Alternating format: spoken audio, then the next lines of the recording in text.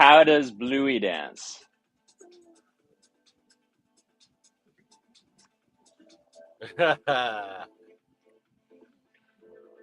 My It's an daughter's in early dance. morning dance party.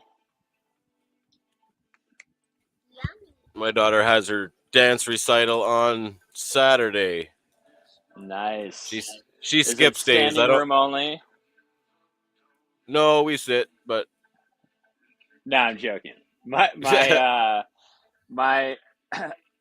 my brothers, I think I told this story before. My brother's two little daughters had a dance recital in Rhode Island, and I ate a bunch of edibles and went with them, and it was packed, like with all the parents and grandparents. And so my brother, his wife, and I were sitting on the floor, like front and center. And the first group to go was like the 16-year-old girls. You do have short sleeves too. And is that Hello Kitty? Okay, so where's baby Sissy? In your tummy. That's right, in my belly, in Daddy's belly. Daddy's carrying baby Sissy. So anyway, the first group was like the 16-year. How does she feel in my belly? I think she's pretty happy in my belly. Yeah, my belly's a pretty good place. Basically, my kids make fun of me for my belly. She's drinking milk in my belly. So the woman who runs this dance studio is ancient and like on the verge of retiring and just closing it down. So she has like. Looks like a clown. He looks like a clown. It's Some funny. people may know who this is. Who's that? From the Beatles movies. oh, And then we have, you want to see another one that might be a little scary for Carolina, but let me see if I can find. I don't know where they all went. I think my kids took all my other little Beatles action figures.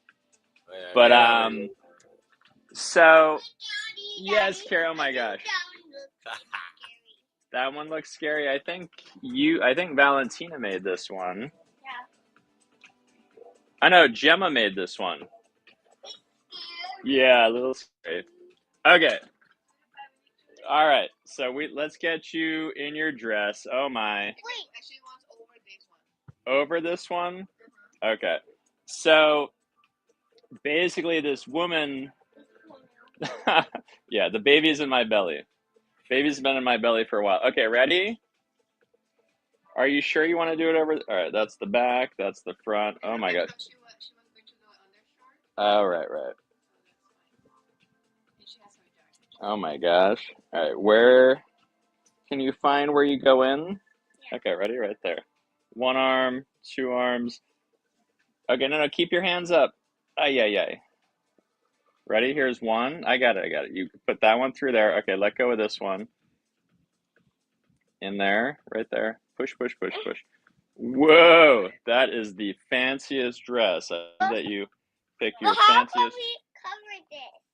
What do you mean? How can we cover this? This one instead of the white one. Do you want the white one now? Instead of. How about this? You put the jackets on. Ooh. It's a little warm. Maybe we don't need to put the jacket on quite yet. What do you think? You want the white one under, or you like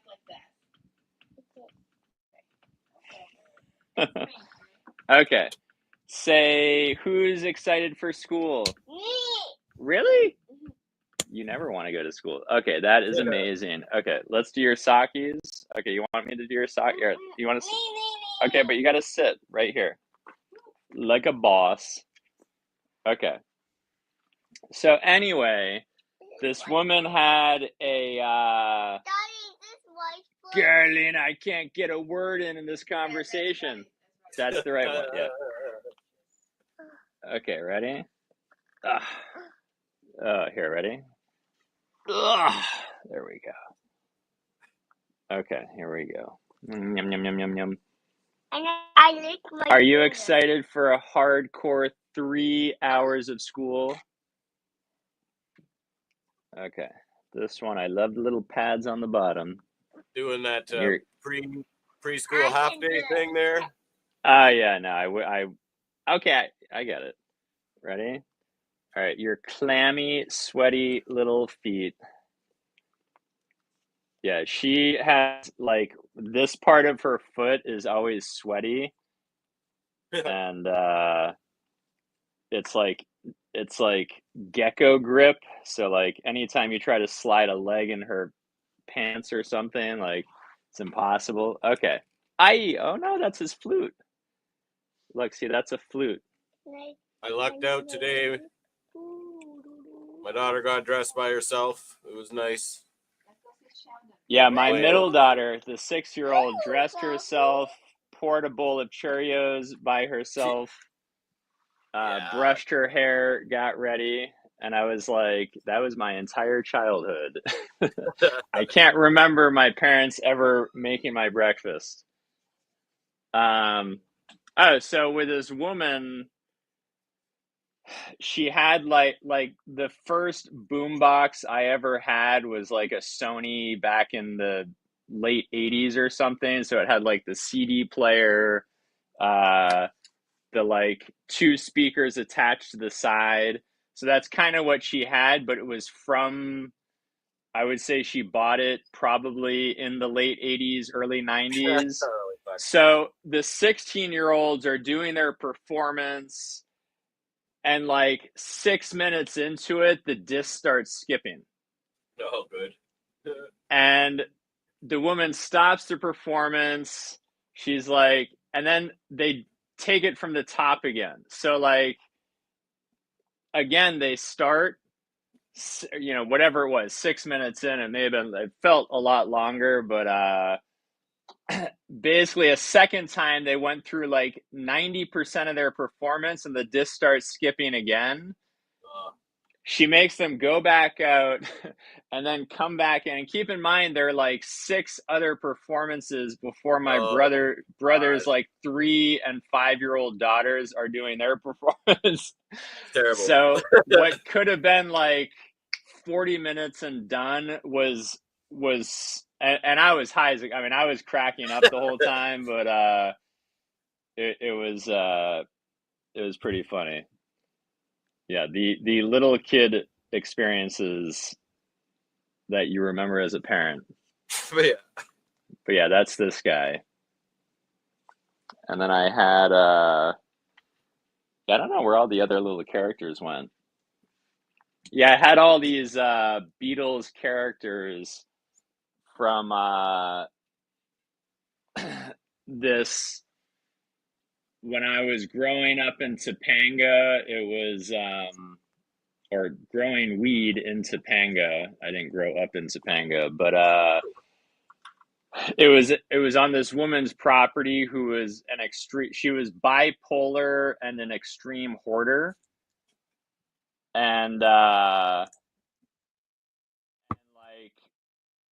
she was never there. She was like up in Lake Tahoe or something. So they had this epic barn, but it was jam packed with like, I mean, it had everything from outside laying against the side of the barn, so in the elements were like king size mattresses that Oh. I was like, why are you like, she was, when she came back, it was like, oh, well, my kids may want those someday. And I was like, they're fucking mice nests Ew. inside in the springs. And it's been rained on for 5 years or however long you've had it just sitting like leaning against the edge of the barn, but you still think there might, like, she would not throw shit out. So I started clearing the barn out, and the little Beatles characters were in there, and but also in there was her collection of bestiality porn. Oh, yuck. What the fuck? There was some twists and turns and some plot twists and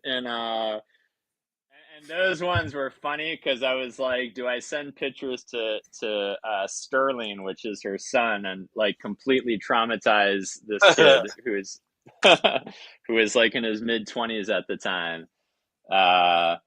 And then she had other porn where I swear it was her in the porn. Oh God. Like I couldn't confirm it, but I was like, that looks like it could have been her in the 70s. Yeah, she had her dildos were in there. Oh dear. Yeah, it was all sorts of fun stuff. Traumatizing.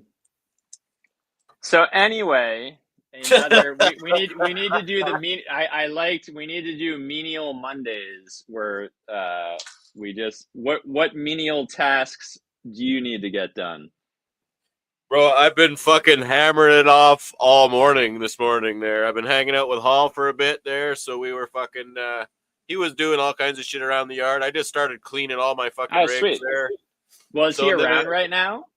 No, he fucked off to the grocery store there. Oh, got it. Yeah, Yeah, he but should jump on I and got the vacuum from inside that I'm not really supposed to have out here, and I fucking I emptied it out. Is your wife out of the house right now? Yeah, she's at work. Yeah, that's So I what fucking she doesn't know won't hurt her, right? Yeah, well, she'll probably find out after she empties it next time, unless I remember to do it. But here we go. I have all these. Oh, what are you? yeah, that fucking vacuum was plugged as fuck there. We were like kind of disappointed with it, but then I figured out there was like a HEPA filter inside that you got to clean there. I just cleaned that just now. I guess we don't need a new vacuum. Yeah, that's awesome. Little bonsai plant. No, these were all the ones when the fires came and I lost power. I was keeping them in veg and I had to take them out, and then they just all went. So this one has a great.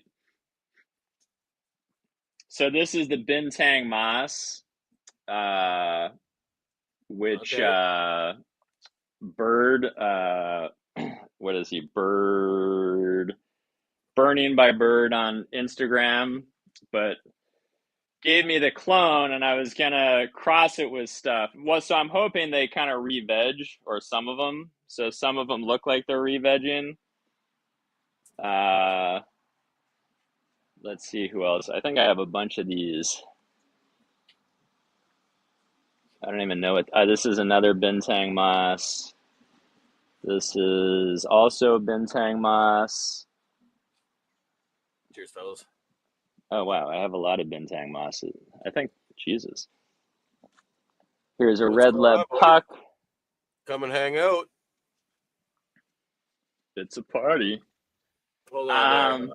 I'll dry off my hand. I can put the link in. I can't touch my keyboard. I'm all Cheddar wet. Bob. Oh, my God. Oh, yeah. All these people who could be shooting the shit. Yeah, come on and hang out, fellas. Nice. It's a menial task party. I think we need a POV cam on Cheddar Bob in the USPS truck. First menial task. On Otto from The Simpsons while he's driving the bus. So, what I thought was funny. Imagine that. My two new brushes. That's awesome. Beautiful. So wait, is there stuff in both of them? Yeah, the little one is the inbred hick, and then the big one is the Bob's your uncle. Yeah, I pulled out the and actually I have between you and Dwight, I have so many Canadian candies. That's funny. I'm gonna give these to my daughters. Yeah, that's what I was assuming. And then I like that you threw in the bobby pins. Where'd those go? Where's the inbred hick? There it is. Oh my God, you're not. No auto today. Bouncing down the back roads of Maine. How's it going, everyone? Been a while. Good. Good. All right, so there's that one. Yeah. Is that backwards? I don't think so. For you guys, can you guys read that No, forwards or backwards? Yeah, we can see it F3. forwards. Inbred hick. Yeah, it's reversed on your side. That's confusing. Yes, very confusing. It's trippy. All right, so I pulled those out of this one. This one I was like pulling hard, then I was like, maybe he didn't put anything in it, so it's in this part, right? Yeah. Yeah, I think one side is unglued and the other side is still glued. Oh, got it. All right.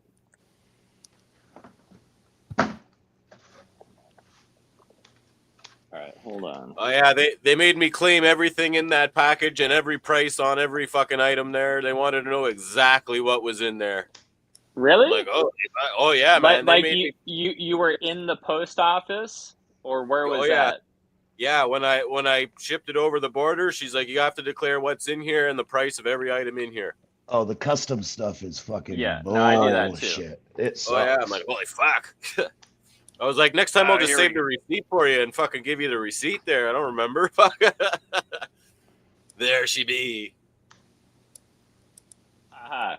Pass the Mounties. Well, so sorry, this is what? That's the Bob's Your Uncle. So that's the Guerrero Blaster and Bob's Cheddar Open Pollination. Hey, I know those. Bob's Your Uncle. That would be a Master Blaster-esque mating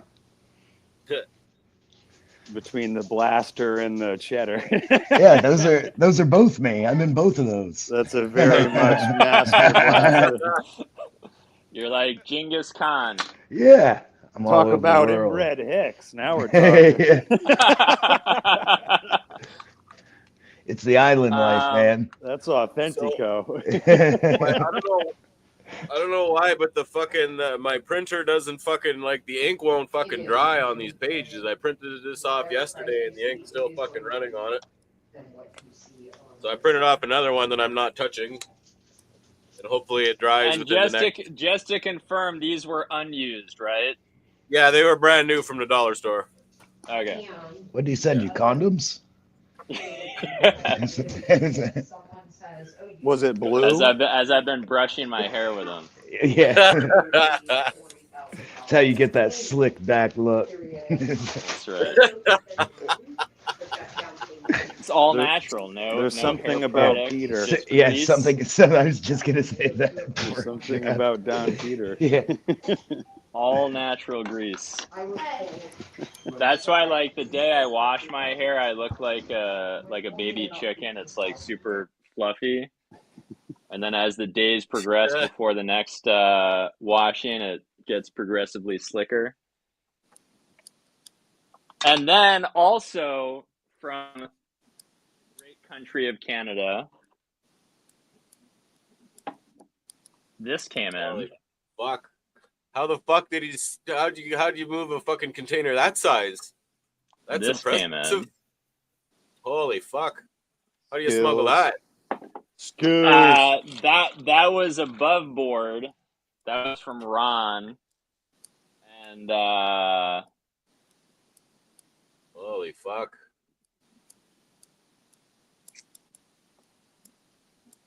Wow. And then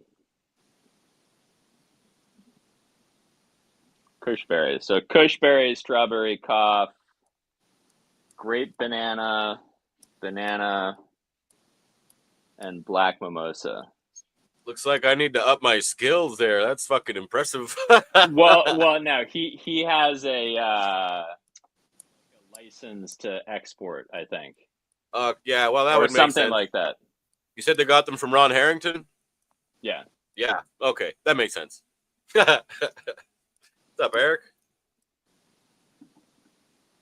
But here they are. Yeah, the Bobby. Was that Rod guy? Is that the guy that was doing the that was on the Atlas tester thing? Yeah, the old who's probably in his mid-70s. Yeah.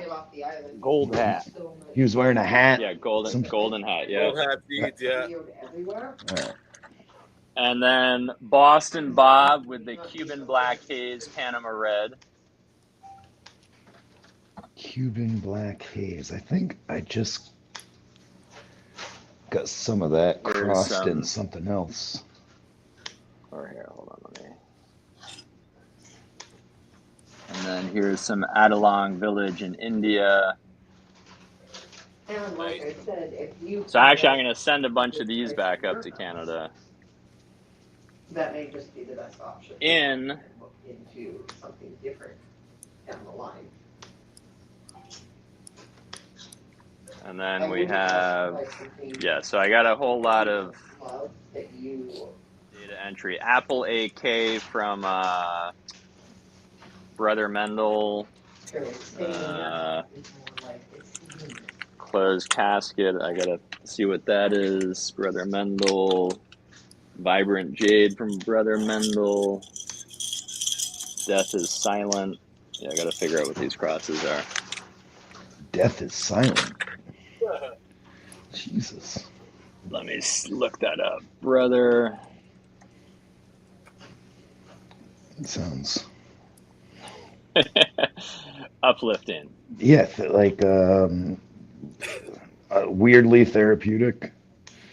Okay, it's a cross of, so the mom is Key Lime Reserve CBD crossed with Tropic of Sensor, and then the dad is the pre-2003 AK-47. What was that one? Now Closed Casket.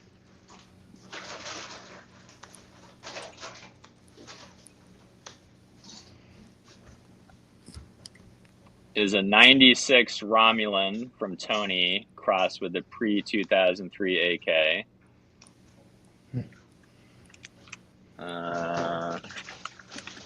What are the next two? Apple and Vibrant Jade. I just finished some of Tony's Mudbone that came out pretty nice. No, not Mudbone, Mud Pie. Apple AK. Apple Pie a la mode crossed with the AK-47. And then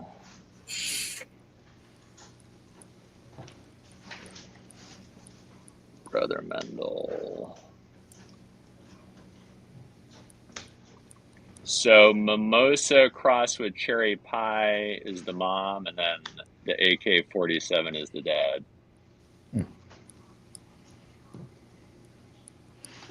DP. What's up, bro? T-Lane Pipe.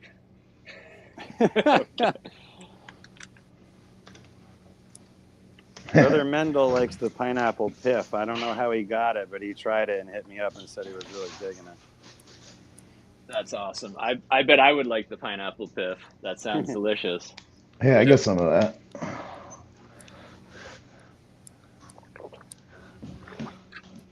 Do you know how much our old house sold for So wait, Which old house? in Northeast Harbor? No. $465,000. Yeah. I'll take two. Is that good or bad? It's insane. Our house That's was good. I'll take two. for the land. Ashley's like looking at stuff in. She's all, well, they better not ask for up more than 300,000 for anything on, that she wants. Oh, house prices in Maine. Gotta love them. Fuck yeah. If try you bought house low, prices in LA. Yeah, no. If you bought low, you gotta love it. I think house prices everywhere fucked. So my mom bought her house for $90,000. It's on quarter of an acre in Northeast Harbor, and I think it's worth something like around 600,000 right now. Well, there's a lot of chatter around like the private equity funded companies that are buying up, single family homes and then renting them out. So like nobody can afford them. Right. Yep. I don't think that's as much the case up here. I feel like it's just simple supply and demand.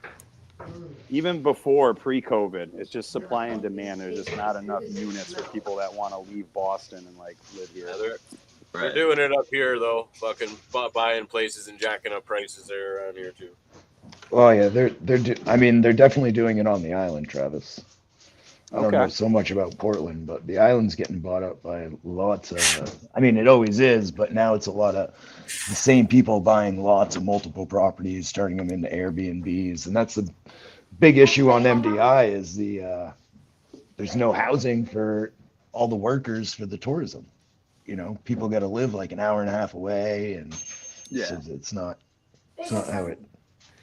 how it ever worked, and it's definitely not working now.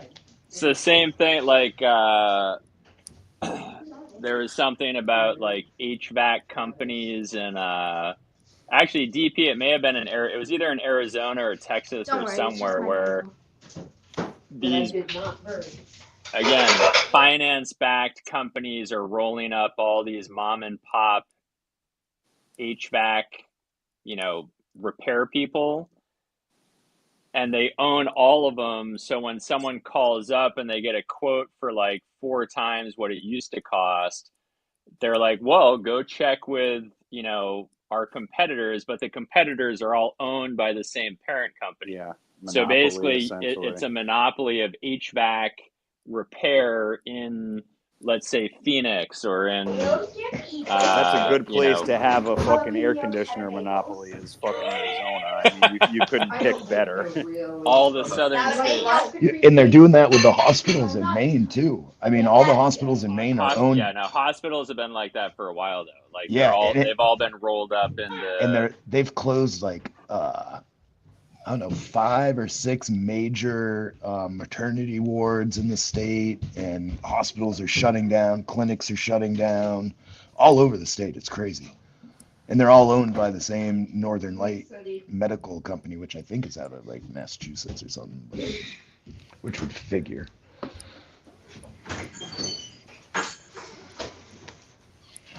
Yep, it's a crazy world we're in right now. It's a topsy-turvy world. Just like the microbes or any other organism, we got to fight for survival. That's right. Microbes don't complain. They fucking mine minerals. So do I hear the star of alchemy for the people in the background? You do hear the YouTube sensation. The YouTube sensation for alchemy for the people meandering in the background. Hey, John. You have a celebrity walking around in your house. Yes. A celebrity. You, my love, are a celebrity. Oh, she says. Oh, no.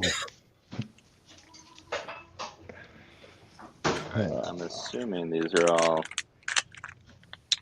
So what are you trimming up? Did you already say that? I did not. This is PC3. Nice. Yeah. Did that come from the guy right next to you? That perhaps Hey, what do you know? I got some of that too. That perhaps could have come from the guy right beside me. Comes from D Street, Sacramento. That's right. In the hood. Via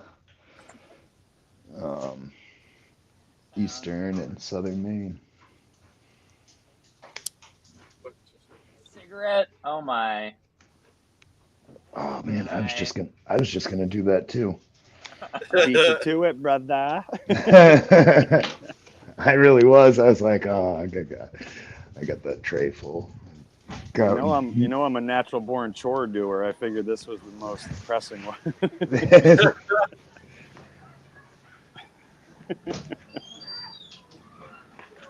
I feel like an oofball today. I got smoke something. It's only a bad habit if you break it, right? Winners never quit is what I always say. You know, they taught me that young.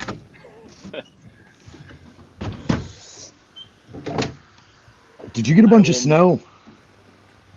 It was a really interesting mix yesterday. It was like the type of snow that doesn't stick at all. Oh, nice. Beautiful. Oh, wow. That's cool. Very beautiful. So are pretty much all the plants outside like teased with spring over and over and over and over, and then like Yes. Yeah. We are currently in our third that's winter. crazy. How far apart do you guys live from each other that one of you got dumped on and We're like Like from 200. Portland to Boston, it's a good stretch, maybe even farther. It's a couple hundred miles. okay. Ready, Peter? Yes. Cool. Ready? Throw it. All right, I'll see if I can do it again. Right? San. Oh man. All right, I'll smoke some tobacco with you guys. There you go. Yeah, Not me. A spliff. I feel like I'm right on the border because my homie in Turner, his backyard was all beautiful white too. But down here it was like snowing all day, but none of it stuck. It was like the wet, big, fat snow, but it was a beautiful day, like slow snowfall. So it was fucking beautiful. Yeah, all day it was the same thing. It was kind of spitting snow, didn't want to stick, and then I'd say about 7 o'clock it started sitting. But early in the morning it was weird traveling. Like the other side of my road, it was that spitting snow, and then my side of the road it was raining. I was like, what the fuck is going on here? I was like, this is weird. Like in a little vortex. Oh, there you go, Yeah, Ty. you see that sometimes when you go from like a hill to a valley, but not just across the street. That's cool. Ty still has like 2 feet of snow up there in northern Saskatchewan. Yeah, I'm clear. Even the snow banks or like the little piles here are gone. It's pre-spring here. Yeah.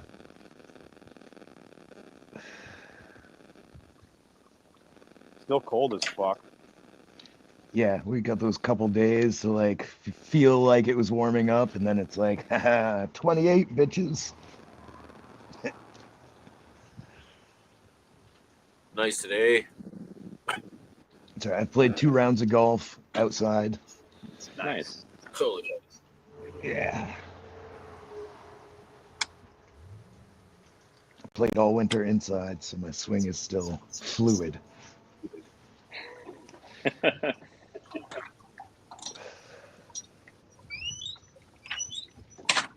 Yeah, I think. Do you have like the Ken Griffey golf swing? Yeah, mine is more of like, that an is adapted baseball swing. No, but you know how he has like a super graceful like. Oh swing? yeah, just fluid, just like sweetness, right? Yeah. I loved watching him as a kid. Yeah. Peter, are you putting any hash in that tobacco or what? Ty, that is a good idea. I hadn't even thought about it. I will. Yeah, you got to roll. I like where you're going. The sploof. Yes. Here we go. Are you shredding your own tobacco, or are you just crumbling? Where's my hash? I just rip it apart. I'm too lazy to run it through the shredder. I wonder if you could run it through a paper shredder. Hash? No, like a tobacco leaves. So at the session a couple weeks ago in LA, there was a guy who had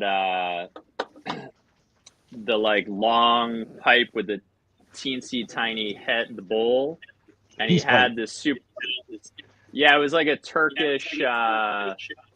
I forget. There was a specific name for it, but yeah, and he had this super fine ground tobacco. So we were smoking that with hash, and it was awesome. I mean, I was super high at the time, but I feel like I enjoyed it. It was even more awesome.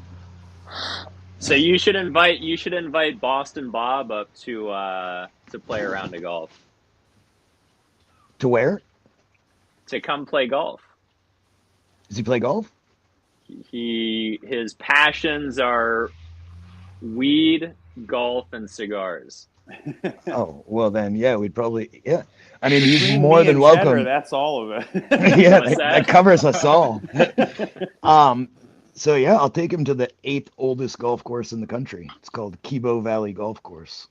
President Taft took 24 shots to get out of the sand trap on the 17th hole. I think it took him longer to get out of the sand trap himself, but because he was a big dude. He died in the tub. Do you know that? Taft? Mm-hmm. Autoerotic asphyxiation? I mean, he had a heart attack, but what caused it, who knows? I'll go with autoerotic asphyxiation. Choking. I mean, he could have been choking something in the tub. I don't know. Little tubby. Little rub-a-dub. Michael That's Hutchins. safe zone. Michael he doesn't Hutchins. like when accidents happen.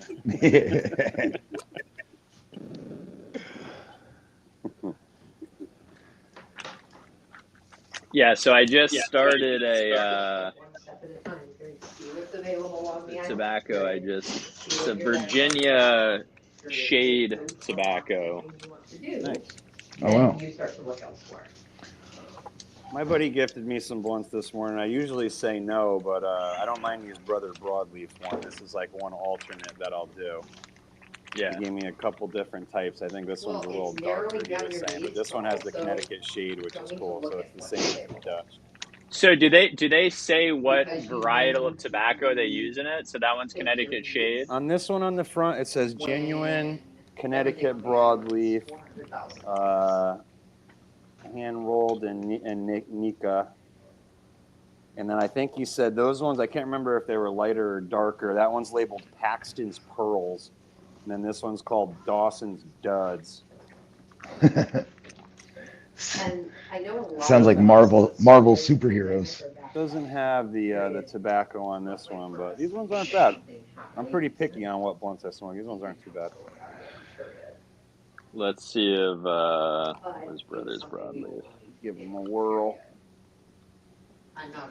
They're blunt smokers, which is cool. Like how so many cigars are just repurposed kind of to roll weed in. It's like, I think these are the only ones kind of where that was the intention. It was like, let's make a cigar that's good to roll weed in. If you want a better geographical location, you might have to have a house of lesser quality. Seems like the young homies like them for sure. So what, the tobacco inside is just a humidor for your rolling paper? Essentially. That you dispose of after? Essentially. I like that way of looking at it. Yeah, it just keeps it fucking fresh. Just like a Bovita pack. It's not a waste. It's not a waste. Sorry, what were you just talking about? The thing it's stored in? No, the tobacco inside is just, it's not a waste. It's just a humidor for his blunt basically. Inside, right. It does get disposed of, but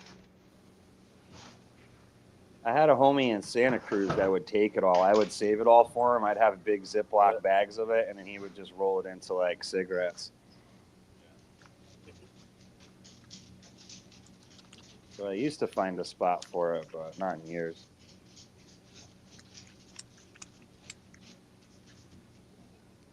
All right. Trying to remember what this hash was.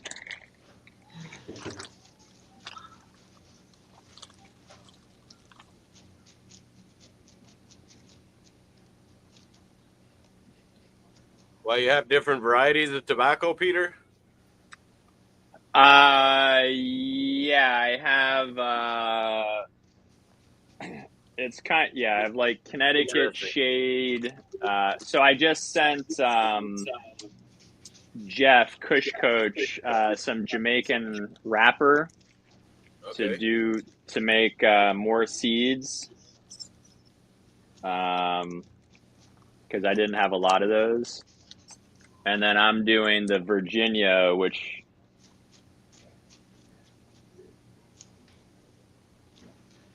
is also a shade. Okay. Sorry. And then Glessner and Comstock. But yeah, so like when we're talking about house prices, my like goal and fantasy has always been to get like 5-10 acres, like an hour and a half to 2 hours north of LA, and that's where I would want to start growing more stuff at scale and experimenting. And like I always thought it'd be cool to have kind of the like just a boutique kind of Brothers Broadleaf style brand where you're not like trying to be big or anything, but you have like limited. That looks good. Yeah. Okay.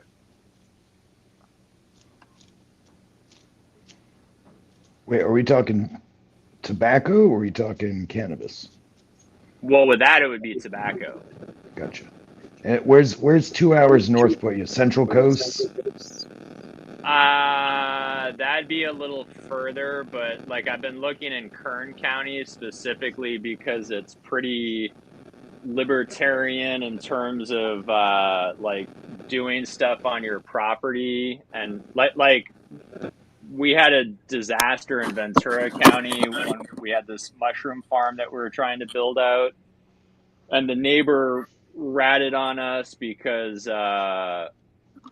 Mick, who was on site, had like brought in a couple of shipping containers, and he was living in one, and one was just like a space to like a production space, and like stuff like that you could get or like building an extension on a house, like you could get away with it in Kern County, whereas like LA County, Malibu, especially with the Coastal Commission. Okay, so while I don't like commercial store-bought tobacco, I want to bring back the idea that tobacco is not a bad plant. Yeah. Totally not. Totally not a bad plant. Can we get a Jen cameo and ask her thoughts on tobacco as a sacred and medicinal plant, if not if not delivered in the form of a Camel Light or Marlboro Red? I think she is actually just left to go do a session. So no, she's unavailable.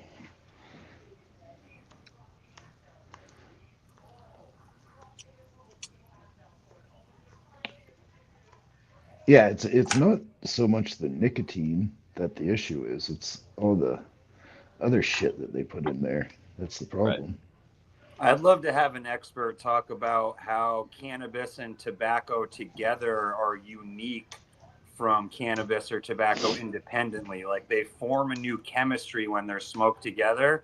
And I feel like that's something that's never brought up. Like to me, that's the medicine. I know it sounds ludicrous to a lot of people, but cannabis on its own or tobacco on its own doesn't really do it for me. But when you put them together, like I'm where I won't say need to get, I'm where I want to get when I do the combo. It's like everyone always just counts it like, oh, tobacco's garbage. Oh, this is garbage. It's like, and then also the question on that, Trev, is like how much of that, if there isn't any symbiotic relationship or correlation, like what's the what do you call that? Not placebo, but psychosemantic, right? Yeah. Oh man. Right, Dog like just fell over the floor. Gotta somatic. clean that up. Right, psychosemantic, right? Making it work, even though it might not. Yeah. Our bodies, our minds make it work for us and release the chemicals that we, whatever. I don't know how that all works. I won't disagree with that, but I think it's like hard evidence too, like science, how it's like different and it triggers different like synapses in the brains or different receptors or whatever when they like piggyback each other. But I totally agree. Like I mentally need a blunt. Like that's 100%. It's as much that maybe as reality. Yeah, and just curious if if it doesn't have that symbiotic relationship, how much that psychosemantic actually takes over and releases the chemicals that even just thinking about it, you know what I mean? Like,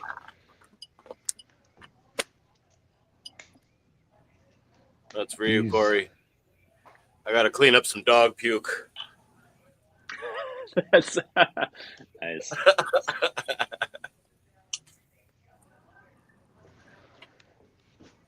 Menial tasks. Corey, you want to do a little tour, a little happy plant tour? Who do we have? Corey? Canadian So Corey. not Rhode Island accent Corey, but Canadian Corey. Gotcha. Good people nonetheless. Yes. Oh my. Is that your throw up or the dog's throw up? It's the dogs, but I have a weak stomach for this. I thought you were eating fermented shark. I don't envy your morning task. Fucking, I got a weak stomach, he says. Oh, but he just did it. It just happened.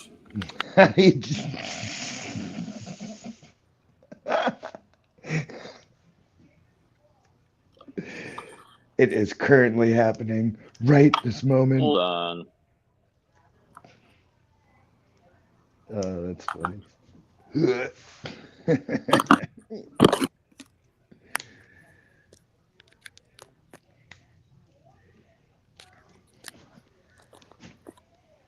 that? I was looking up Corey. Where's Corey? That's cool. I think Corey's garden will probably be like week 5 of flower or something now. I bet they're booming. Yeah, he's getting close. I always have so many questions for Corey. I get to like 1 out of 5 every time he's on.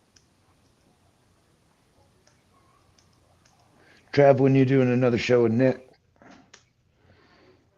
We were just texting back and forth. He's definitely yesterday. He's definitely got some interesting shit cooking up as usual. I think he's trying to get me like pre-gamed. Like I need to fucking learn some shit before we have a conversation about it, pretty much. But he sent me like a doc yesterday that I have to like. It seems pretty intense. I got you have to smarten up on those terms and procedures, concepts. Yeah, I got to wisen up pretty much, which I love the big homie for that. He's always trying to fucking wise me up. Yeah, I'd love to. I still want to have him. It'd be cool just to do like general different types of fermentation and just talk about it like Q&A style. Because like Cheddar Bob, you I assume you guys are like, do you pickle a lot of or ferment a lot of root? No? Nope. So even with all the tinctures and stuff like that, it's we're not. Yeah, no. I mean, because you grow vegetables and stuff outside, right? Yes. Yeah, we don't really grow enough to pickle and keep. I don't know. No, we don't really pickle or ferment. She was making kombucha for a long time, but stopped doing that. Well, even kombucha and like its benefits, right? Like, because wait, did that message go? All right, I just tried to send Corey a message. Let me see if it went through.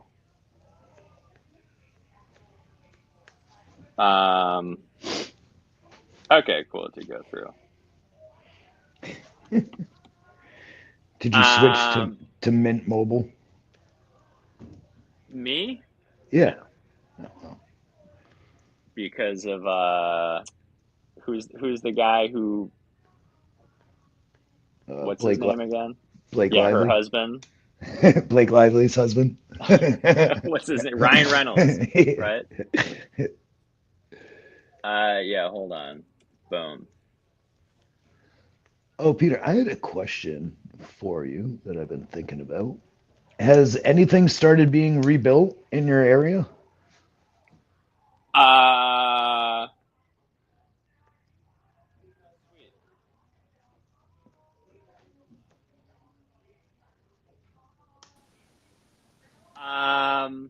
Thank you. No, I mean it's weird. So I've talked to a bunch of people from people who lost their homes to people whose home was like the only home standing in their neighborhood. And I mean, a guy, it was actually one of the the fourth grade dads that I went skiing with Gemma. Like, he doesn't think he'll be able to move back. His house is totally fine. Obviously, like, you need to like clean the shit out of it, but he doesn't think he'll be able to even move back into a house that wasn't damaged for another 2 years. Wow. And then other people, like there was a dog wandering on our street. Sorry, the hash is kicking in. This yellow lab. And I thought it was lost from the fires. There he is. What's up, Corey? Hey, yo, Corey. Oh my gosh! Jump on. There we go. Oh, if you had said the tiered living soil grower guy, I would have known who you were talking about. He's more than that, C-Bob. He's a human being.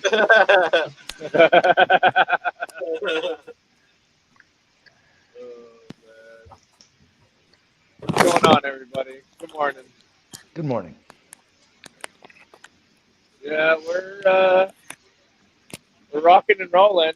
We're week 8, so probably gonna take this one to 10 weeks. Because I was in there with my nice little microscope, checking out the trichomes the last couple of days.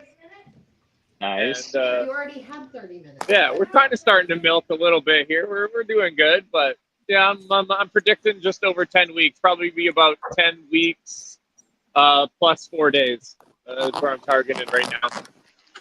So yeah, this one's exciting. You know what we should do? What are the first international markets this stuff's going to? This one's going to go to Australia. Let's bring some Australians on to pre-hype them and get their mouths watering.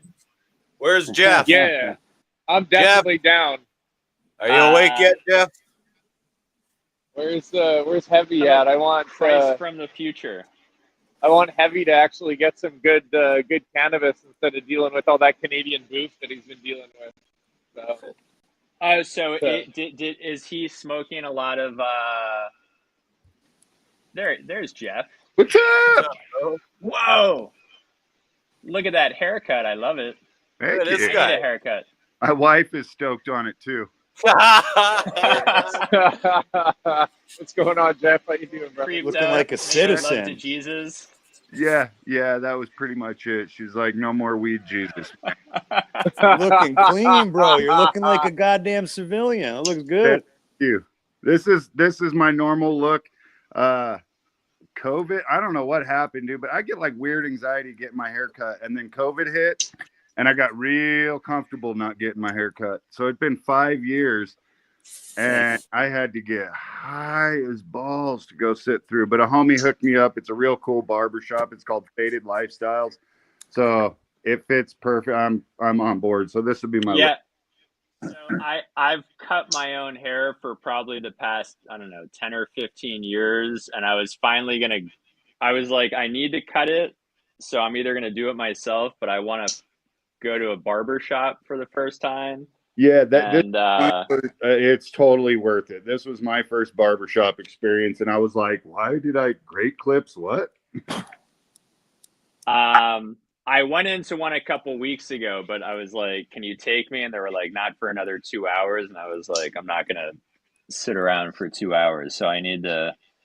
Yeah. But somehow the clock's ticking because we have like, my wife thinks I look embarrassing. And before we see like the preschool parent crew, she wants me to cut my hair and shave and look as waspy as I possibly can. Because when she makes love, she likes to make love to a wasp. But But so that's Friday night. So I'm like, fuck. Between now and Friday night, I need to find a bar. I'm like, that's probably not going to happen, and I'll just probably cut it myself again. But I had to set my schedule a week out. Like I didn't even know who to go to, so I hit a buddy up who sees the barber regularly, and I was like, dude. And I know he smokes, so I'm like, hook me up with your guy. So he was like, all right. And so he hit him up and was like, you got an opening for my buddy like this weekend or something? And they ended up kind of helping. He helped like schedule my appointment. And I think I skipped, like I probably like even got locked in a week sooner than probably what his normal schedule was. So I kind of used some contacts just to get in a little sooner. But I figure a week or two appointment is what they use. A good barber is probably a week or two. wait, are you rocking the shirt? Not yet. No, I was to say shout out to Mossy Giant because those shirts are sick. Have you guys seen them? I'm gonna grab one real quick. There you go, Peter. What day are you at, Corey? They look hella mature and still nice and green. Most of them, like all the different genetics, they look happy and fed. Yeah, dude. I was gonna say that garden's looking sharp. Yeah, I appreciate it, boys. We're in week 8 in here. Okay, so in the late 50s for days. Yeah. We'll go take a look at my troll map here in a second here, so y'all can see what my parameters are and stuff. But this is like my fucking baby right now. We're never gonna finish this one because this is week 8. Right. But like, this is everything that I want cannabis to be, though. Right now, I'm so, like, sure, this is cool, but like, I want this. Is that a large enough batch where it'd be viable to make a concentrate out of it, Corey? If it doesn't fully mature, I feel like that makes some badass hash with like some early resin. Yeah, like, we'll like see long, where the early trichomes are at. flowering resin. Like I feel like that could boom. Yeah, I'm gonna see where the trikes are at. I want to do something with it. I want to do something with it. The terpenoline like bounce on this is just fucking wild. Like it's so strong. It's beautiful. Like it's just got that smell on it, So the stack is really nice too on some of these phenos of it. This one's a little bit, not really what I'm looking for. Like that's definitely not viable. But like something like this where I have that bud just stack city. That's what I'm looking for. So the single leaves up top are super pretty. Man, it's crazy, isn't it? So. What the fuck is that? Oh, the shirt. Look at these shirts, dude. Oh, those are cool. My daughters call them the boogie shirts because they're like, what are those? And I'm like, they're boogies, and they're like, the boogie shirt. That's great. And then this one, dude. These are so sick. Wow, those are cool. That collaboration print is dope. Yeah. I had a pillow that was a bag of weed there. It looks like a big Ziploc there. The kids called it my broccoli pillow for years. It's fucking hilarious. Way to teach the kids to eat their vegetables, Ty. I had a play. I love broccoli so much I sleep with it. That's how much you should love broccoli too.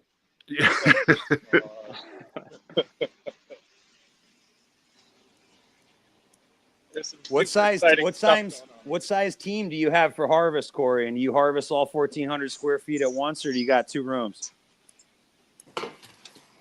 We'll do a floor a day, basically.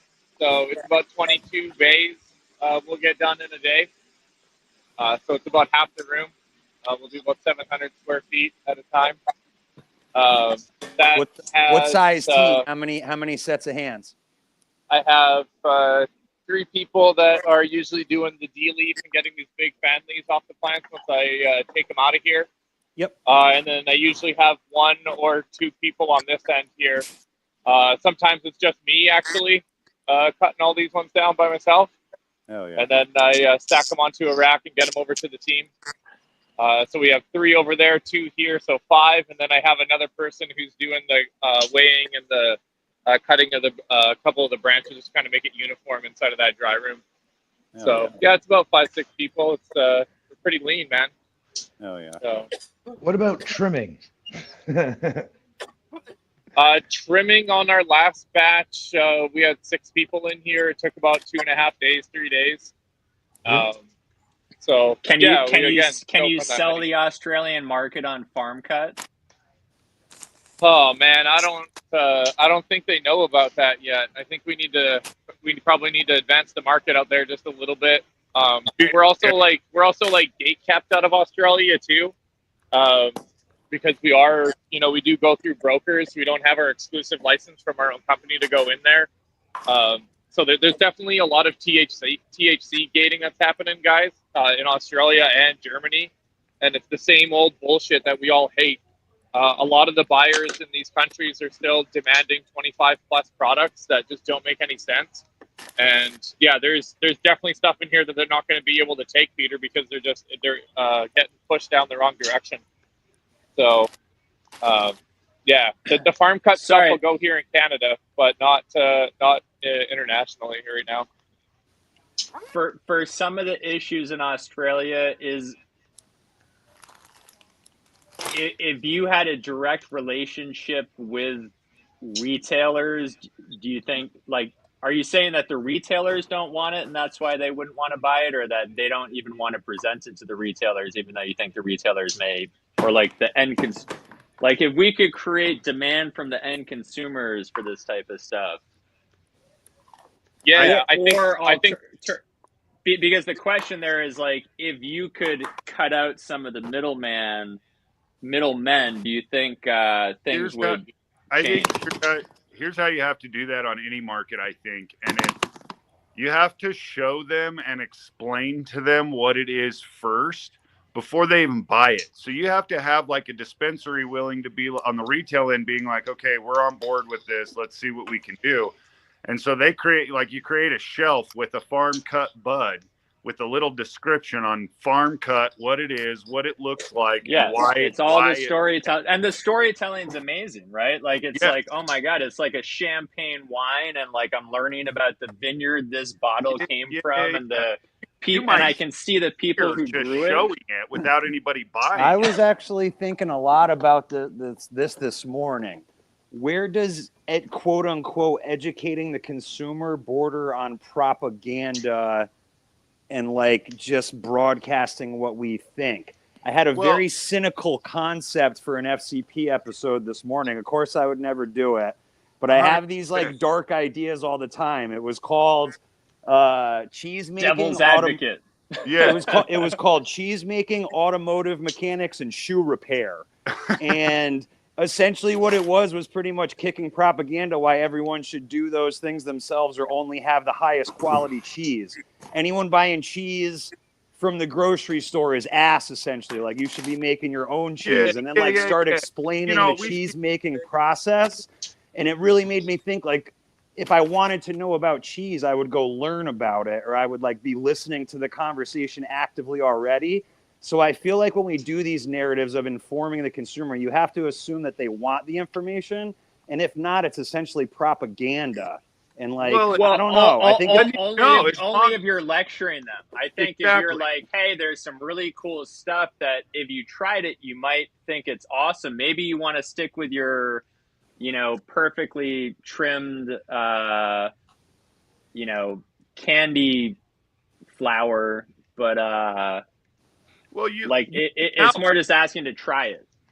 Yeah, well, you lean out pros and cons. They didn't even necessarily have to try it at first. Just seeing it, just being like, here's what a farm cut bud. Yeah, smell it, exactly. whatever. If you've ever had a piece of cheese that captivated you enough where you would want to rebuy it or make your own, it's versus the American cheese slice. Yeah, but you have to know it's there first. So if I've never heard of a farm cut and I walk into a dispo and I see an untrimmed bud, the first thing I'm going to do is go, what the fuck?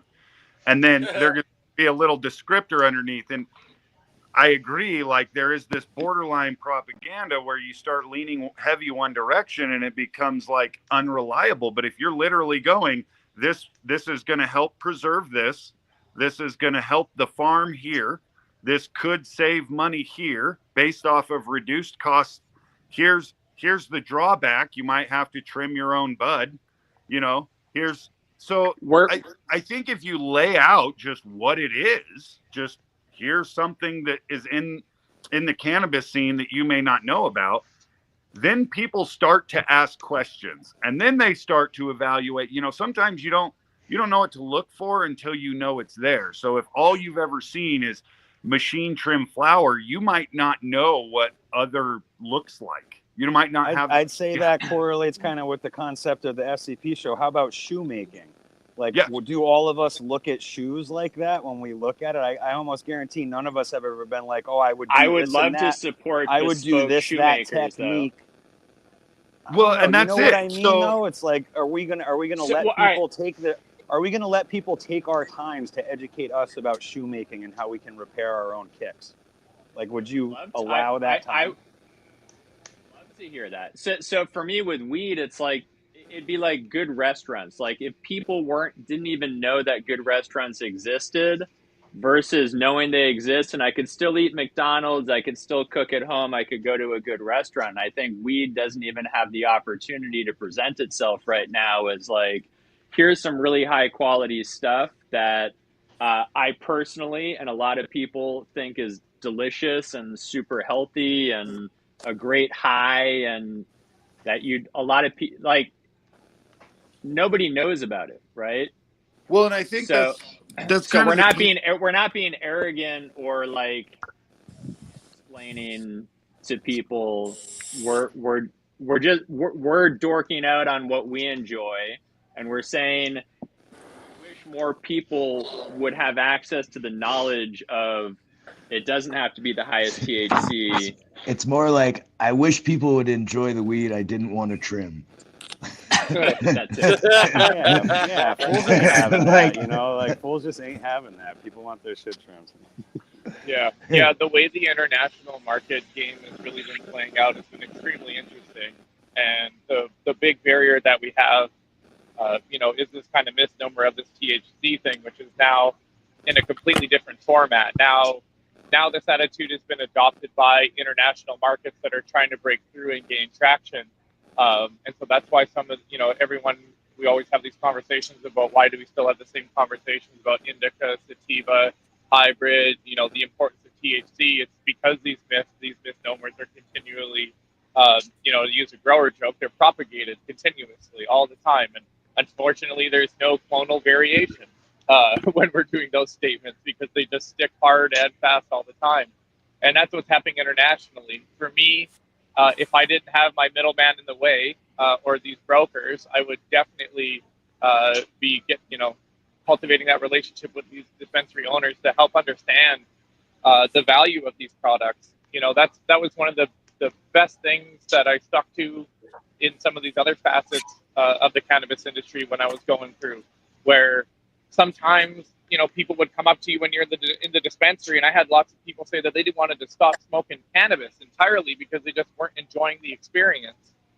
And so that's when you really just kind of have to just chill out a little bit and go on like a really basic level and take that person like on a little bit of a journey and explain to them, that maybe they've been doing their journey incorrectly and they kind of, need to do it a little bit differently. But you always have to have that very, very well-crafted story about the product that you're bringing in. So, like, to your point about the farm cut and making sure that you have that proper story there. I mean, for me, I think that the biggest value proposition for a customer, or for me, if I were to go and buy that bud, is that I know that the quality is probably going to be better because it wasn't manipulated via a machine. It wasn't really manipulated that much even with the people, because I can still see that some of that leaf is still on that product. And that makes me happy. Like, that's what I wanted to see when I was in California, when it was the good old days. Like, I didn't really want this heavily processed stuff. I wanted to know that it was made with care and love, because that was one of the really added values for me, is that I knew the person was growing it, had their heart and their soul into it, And inherently, if you know that somebody has their heart and soul into it, if they're in the right place, then you just kind of trust them, right? And so that's kind of one of the things that I really want to develop a relationship with those folks there, because for folks who might not know, you cannot market at all anything related at all about cannabis in Australia right now. A dispensary cannot go on there and say, hey, I just got this crazy Thai Durban O'Hawken from Highland Genetics in Canada. You guys should come down and try it out. They don't do that. They're not allowed to. It's against their law. So But then we could market I through feel that's YouTube. almost better because that filters the bullshit. It's like if people Well, get something but- dank, they're going to tell their but- peoples, and like dank will speak louder than the propaganda. The you know? big operators with lots of money could do the most marketing, right? So this has been the problem, though, is that everybody relies on cannabis product reviews in Australia on Reddit. Everything is on Reddit, and I think that is a good thing and a bad thing. Just like with the invention of the internet, you know, when you let everybody come to play, there's some weird shit that comes in there, and it might not be representative of actual facts that are happening. So it does become do you know which a Reddit double-edged sword, I groups think. Australian consumers are doing reviews on? Like, let's go into those groups and meet some people. I have a bunch bookmarked. I don't have them right now on with me, but I can definitely share that information. It would be cool to bring some some of those people on, and then like, because eventually your flower will be there, and then we could be like, oh, go to this place to buy it, and then have them do like reviews. that's the toughest thing for me, man. Is like I hear people talking about this one label that they really like, and like I know it's my fucking weed. I know it's our stuff, but I can't say anything because it's, you know, it's going to violate some agreements. So that's like, I'm like stuck between a rock and a hard place, you know, but I know for sure that like cannabis hasn't changed since I started getting into it in a couple of different ways. There's been a lot of evolution for cannabis, but in the same way, cannabis is still a drug and drugs sell themselves. Ergo, if your cannabis is really fucking good, people are going to continue to buy it and come back to it. And so I know that as long as I keep this part intact and I can, you know, empower the people that are delivering this message and, you know, really tell them why I love this cannabis. You know, there's a lot of people that connect with some of the things that I say about the plants, and they'll go buy those packages because I talk about it in a certain way. And so I feel that if they can encapsulate that excitement and send it through, then yeah, you know, these farm cut products, these like, high quality living soil proposition products will actually make it into Australia and do very, very well through there. Are you guys allowed to include like marketing / educational material in with your product? So this is something like I've always said needs to happen. Like every distribution, every dispensary, whatever, should have some form of education somewhere in their shop. And I think like even just pamphlets that line out like machine trim, hand trim, farm cut, you know, going into organic versus synthetic cultivation, like all of these just real basic things that some of the people that are more experienced in cannabis look for, appreciate, whatever you want to call it. I think just even starting there. So if you're a brand and you're going, well, if it's dank, it sells itself, then let's explain why it's selling itself so that people have something to go off of when they're shopping. I think trying to kick that propaganda as your own brand is just like blowing smoke. And I do agree with Corey that Reddit is a very powerful thing right now. I have dispensaries that hit me up based solely on like Reddit reviews. They've never seen or tried my product, but they just know something was said on Reddit and they want it. And I feel like that organic storytelling is really the story we should all be trying to tell, because it's the reality in everyone else's view. It's not just like I grow organic and I dry 60/60. That's what dank is. It's like when people are out there being like, yo, this shit's smoking. And then like 10 other people are like, yo, that shit's really smoking. It's like, that's the story that really needs to be told. As far as like all the signage, like when have we ever seen signs like that in the grocery store? Like when we buy cheese, it doesn't like give us the benefits of organic. Like consumers kind of just supposed to know what they want, you know? Nah, dude, when I go in and buy cheese, like there's a full descriptive on each type of cheese, where it comes from, like the process. It talks about the animals and what they were eating, like, and then the cheese broker, those guys have a shit ton of information that they're passing along to me too, because I'm at like a high-end cheese bar and they know I'm there because I like high-end cheese, and they're giving me all the material I need to make an educated decision based off of my preference and my taste. And sometimes, and I'm saying this just based off of, like, again, Colorado market, I'm looking at, you know, kind of a smaller population, but I understand that I'll talk to people outside of a dispensary, and I'll mention what we would consider basic information. They don't know. Like, they don't understand that during the trimming process, they're losing, or like machine trimming process, they're losing a lot of their quality. So they don't know to ask, is this hand trimmed or machine trimmed? And so now their next shop into the dispensary, they're asking that question. So now they're able to decide, like, do I want to spend more money on this product? Is it truly, you know, is there something more beneficial to paying more for this or less for this? And I think it's not necessarily propaganda. I think it's literally just giving the consumer more education. We look at that in the grocery store example too. Nowadays, especially, how many people don't really know the shit that's in their food until they do? And then they go, oh my God, I got to stop shopping on all those middle aisles, and I'm going to hit all the outside aisles because now I know that's where the How better about stuff this? is. The other side, which pushes shit product on the consumer and any, like, the food you consume, right? Nabisco would like everything you eat to be packaged by them.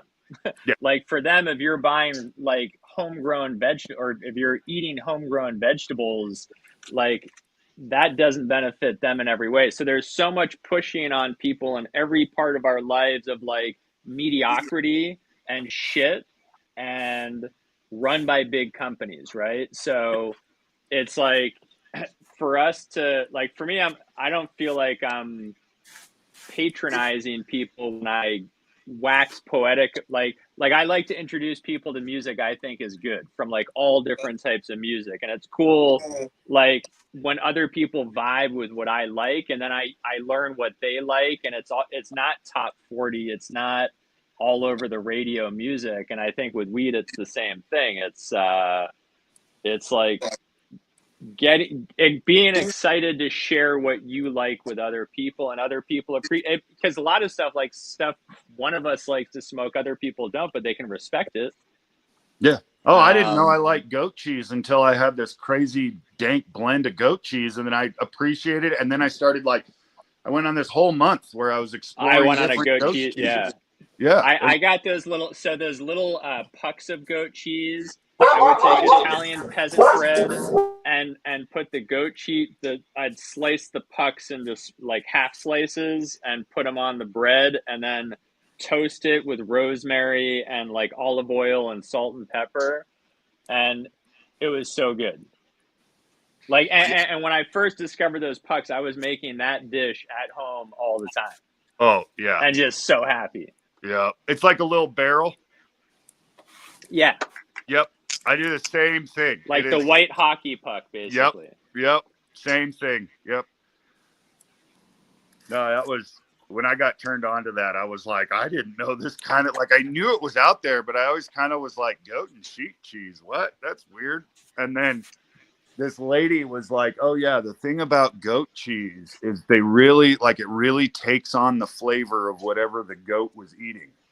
And it was some kind of herbal fuse. And they were like, these goats basically were just on a field of this.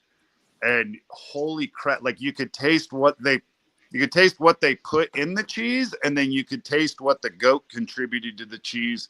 And that's what had me, like, hooked. I was like, oh my God, I got to find like a goat in a blueberry patch or something. And then you have hard goat cheeses like Garacha and Drunken Goat from Spain and oh stuff. yeah, Drunken Goat. It's not just fire. not just a soft goat cheese. It's I like Drunken Goat. Yeah, Drunken Goat's great. My Taleggio and one of my friends growing up, his dad owned a cheese shop, It was called Wasik's Cheese Shop, and it's still there. It's been around for like 40 something years. Like it's been passed on from the father to the sons. But like that was my introduction to good cheese. I would go in there with my mom, and Mr. Wasik would be handing me sample after sample of like all these imported cheeses and like off the wheel, right? And I was just like, this is fucking awesome. Like, And it's so hard to go back. What's that? Yeah. My wife I'm not. those like My wife actually just bought American cheese, which we've never bought before, and I was like, I don't know if you bought this like for a Did you sound like preschool Ty? thing. Did you sound like Ty earlier? Where you're like,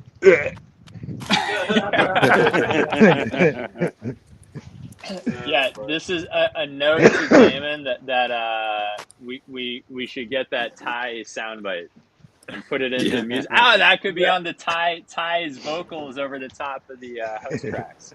what's up, Big John? I didn't see you swing in. What's up, buddy? okay. Yeah, So speaking about goat cheese, my another- wife gets the playing soft, around with making different cheese from their labs. Because I have tried multiple times doing that and failed horribly. It just turns into like weird string cheese. They're making breast milk cheese now. That's Cheddar's favorite. I feel like my the wife cheese gets this wheel soft or goat cheese. cheese that's rolled in like a blueberries, wild Maine blueberry, because they're really tiny. Oh Is it my Seal God, Cove? Is it Seal Cove Farms goat cheese? I forget the brand, bud, but it's small. It's not very big. Small logs, and it comes in plastic. If I were and to it's, put money again, on you being rolled in right, I would put blueberry. money on it. I So bet it fucking is. If I could put money on it. Yeah, that's from I my. feel like the that's cheese from my wheel home or island. block is a good analogy to farmer cut. How many people like obviously it's probably better for terp preservation to have like a whole wheel or a whole block of cheese, but most people still prefer it sliced. I feel like that's a good correlation to trimmed. Like we might all agree that keeping it as a wheel is better, but who wants to cut their own cheese? Most people don't. Right. Every time you want a piece, yeah. Yeah, that's why every time I want a piece, I cut like 20 pieces and then like a ton of hard salami and make a good hour out of it. Those are going to be fun to trim.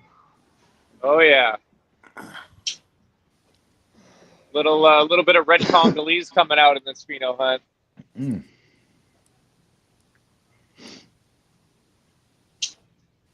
Big chunky nugs there, buddy. I'm so excited about this one. I don't even know.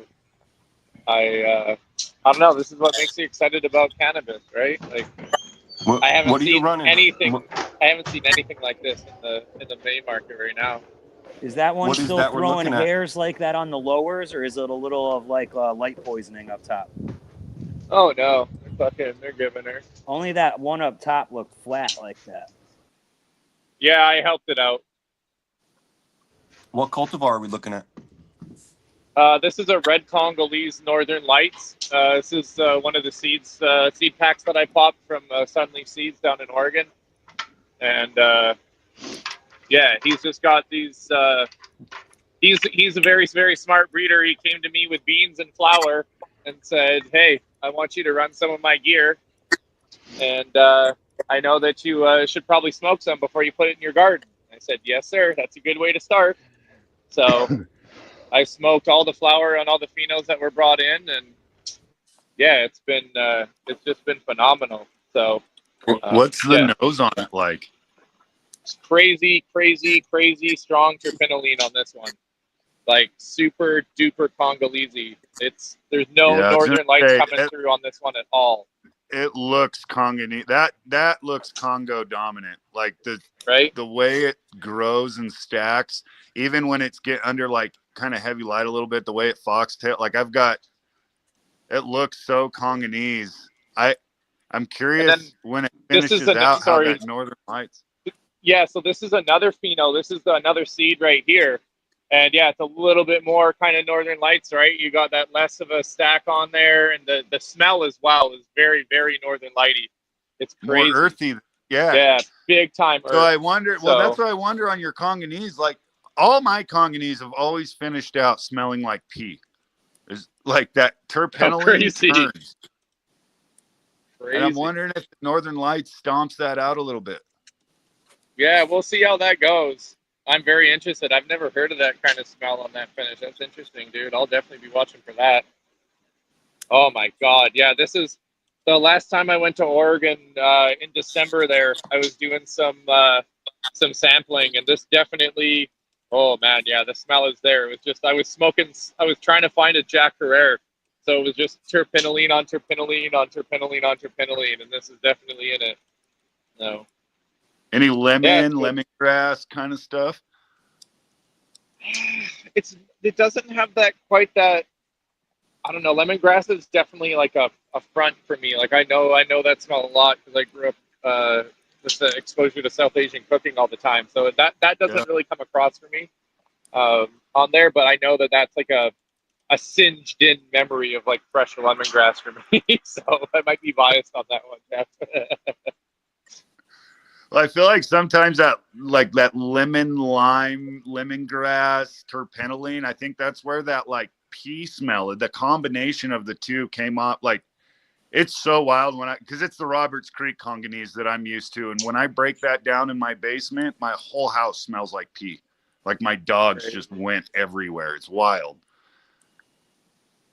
And I've not grown too many other Congoleses, but that weird lemongrass, it's wild to me because I'm not super familiar with it until like then. I was like, oh shit, wow. All right. I'm curious how that washes out. Yeah, I'm excited. Like, yeah, the smell is outrageous on this, and I really like it. Oh my God. And yeah, Coastal, this is the first run of all these phenos in here too. Yeah, I'm so happy about. I mean, yeah, I messaged my buddy who gave me the beans, and I was like, these are fucking stacking. And his reaction was, "What the hell are you feeding them?" And then I said, "Well, remember, I'm in living soil, so like fucking water, bro." And he's like, "Holy shit!" He's like, "I thought you were still in the greenhouse for a second." Right. So yeah, proper. You said earlier you were on like week 5 or 6. We're 8 in here now. Yeah, week 8. Time flies when you're having fun, boys. 100%, dude. That's gonna go like if you took that, it'd go 14 easy. Yeah, it does look like it. I'm gonna wait on this bay. I am scheduled. I was telling him earlier before you dropped in. I'm scheduled right now for like week about 10.3, 10.4. But I think I'm gonna try and keep this to kind of close out on the 11 side, and even then, she probably might even go to 12. So what's the resin like on it? Like when you feel the resin, what's that texture? My fingers are sticking together. You got tacky. Do you feel like super tacky? Ticky tacky. Does it feel like a sandy in between before you start pressing? Like you got that tacky, but is it sandy too? No sandy. This is a smoother. It's a smoother one. Yeah, I get more of that. I get more of that sandy on this. Actually, the smaller one, to be honest with you. So. Yeah, the Northern Lights is gonna be. So those are probably washed better. Yeah. Than your bigger ones. Yeah, like you'll probably still get 3 or 4% on your bigger ones, but when you start getting into that sandy texture, you start looking at more into the like 4 or 5%, 6% washers. Nice. Okay. Especially with that Congolese in there, like the Congolese Northern Lights, like you get a good resin head from the Northern Lights with that open bud structure, the Congolese, like those things should just dump. Oh, God, I'm curious. What we're losing in genetics with so many breeders trying to breed towards hashing. Yeah, I've wondered that too. Man. I mean, I think we can ask a whole bunch of geneticists tomorrow morning. Let's write it down. We have like a stacked lineup of plant geneticists coming tomorrow morning. Well, I couldn't be more stoked on that one. I hope Sour Diesel is like the case plant for tomorrow's discussion. Oh God. I think through personal preference with breeders, we've probably lost some of the strongest medicine we'll ever see. I mean, I think there's still two different lanes. Like, I don't think that people are like, in order to get that hash cultivar, sure.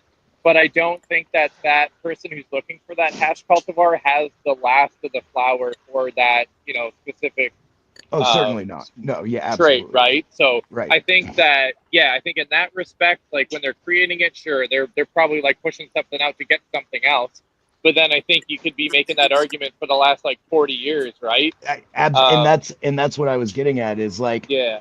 Through a breeder's personal preference, whether it be hash or looking for lemon or orange or sour or whatever, how much has been lost that was actually better, that didn't have that note that they were looking for. Yeah. It's kind of interesting, like, because I used to get so upset that there were so many people throwing, just pollen chucking out there. I was like, God, you can't even, it's so much to sort through. How do you even know who's good and who's not? And I found out, like, it didn't take long to start realizing, like, every breeder, every seed producer, it's essentially like an artist. If you grow enough of their gear, you can figure out what they look for in their programs. Like, you can see what their personal preferences and structure and morphology and flavor, because they just can't, sometimes, like human nature, they just can't get away from certain things that is subconsciously like, I love that, aesthetically pleasing to them. Yeah, so like finding a kind of group of breeders that think differently, all of a sudden you have access to different variations of medicine. And that, like, Brother Mendel, for example, like, he does a lot of open pollination work. He does a lot of stuff, and as far as like trying not to bottleneck but keep a little bit of phenotypical variation open so that you're not losing so much. You can still like direct a line one direction but still leave it open enough to where you're not completely dropping all this other beneficial traits out of the line. And I think there's other breeders that do that too, aside from, trying to go into the F4, F6, kind of range where you're looking at this more, we're outbreeding stuff to get one structure. So I think there's, in the world of today, especially in the West, there's a lot of people playing with stuff all over the place. You just have to know where to look. And this is a shout out to FCP, because this is a great place to find those breeders that are going outside the norm to just breed for hash, right? Or just breed for candy. Like some of these cats, Dwayne, like some of the stuff he's doing is insane. So yeah, shout out to everybody on that end, because there's, how many hype breed guys are doing Northern Lights times Congolese. You don't see a lot of that anymore. So to be able to tap into that just shows that it's still out there, Yeah, how many people are crossing this, man? Ty Durbin, O'Hawken. I have find those anywhere. Yeah. So like the despite what's happening in the mainstream, there's still people creating this because you clearly have it in your garden. So you just got to know where to look. And apparently FCP is where you look to find, we all got the hookups to that rare shit. Yeah, I like when people send like stuff like that in. Yeah. Well, I don't know if you can see that. Fuck yeah. But actually, I just as long as it's pre-packaged and Peter doesn't have to package the seeds. That was no, I packaged that. That's like this I have to do, but I'm so stuff like this I'm totally psyched to get out to people, which is this is from Ryan Kofer, who is in India collecting seeds, and just like, I always think of it as like giving everybody kind of like tools in their toolkit, like the building blocks. And then if enough people have kind of a big library of their own, like collectively we'll be in good shape. Yep. And then getting some of the older guys too, like getting Dwight, like I'm so psyched that Dwight wants to get seeds. And like when I talk to him and he talks about the projects he's working on right now, I'm just like, that sounds like exactly what I want to smoke. Yeah. So, And am I wrong in assuming that we may be in that downside slope of the hype genetics? Like people are trying to go back to the older stuff and find stuff and 100%. or am I just out here in Maine fucking on the coast? The culture is can so you read broad. I those, feel by the like it's way, so hard to Jeff? ever give like a Yeah. clear statement like that. Like the world is big. Oh, that Apple AK is fire. Like kind of going into that AK-47 on Brother Mendel's Apple Pile of Mode. I was pulling out like green Jolly Rancher flavors. Oh, the closed caskets heat too. That's the, oh, what is that? I think. Hold on, I have it open right. Now, Boneyard's 96 Romulan. Oh yeah. Yeah, I hunted out a 96 Romulan backcross from Tony, and we used that in what he crossed the AK to that, and holy shit, it is wildly good. It was one of the bigger yielders I've seen. Like when you put Romulan on the AK, it just like that cross. I don't know what it is. Maybe I just never saw a true like F1 hybrid before, but everything that AK-47 touched just like tripled in yield. Like everything, even the small ones where I was like, oh, this is going to be kind of weird. It just, the buds just got bigger. The structure got like more sturdy. So that Romulan was already kind of a tank. And then the Apple AK was a little floppier, but it like, the AK just helped it stand up better, and it stacked really nice. Everything became like more drought resistant from the AK. Like it just passed on incredible shit where I was like, oh, this is true F1 like vigor. Like this is the F1 vigor, you know, especially in the reg line. Like you just don't see it in a lot of the seed packs today until you start getting into like some of those landrace crosses. It was wild to me. So yeah, that one was crazy. The Death is Silent. That was the Holy Smoke. So that was a 3-to-1 THC to CBD, and then hit the AK-47 to that. So it like created a more diverse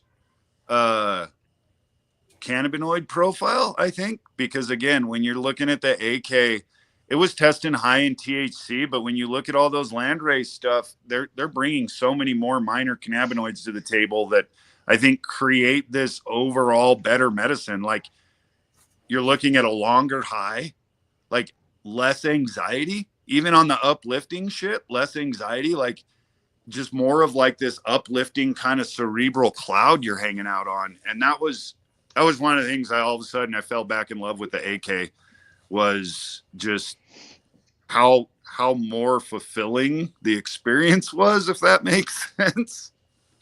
And this was from, the AK was from 2000, I think it was 2001 or 2002 Serious Seeds. And it was like their F1. So there was some good shit, and we just were looking for narrow leaf. We were trying to get as far away from anything in the Afghan lineup that we could. So all the AK selection, male and female, we were looking for everything narrow leaf dominant.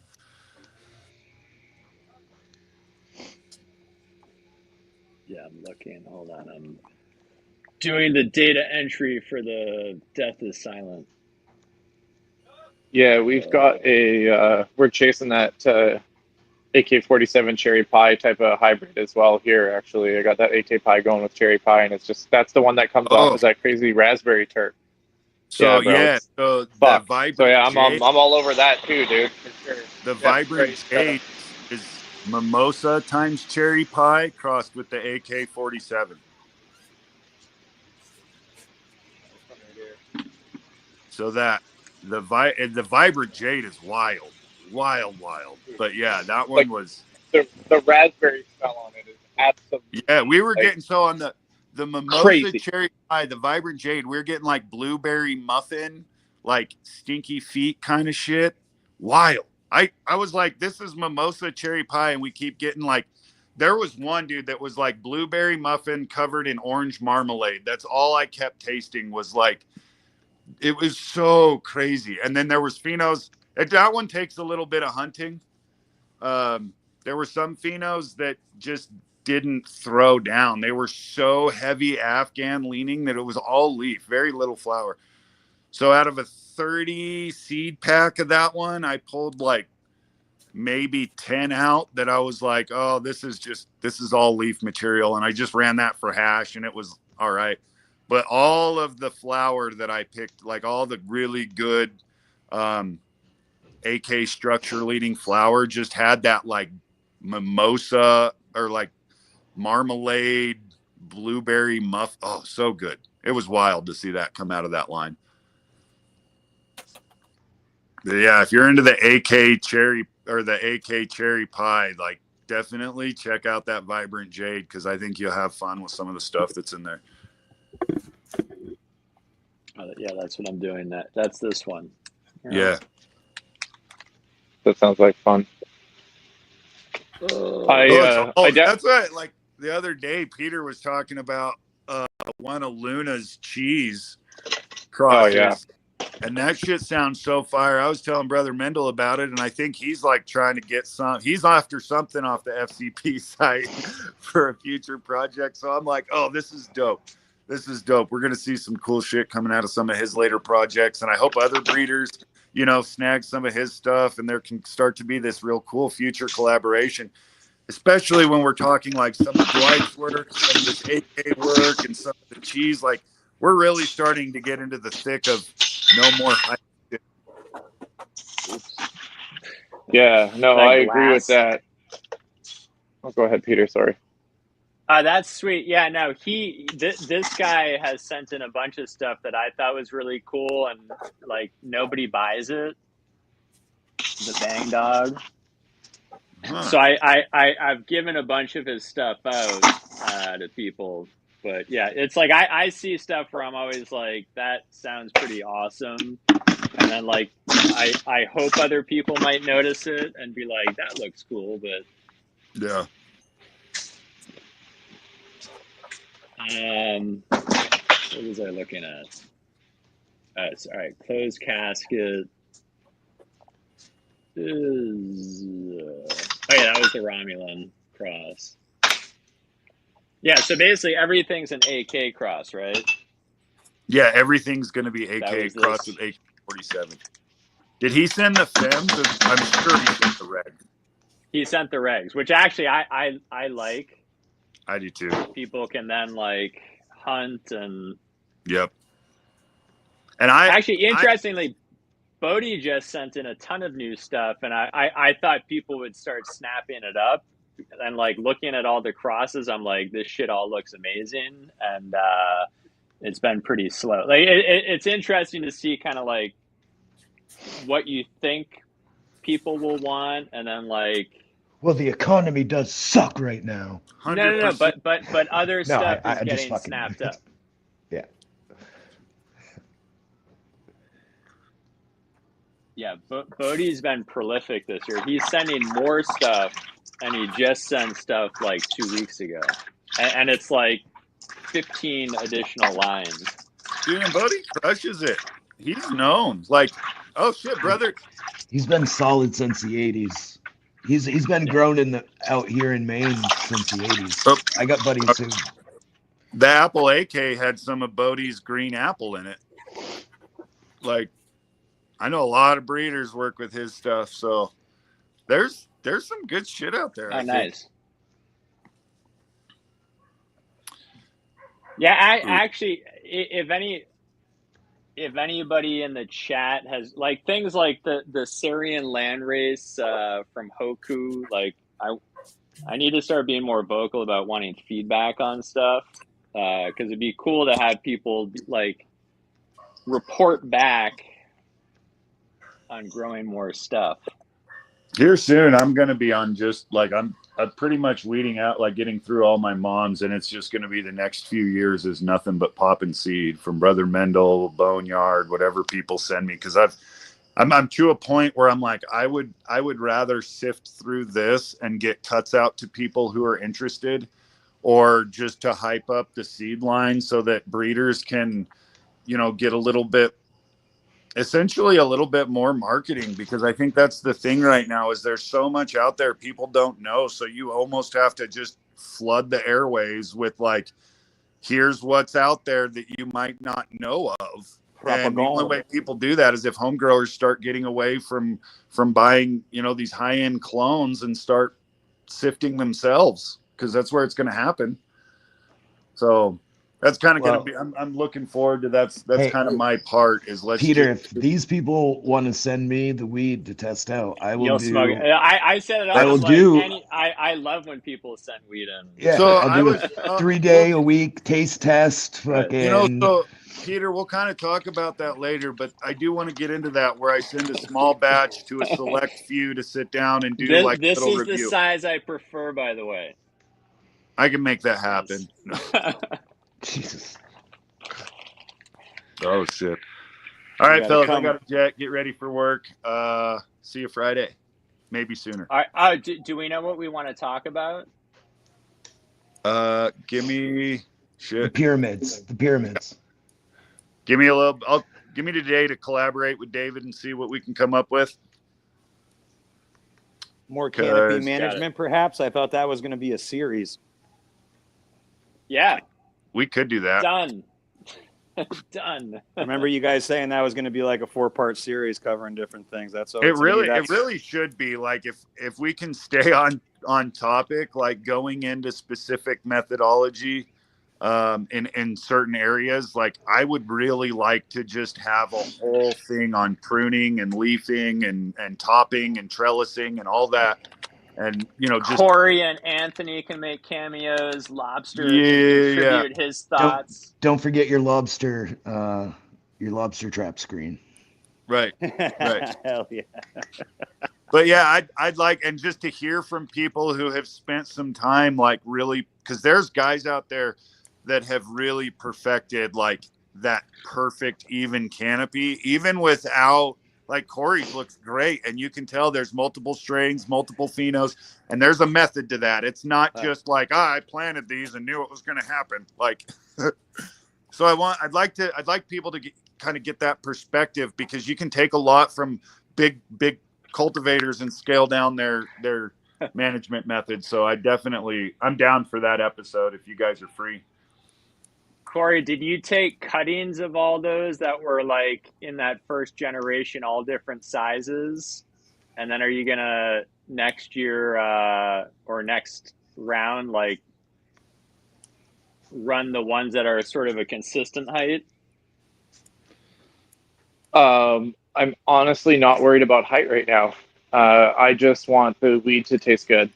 And so once I can verify that the phenos taste good, then I'm going to, like, I have been taking notes, within reason, but for me right now, it's all about taste and like quality and that sort of way. And then afterwards, I'll figure out, kind of from that perspective way. You have backups of all of them though, right, homie?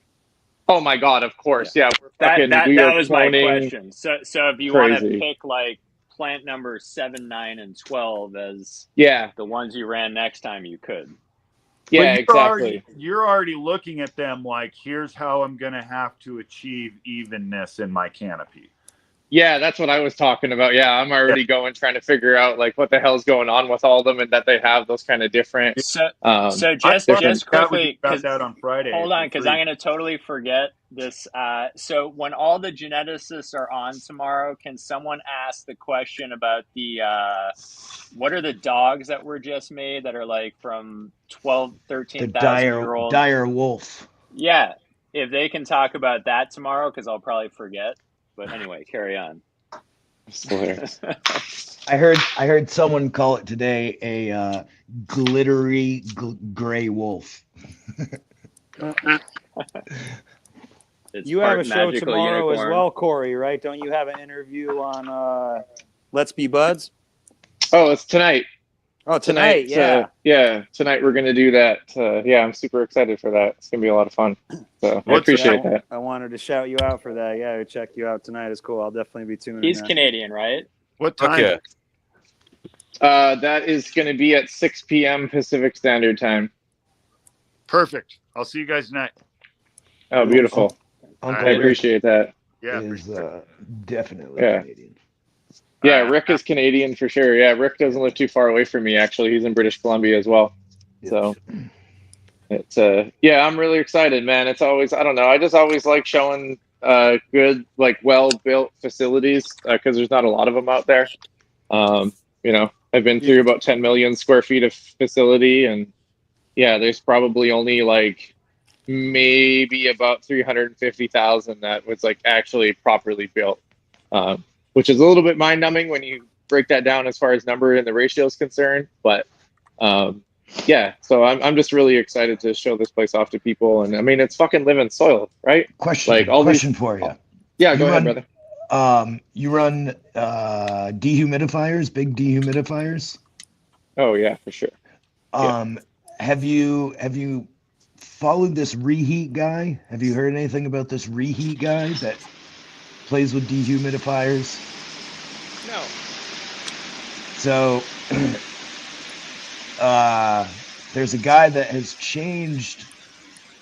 Basically, he hacks the dehumidifier or gets rid of the dehumidifier and reheats the room. I don't know. I'm no fucking HVAC guy, but more or less, it takes away the need for the dehumidifier, and yeah, saves you on HVAC by thousands of dollars. It's like, I mean, that's super interesting, and I'd definitely like to read into that and kind of understand what's going on. But yeah, Cannabis Mechanic is his name on IG.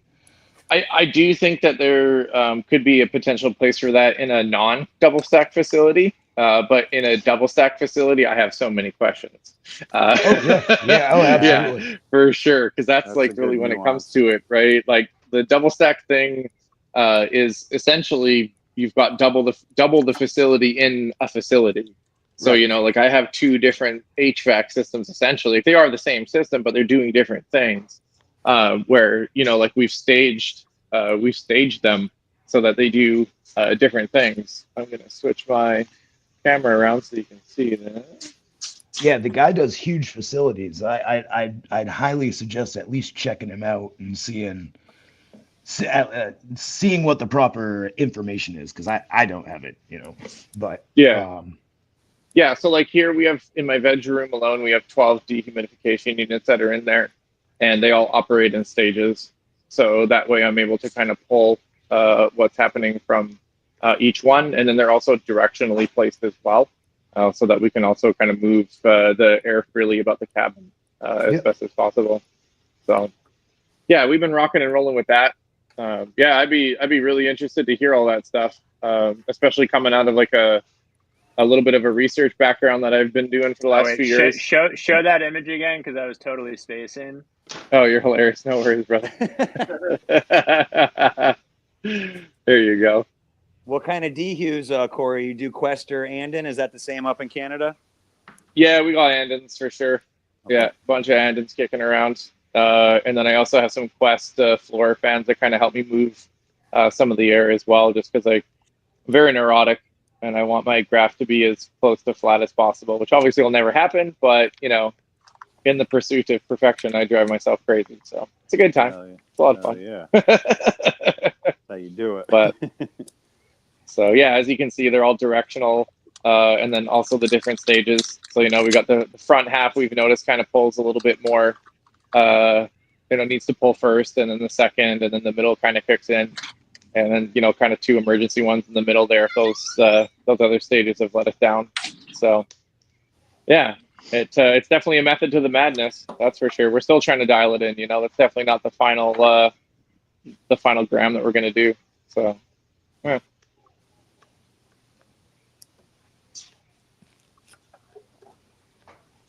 Can you see that comment?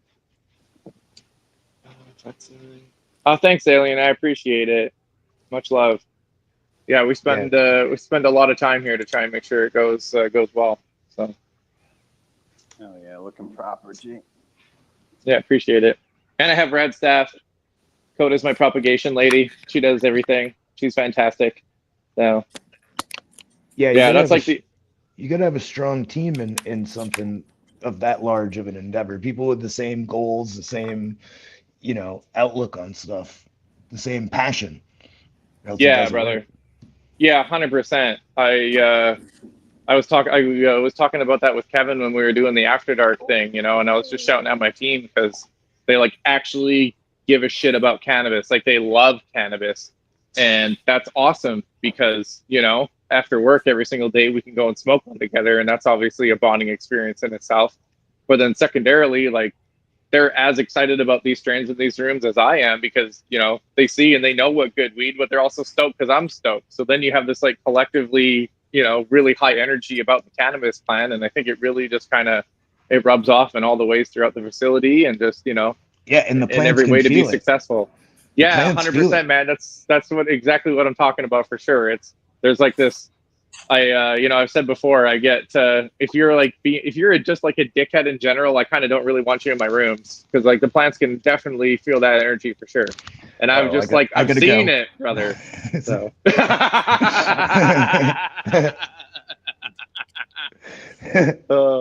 yeah, like anecdotally, I don't know. Like I know it's like super hippy dippy and weird, but that's like where I came from in the good old days of 215, and people kind of like I just associated with some things, and they've never left me because I continue to see those things throughout that crazy canopy space, So yeah, it definitely helps out with the plants for sure, and it's just I don't know. I'm having so much fun finally working in this legal space. It's been a really tough few years up here in Canada. They haven't made it easy for people like me who have come from like a medicinal, like wholesome, bond with the cannabis plant. They don't really like people like us. They try and squash us down. So, yeah, having the ability to like share that passion with my staff, and also like my Coda, my propagation helper. She's also worked in the industry and has dealt with some weird companies too. So that's like also the cool thing is when you can like find other people that have gone through some of the same shared trauma.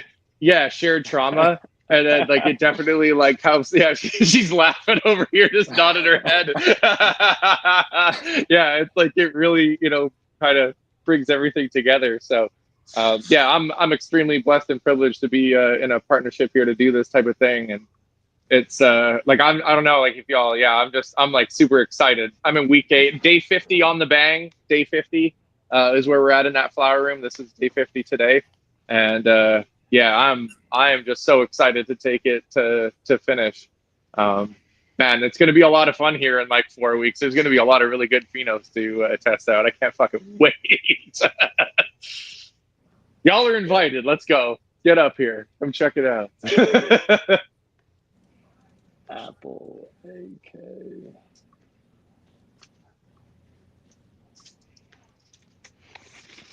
They like to hassle me at the border whenever I try to go to Canada. Bro, they hassle me at the border, and I fucking live here, man. Yeah, but do your guys have a French accent? Because mine do. Oh man, no, mine don't over here. Yeah. I'm on the West Coast, so we kind of Yeah, you're lucky. they're over there, This is my famed conversation here, which I love to bug Buddha about on After Dark. This is the GMO cross that I have, and yeah, we flipped her at about 7 inches, about 6, and now we're about 50 inches high. So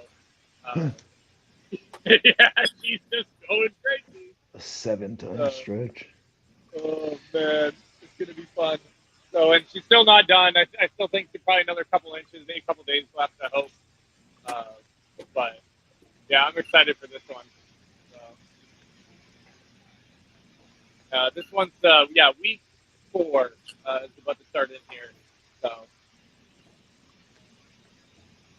yeah, this is actually that crazy peaches and orange one that has the crazy stack on it. This is the second run for her right here.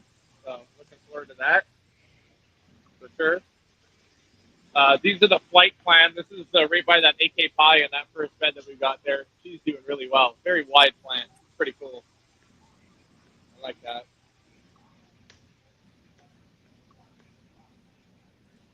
Another red Congolese Northern Lights. So, yeah, definitely giving her a really solid opportunity in here. And what is this, room 2 or? Yes, this is our second flower room that we have rocking and rolling here. They're about 4 weeks apart from each other right now. That's killer. Yeah. So, yeah, it's interesting trying to just like dial this all in and get her there, especially with having so many different phenos. This is what happens to the T-Docs if we don't catch it in time. They go straight into the light. So I'm definitely having to top that thing and figure that out in this double stack. So You need some crab wire trellises. my family's from Nova Scotia. I'm pretty sure my uncle could hook me up. Oh, well then, so that's what I use. I use lobster trap wire as my first trellis. Oh, that's hilarious. Okay. And then I train my plants underneath that, let them grow up, and use just like I don't know, 2-inch metal square trellis as my support trellis. Oh, that's cool. Okay. Yeah, I'm gonna try that out. I'm not gonna lie. I'm gonna give that a shot. Fuck it.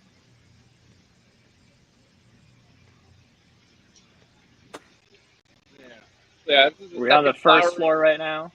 This is the first floor. Second floor is upstairs. Oh, we can go upstairs actually. We have our ladder right here.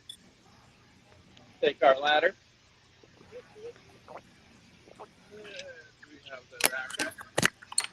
This is one of my other cultivation technicians, Alex. He's pretty dope. Alex actually helped like build the place, so I like Alex a lot. All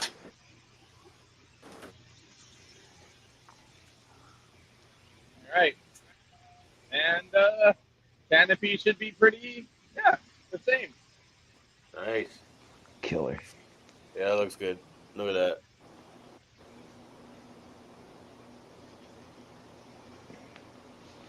Goals, man, goals. A different cultivar that we have here. This is called Strawberry Froyo. The other one was a Cool Grapes, both from Segra Genetics. So yeah, these all come from tissue culture. So who was the guy who did the one you were showing earlier, the breeder? Sunleaf. Sunleaf. Seeds. Yeah. LEAF. Sunleaf seeds. And he's out of Oregon. Yeah, correct. Yeah, it's sunleafseedco.rr. I think is his Instagram right now. So, yeah, his genetics are fire. Like he spends a lot of work and is like, he really doesn't have bad stock that comes out. He waits till it's like actually good and it pops in a few different places. He's very self-conscious, I'll say. But he just doesn't want to get it wrong, and let the flower guys down. So, yeah. And also like how many breeders show up with actual flower of their stuff too, So yeah, I love that. That just right. like, yeah, I'm a very, I don't know if anyone's figured out, but I'm a very kind of stubborn, but a little bit old school in that kind of way as well. And a handshake and doing it the old school way is going to win with me every single time. There's, yeah, I can tell a lot by a person when they shake my hand. That's for sure. So. Yeah, I like doing stuff like that. Yeah, right? I don't know. I like rubbing people's palms with my pointer finger. You're one of the weird ones. I love it. Fuck yeah, bud. And then you slip them their mail.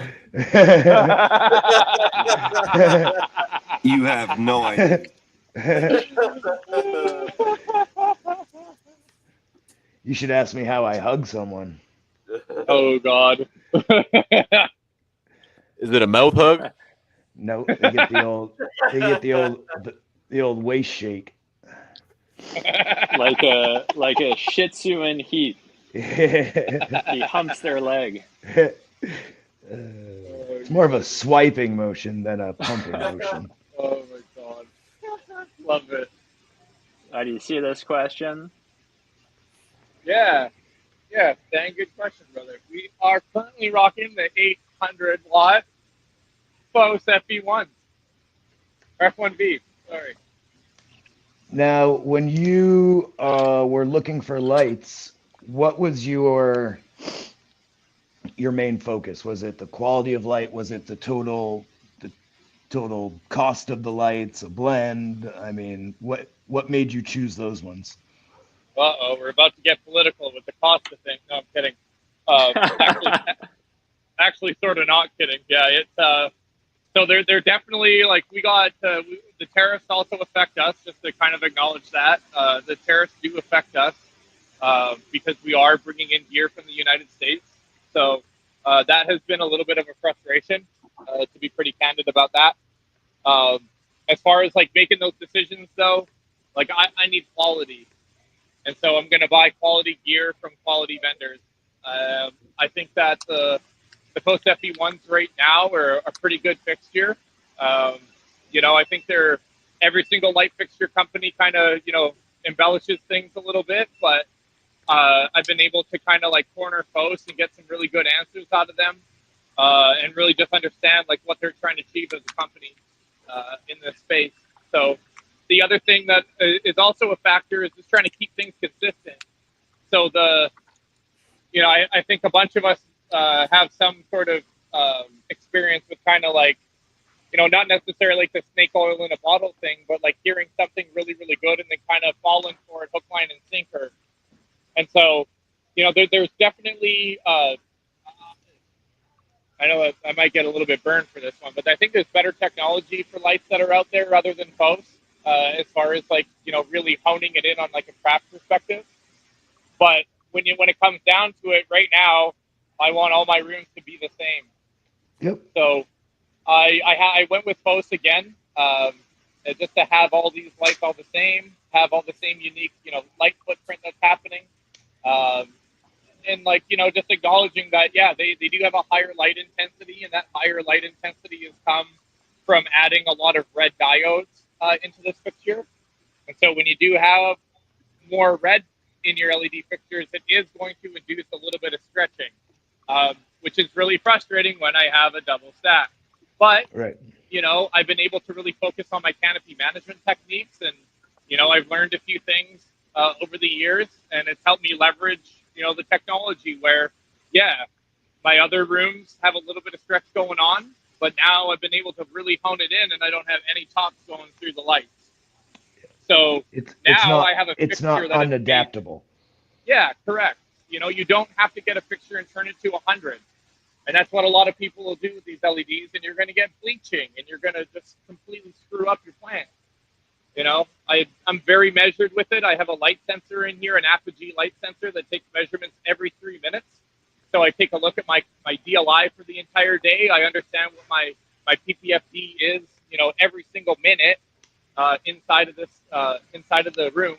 So it really helps me dial in and understand the light fixture and the technology that I'm buying and that I'm purchasing with that. I do have to shout out BIOS, though, BIOS.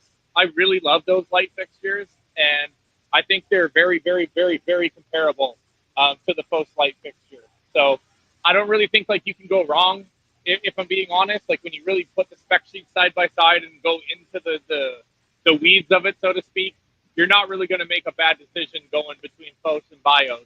But I think those are the two fixtures that if you're in large scale, those are the two companies that you're looking at, because Fluence has just completely lost their shit. There are too many times that we've had to replace fixtures, and on the other side of it, like when we're trying to initiate those warranty claims, it's really difficult to get somebody on the phone. Yeah, once Osram got involved with them, they kind of went downhill, unfortunately, because they were fantastic lights. That's what I run. Yeah. Yep. Yeah, and I do agree with that for sure. Fluence was amazing, and then big money came in, and now they're actually owned by Signify Philips. So they've done another changeover over there. But yeah, it's definitely translated into terrible quality on their lights. There's something that I cannot rely on in a commercial scale, so I've just refused to even recommend those to anybody, even in the tent, to be honest with you. So. Yeah, I remember years ago I used to talk to their like chief lighting scientists and engineers, and it Yep. was just cool to like pick their brains on like what they research. And Yeah. well, we That was got the cool part dual. about it. Hell yeah, there we go. Let's go. Turn that camera sideways. Who's that? Is that Corey as well? I think No. you have the aspect locked. Uh, we will hold on. Oh, it's rotten. Shit. Oh, it's Travis. Bow, chicka, bow, bow. Yeah, that's looking real good, homie.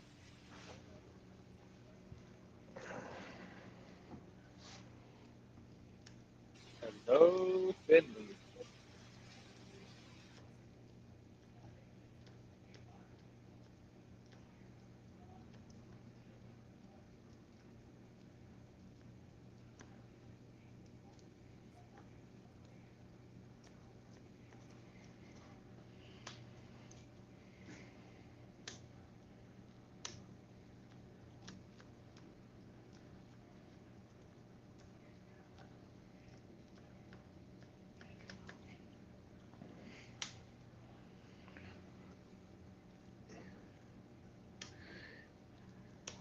He's got that gangster rap playing in there. He can't take it off mute.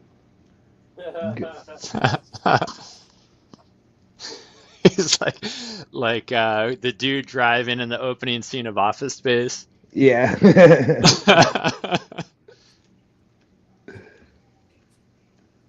I reference that scene almost all the time because anytime I'm driving and I'm talking to someone on the phone, I'm living that scene. And you go to turn it down. No, mostly just the like bumper to bumper LA traffic.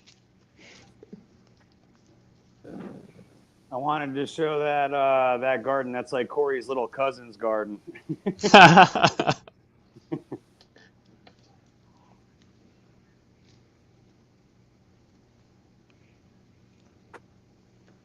Looks good in there, Trev. Yeah, it does.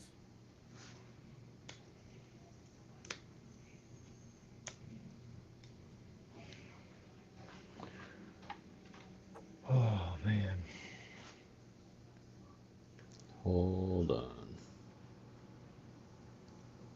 Hold up. Hold on.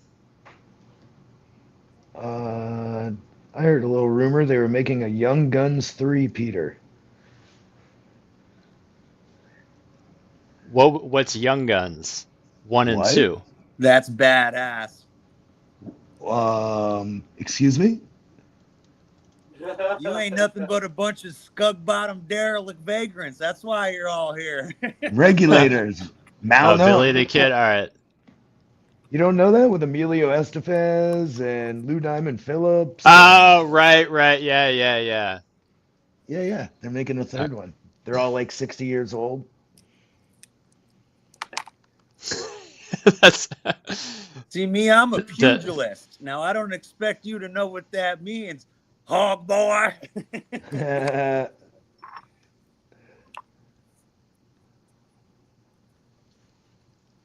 All right, Corey, we have a potential special guest for you, but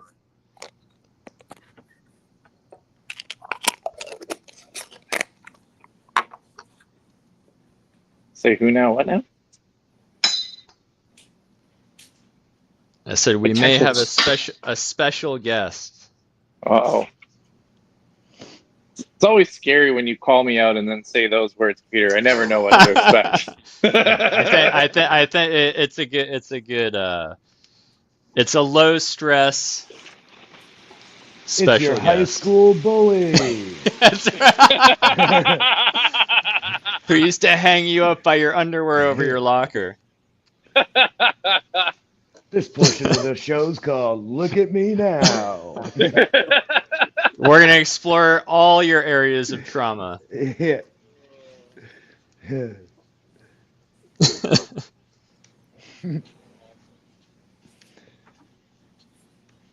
Yeah, I've been transferring into some shorter transplant time work over here. So let me see if I can flip this over while I'm doing something else here. There we go. Yeah, so shout out to Brandon over there at KIS who convinced me to really dive in on this one. I've really wanted to shorten my veg time here at the facility. Obviously to help out with a little bit of height issues. But yeah, I freaking love this whole 4-inch pot thing. So I'm going to let them veg for like a week in this and then throw them in the flower bed. So. Okay. Sorry, and what were you in previously? We were in these giant 7x7 pots. Oh, yeah. And so they would have to veg for like 2 weeks to get like a proper root ball on them, And yeah, I want a little bit shorter time in the bedroom, and I want a little bit more time in my flower room if they're going to establish into the soil bed instead of that pot. So I'd rather they go here and then into the bed and spend that extra week in that pot in the flower room. So when you put those in the beds, are you using bottomless parts, or are you burying them in the soil? So I'm gonna bury these ones. Like I'm gonna definitely transplant them. These ones though, these are the bottomless pots that I've been checking out on. Yep. And yeah, these ones, those actually the garlic truffles were all in there that I showed in Grow Room 2 there. Okay. And yeah, these are all proper bottomless. I'm just gonna, once the plant's in them, I'm just gonna put them on top of the bed and be true that's what I've been doing too. Hell yeah. Ever since I saw Steve Cantwell do it, I was like, oh yeah, well there's another thing. Yeah, I got on the horn with Steve and I was like, hey man, talk to me about this. It seems like it's very similar to hydroponic growing and growing out of a rock wool block, to be honest, and trying to get those roots to get to the bottom and really bind up and then, transplant them to fly. So the concept is there for me, but I'm just interested to kind of see how this goes in living soil. And yeah, he's been a great resource. I like Steve a lot. He's a good dude. Yeah, he's an awesome dude. I grow in living soil. I've had good success with it in the bottomless pots. So, and it just saves, one more. I'm all about efficiency, so it saves me. If it saves me a step, then I'm all about it. Yeah, I like 100%. Saving a step, but not at the cost of sealing. Yeah, it's also beneficial. Yeah. Yeah, that's all it is, right? It's like I can make these decisions here to make sure that we have quality at the utmost, like all the time. So that's really the big thing for me is if I'm going to take quote unquote a shortcut, it better lead to actual quality, or else I'm not going to do it. It's not a good use of my time. So.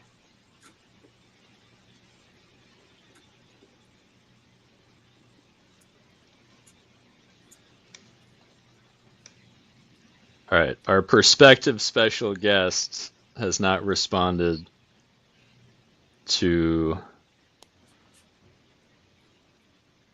He was online. Who is it? Who is it? You mean your next special guest? That's right. Present company excluded. Right. Who is it? Who is it? Well, then it wouldn't be special. You're like my kids who are like, I have a surprise for you, and then they just beat me to death to tell them. What is it? What is it? This sprouted, which is in the old parental subject change. Well done, Peter. Well done. Thank you. Where'd it go? Can you see that aloe? And then there's another one. Whoever can see the aloe, raise your hand. That little baby is also an aloe. Yeah, I now see 3, 1, 2. Where'd the third one go? Yeah, there are 3 that I see. Ooh, Mr. Cotta.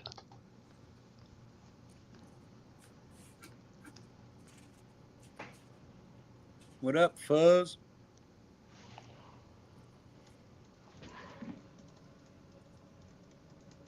Where you at? Little Warren G in the chat. Really? I wonder if he's a better rapper than the other guy you had on. I don't know. That the bar was set high. Very hard to surpass.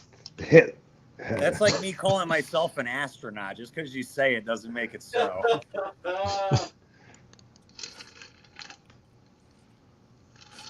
He was definitely an ass. Yes. Okay. In the past 2 hours and 19 minutes, I've completed one task. Hey, you're on track. I am. Peter, But I feel fucking task job thing here. I cleaned like a bong and my sink and dog puke and I scraped my hash and now I'm pressing rosin.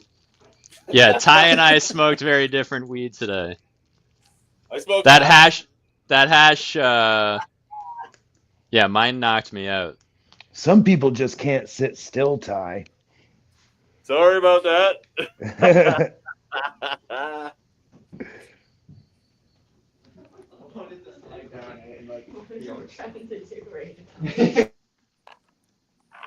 Fazoli, are you saying that the actual Warren G?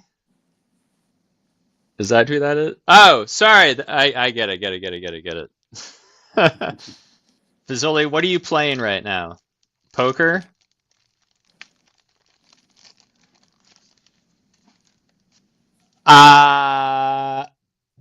I've been giving them out. So, yeah, I basically took them all and divided them up into a ton of packs and still have a bunch of packs left. But yeah, I'm psyched because I've been meaning to grow aloe for a long time, and that finally got me going.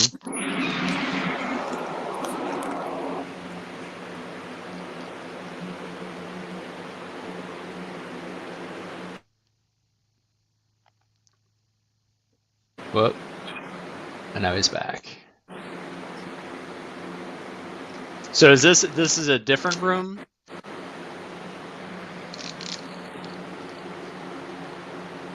Like this.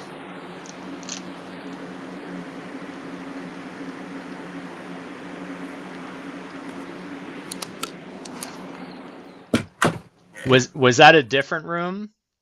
Yeah. The aloe seeds came from Bob.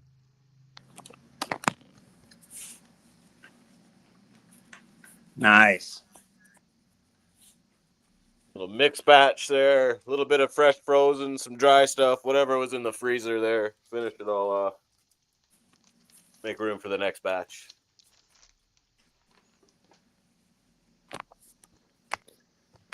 And that was good shit talking, Ty. You got me feeling like an ass. That was a good one. When he listed the 18 tasks he's completed this morning.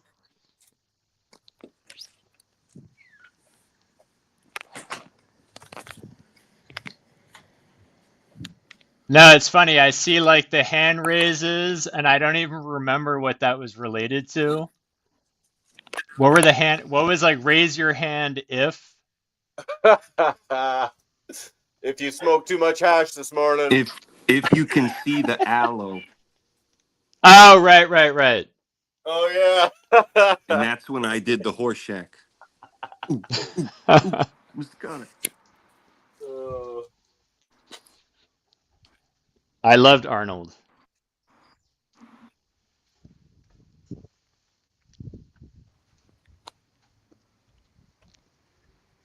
All right. I could bring the aloe outside.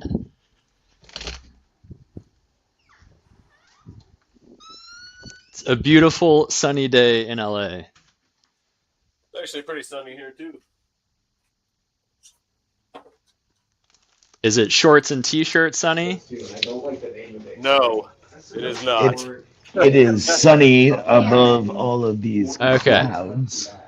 So this is going to Kelowna Dank in Canada.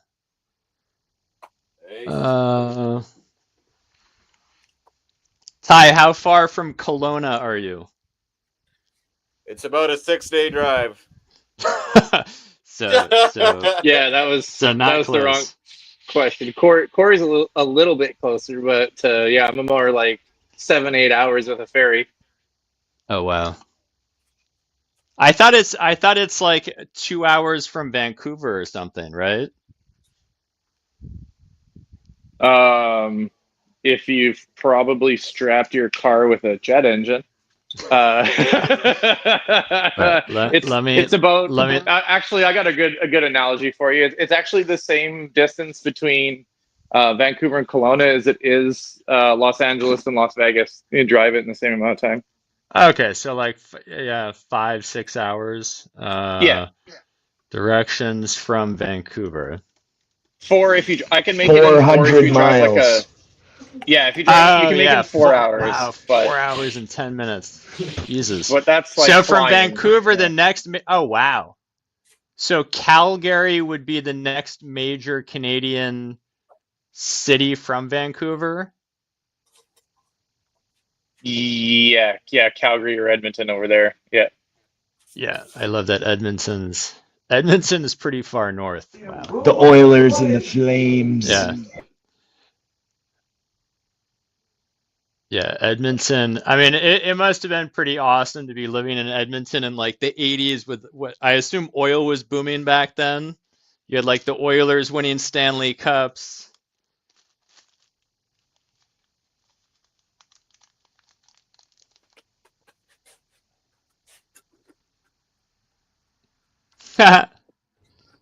No one remembers that, Peter. No one remembers. The 80s? Yeah. The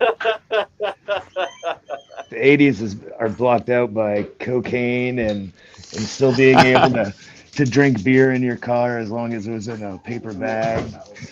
I only got 1 year of the 80s.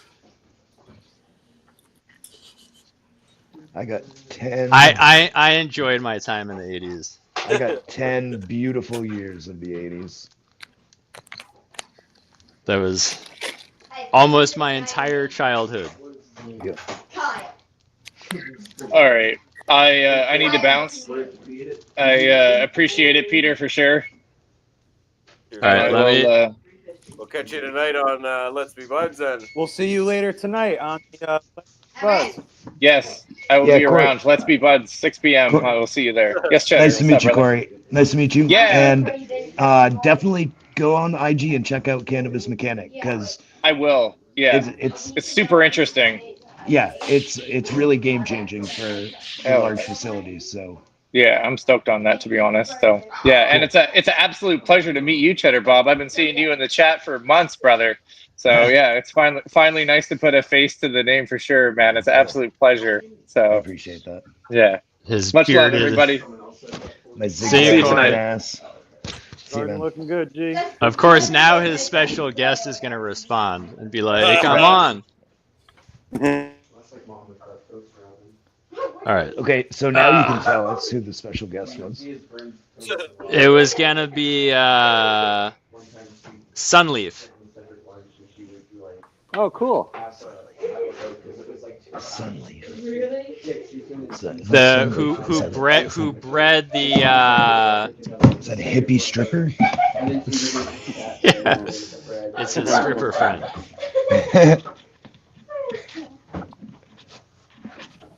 No, it's the one who bred. What do you mean? Let me see if I can find it. Oh, that's hot. You should see if that guy will do a show on your interview on here, Peter. That Cannabis Mechanic guy. You could reach out to him. Oh, he doesn't know me. He doesn't know me either. Oh, yeah, he did. He mentioned you. He said that Peter from SCP would be a wonderful Cannabis guy to do an interview with. Cannabis Mechanical. Yes. Stephen This isn't a dentist appointment. Landry, vertical I think- specialist, reheat teacher. Yes, that's the guy. Okay, this is meeting a doctor. Totally gets rid of DUs in large grows. No need for them. Scalpel.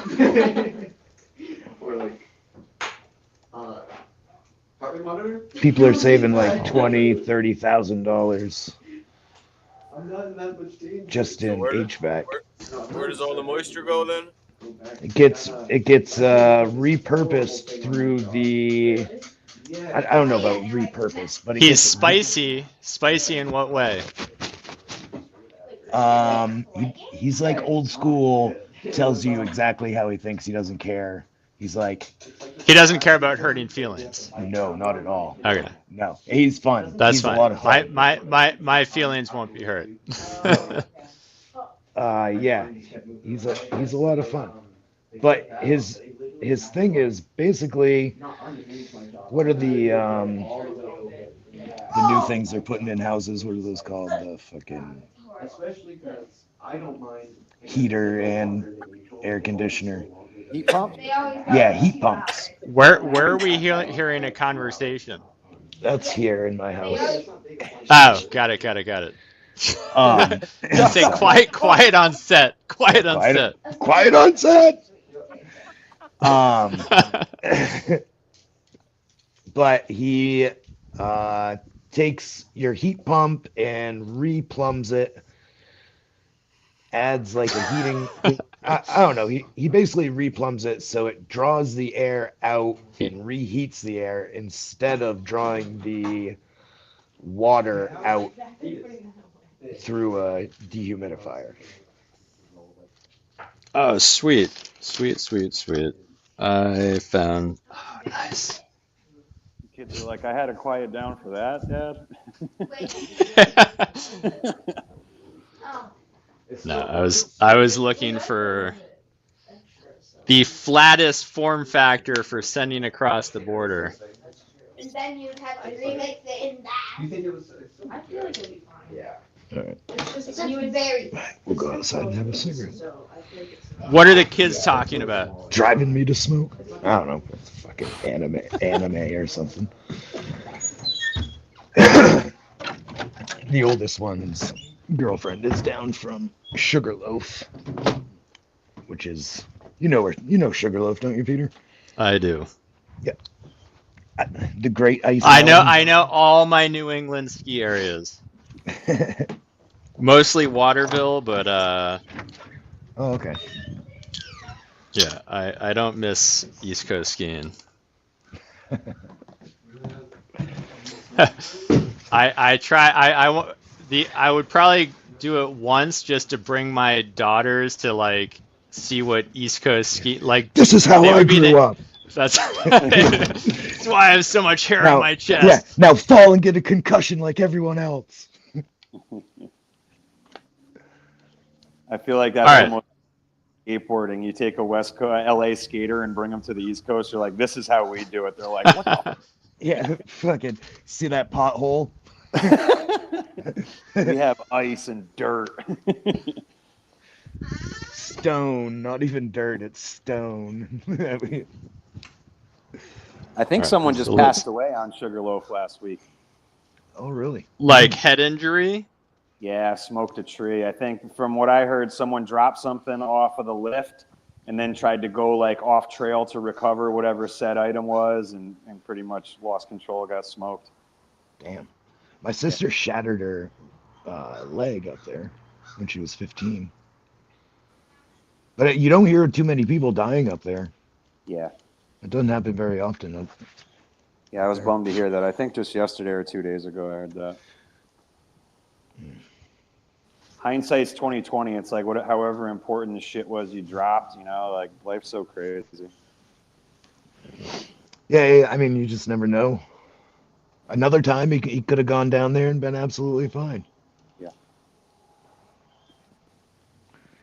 Yeah, of the times my life passed before my eyes, I think like twice it was skiing, where like I remember one time I jumped off this one ledge onto another, and there was like a soft snow underneath, and then like a crust of crunchy snow on top. And the front of my skis went through first, and I literally popped out of my bindings face first. Oh, geez. And I just started sliding on that crust of ice, and then I looked, and it was like a cliff. And so I kept trying to kick, the tip of your boot is like that little lip to clip into the bindings. So I kept trying to kick it down to break through that crusty layer as I'm like going closer and closer to the edge, and finally I stopped. And my friends who are still up on the upper like ledge, they're all just like looking down in shock, being like, holy shit. And yeah, that was scary. That's when you were younger, Peter? That was probably like 16, 17. Oh, wow. That's gnarly. I fell off the cliff. You didn't stop. No, I didn't stop. I kept going. Landed on my throat. Squishy. Yeah, I almost snapped my like Bo Jackson like snapped this bone in half on a tree.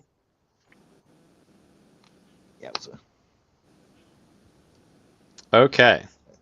For some reason, Adelong in my Village Instagram algorithm, I've been seeing lots of people getting thrown from vehicles and hitting things. It's in my IG algorithm all of a sudden. Your algorithm needs some serious counseling, C-Bob, I'm sure. Dude, I'll tell you, it's dark.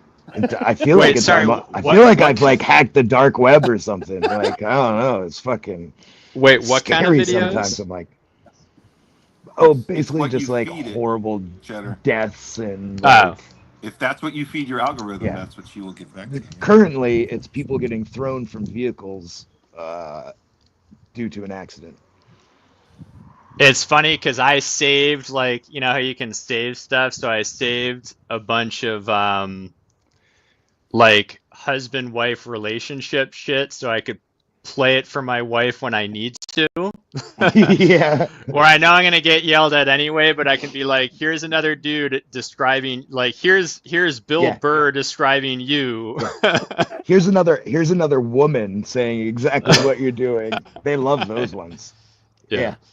But then my feed starts to be more and more of those, of that type of video. Yeah. Yeah. All right, Adelong Village. Do I have a round sticker? No. All right. I feel like I'm smoking more today than you, Cheddar. That means you're doing better trimming, inversely. I don't know, man. Holy shit. It ain't easy. It ain't easy being cheesy, man. Holy shit. I mean, I'm getting through it, but man. There's a reason most people fuck with it. There's lots of reasons most people fuck with it. And you know, getting back to that, what I think, I don't know who was saying it earlier, but there's something about that I dislike going to a place and getting cannabis and it looks like a fucking marble. Yeah. I hate it. I hate that look. I hate everything about it. It just screams at me like sounding like Ty fucking sounded this morning. It's like we need that sound effect on speed dial, so yeah. And it's but when I see the ones where the sweet leaves have just been trimmed off, not rolled off, and there's still hairs on it and it's not all matted down and like it doesn't break up into a powder, it breaks up into nice sort of broken calyxes. Like, I don't know, I just feel like we've gotten away from an essence of cannabis that we had before. Hot take. That dagger love is driving me insane. Yeah, we need the Like a Zappa edit. Yeah. Yeah. I think you can. I think StreamYard lets you get those now. Oh, I can 100% grab it. How about this? If someone can timestamp where that was in the video, I will grab it and queue it up for future uses. The funniest part was right after he goes, "Oh, he just did it."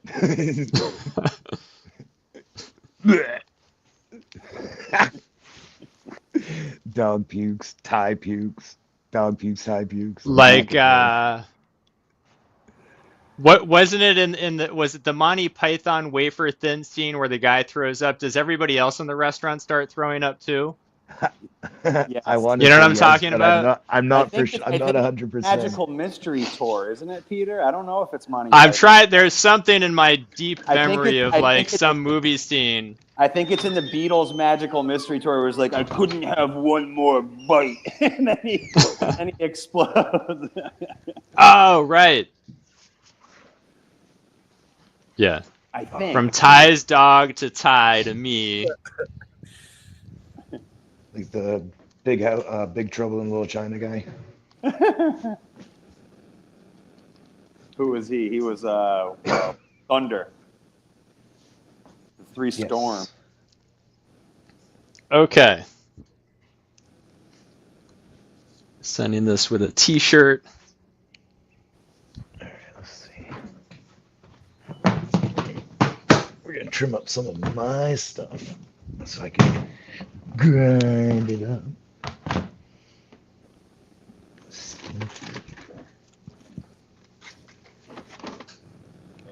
All right, you wouldn't even know there's a pack of seeds in this t-shirt. What's that one, C-Bob? That's the mud pie you're going to puff on? That's the mud bone. Or mud bone. I thought you said it was mud pie. I mean mud pie. I'm sorry, mud pie. It is mud pie. I'm retarded. And then I got some of this. Let's see. Did the earthy side of the Bubba kind of shine through on the mud pie? Not at all. No, not at all. It's straight cherry pie. Interesting. Like nasty, gassy, and it wasn't like that until I chopped it down. Interesting. It didn't smell at all. Not a stem rub, not a bud rub, is it a nothing. cherry pie back cross, or is it only 25% cherry pie and it still came through? It's mud bone crossed with cherry pie. Okay, so it's got half in there. That's cool. Yeah, and yeah. Here's what it looks like before. I'm gonna go put that on the plate and melt it. Sorry, is that mud bone too?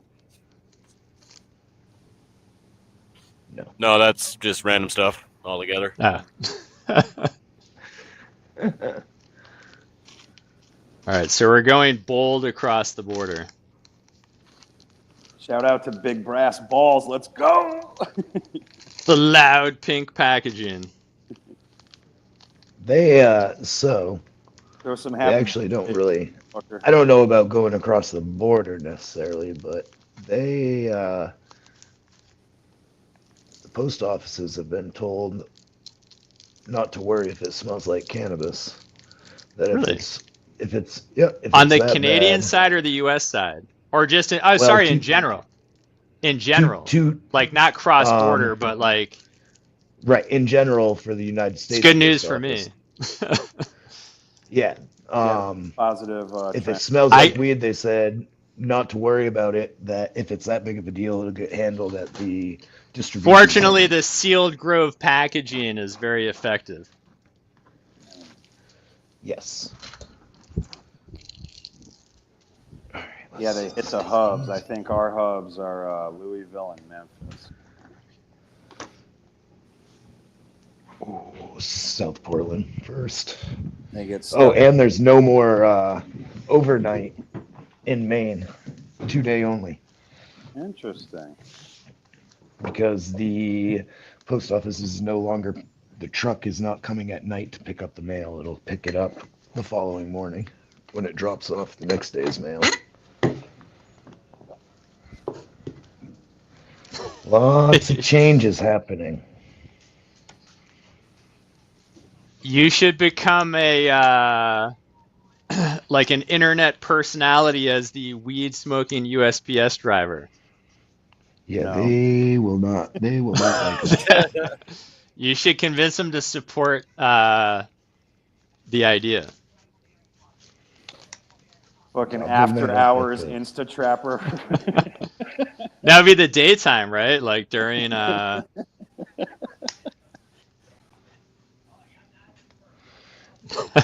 You know, they don't have put a anything little against GPS thing where we I could don't think watch they your have route. anything against trimming, but notice how I definitely don't smoke, and I haven't smoked on here. I just trim. Ooh.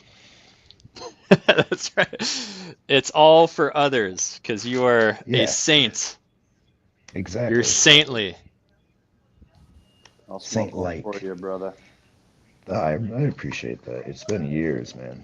Years. But I do enjoy the smell.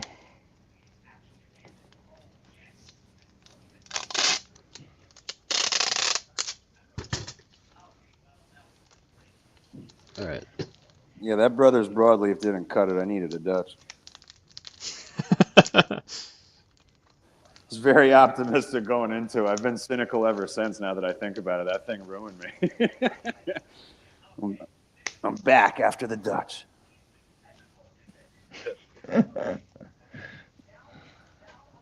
So I dried that hash in fucking record time. That only spent 36 hours in the pizza box this time.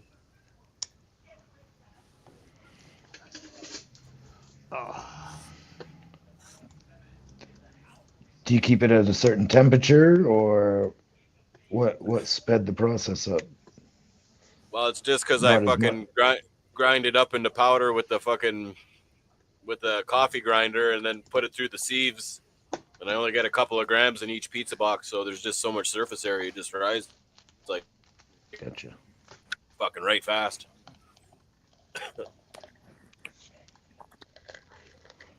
Okay. Signed into So- USPS click and ship. Ty, what I did, I went and got a wine fridge, like an environmentally controlled wine fridge, and then My bought neighbor's metal. got one. I've been But I trying to bought buy the- it off his wife. But then I went and bought the metal trays that slide in to fit the trays where the wine rack would be. So then, you just do it on parchment paper, stick it in there at whatever you want, 60/60 or 70/50 or however you want it. And boom, done in just a couple days too. Yeah, that's fucking perfect. Yeah, I don't know. They don't want to sell me that wine fridge though. I've been trying to buy it for like a year. Yeah, I think mine was I got one of those, I don't know, 4 or 5 rack ones, and I think it was like $130, $140.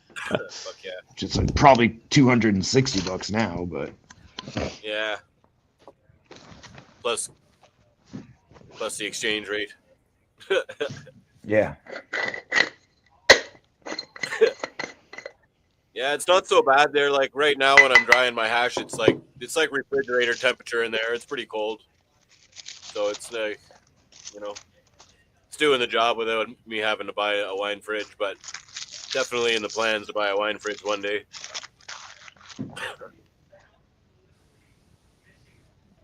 I gotta go off camera for a second.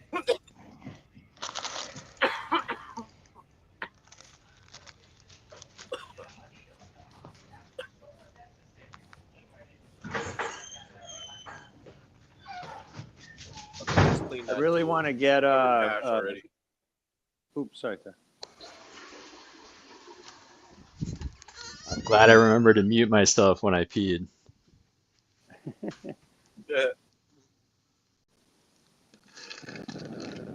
I wanted to bring up again too, Ty. I really want to get a tissue culture autoflower conversation going with Daz. If you think any of your homies would want to join along, I reached out to Blake.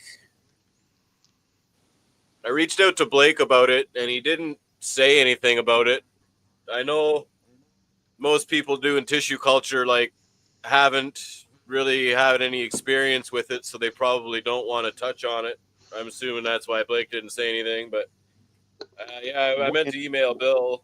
I was kind of hoping Blake would say something back because he breeds a bit himself. So yeah, I remember one of the conversations that you had. You kind of had like a bunch of TC stuff within 3 weeks or so.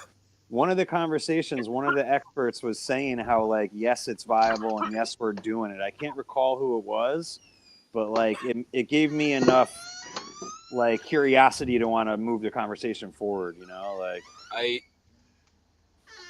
I did see like a study online there somewhere. I found that there was somebody doing it, but there was, I don't know, I didn't get much out of the study really, but yeah, I feel like that's I why know it's being tried. I feel like that's why it's such a rad conversation to bring up. If it's like borderline cutting edge, or if we just don't Well, know actually, what's up with the, it, like that could be the, game changing. If people could keep males like even more than females, like that would change up Daz's playbook. So it must be cool as hell, you know. well, the other conversation would be Ryan Lee was talking about how modern day autoflowers are from like genetic stuff in photoperiod cannabis, not from ruderalis, right? Where I think most people in their head assume it's from ruderalis, and I want to confirm, like, am I misunderstanding what he's saying, or is that what he's saying? What? I remember that conversation, but loosely. I don't remember correlating that though during the conversation. Yeah, autos are not ruderalis.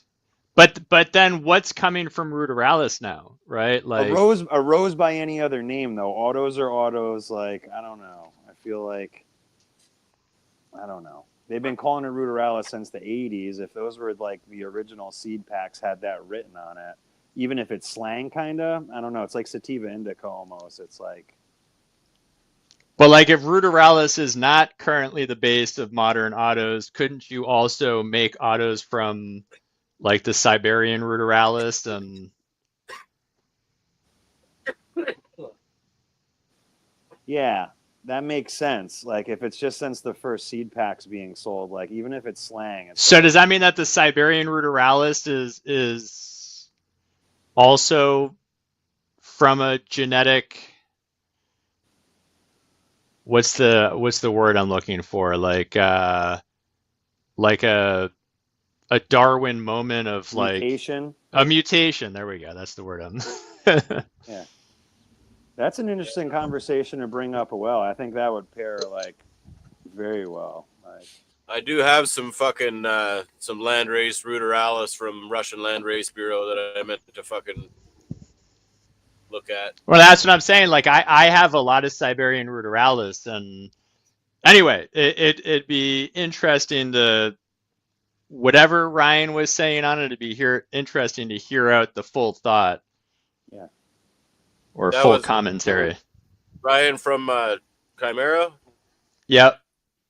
Yeah. He was saying that I think we just like back crossed so much that it's fucking more like a photo, or it's like, you know, it has all the traits of a photo except for the auto flowering thing. He was talking about doing lots of back crossing anyways.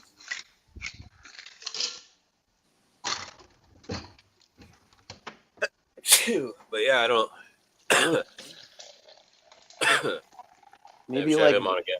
maybe like determinate and indeterminate. Like, isn't that kind of how they do tomatoes, or is that different? That's more like the morphology. I don't know. Yeah, because that Crimean Peninsula one there is like a fucking, it's an autoflower, but it's like a sativa. It like fucking just like, it starts to flower when it's really small, and it just like continuously stretches and like flowers and like foxtails, and like it's fucking weird, man. It like, it grows like a sativa. You know how it fucking, you know. And it's like the bud just keeps on stacking. Like it's like there's like older mass down here that's much older, and the bud just keeps on fucking. It's a weird fucking plant, man. Oh.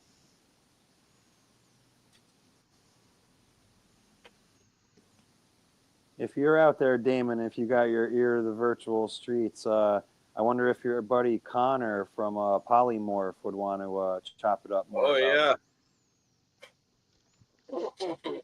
Okay. Yeah. I'll send him I a like message Connor. right now, but he was building out his lab there last time I checked, and he was pretty busy, so he didn't want to come. I asked him if he'd come and talk at a previous time there, but said he was busy building out his lab, so he was kind of wanted to wait for that. But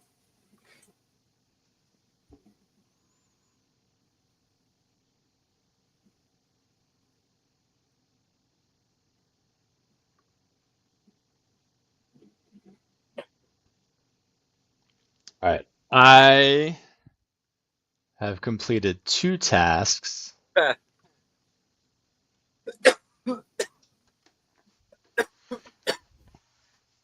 Hold on. Let's.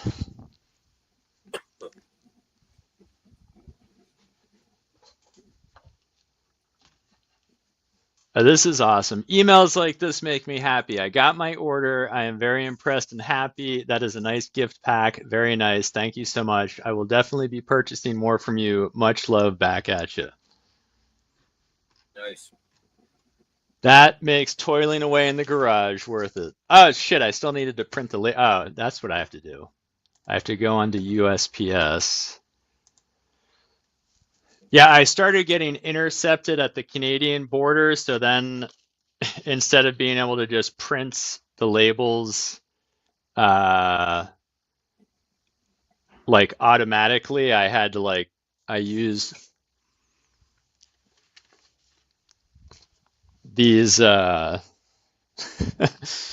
time a Canadian order came in, I would have to use a pen and write out the shipping declaration. But now I'm doing it from the USPS website, which is much more automated, but still tedious. Manage address book. Oh, sorry. Now that would be.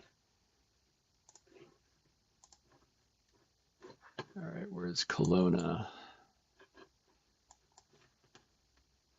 All right.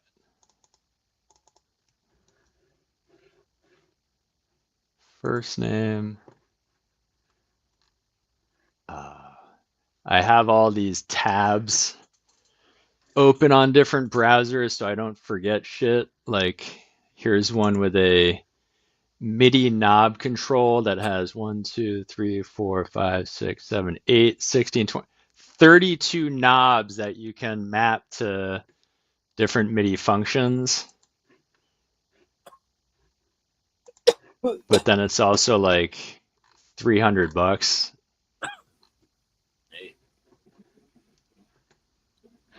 But I would love that. All right, sorry. Label.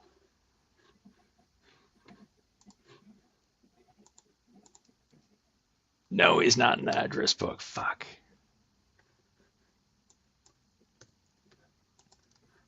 All right.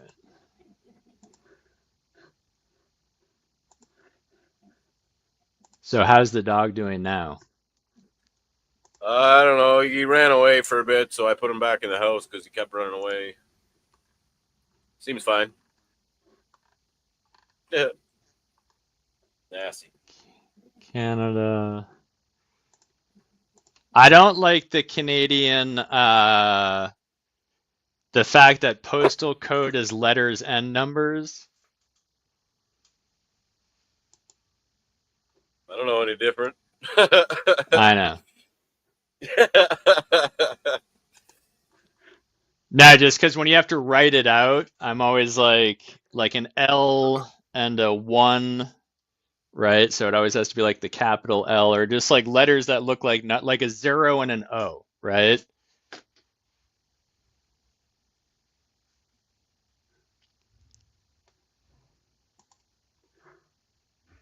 All right, where is your address?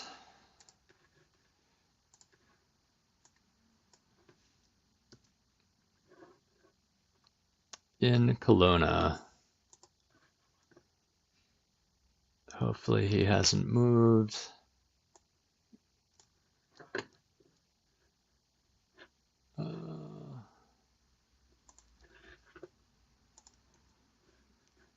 All right, let me smoke more weed because this is not so fun.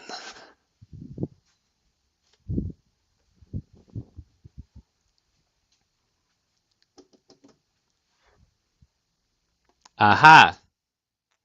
I was looking for this for a couple days because I thought it was in a pouch, so I wasn't looking for jars. Yes, you are what I want to smoke.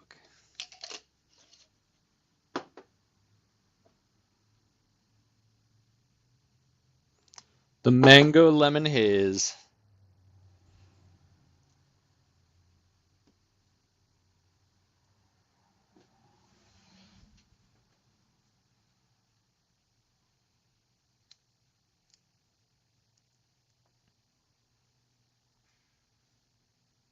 All right.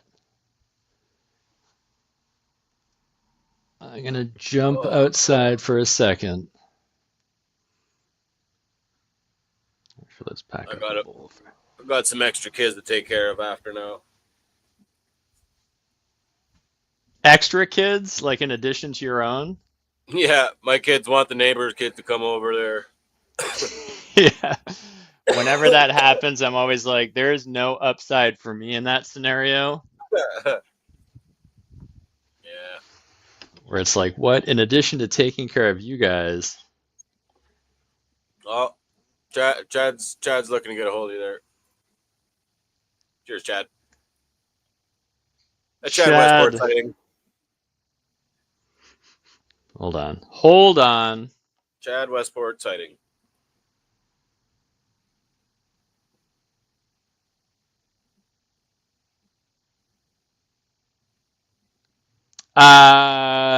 Yeah. Chad, in the grand scheme of the menial tasks that I need to complete today, that will be up there, but you may have to remind me 1 or 2 times. So I'm leaving the burden of reminder on you. If I can remember, like in the next hour or 2, I will pack up that toad venom and send it your way. There's the link, Chad. You can just come on here and fucking harass him until he does it.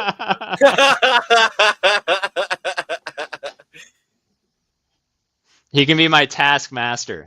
Yeah. That's like my wife. She's like in my task completion, like desire of getting shit done, like all the random shit she wants me to do is like not what I want. Like she's like, you can never remember anything, and I'm like, no, like when it's something I need to do or want to do, like I remember. What's up, Tony?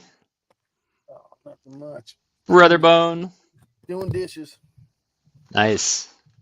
That's hilarious, man, because so am I right now. I put everything in the sink and I put the hottest water I could put in there with a little bit of bleach and some soap, and I fucking left it there and I came to hang out with Peter. So you can tell your wife if she sees it, like, no, like it needs time, right? Yeah, that's right. The longer it sits there, the easier it is to get everything off. Yeah. There's no way I could have done those dishes. That water was way too hot to put your hand in there. All right. So we're going to mix. There we go. All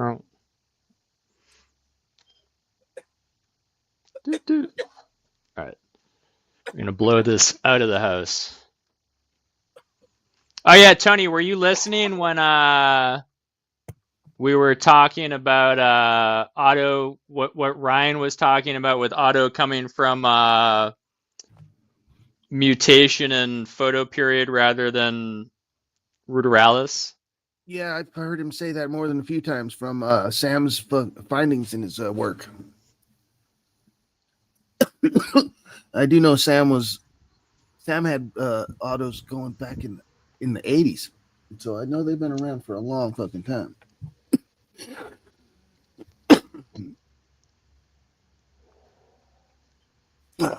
And the Cultivator's Choice Sam had, I think that's which one it was. He had autos in.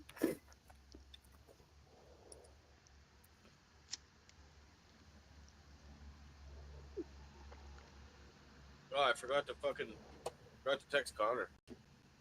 Your volume is low, Ty.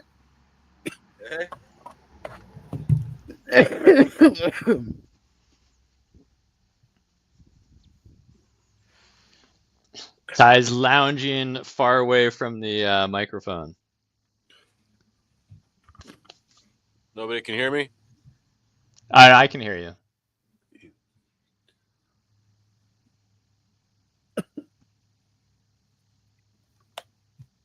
Is that who linked McPart? I'd love to bring him on. Yeah, I wonder if any of that info's in the stuff that Tyler shared in his in the files that he dropped. He's got a bunch of stuff about McPartland in there.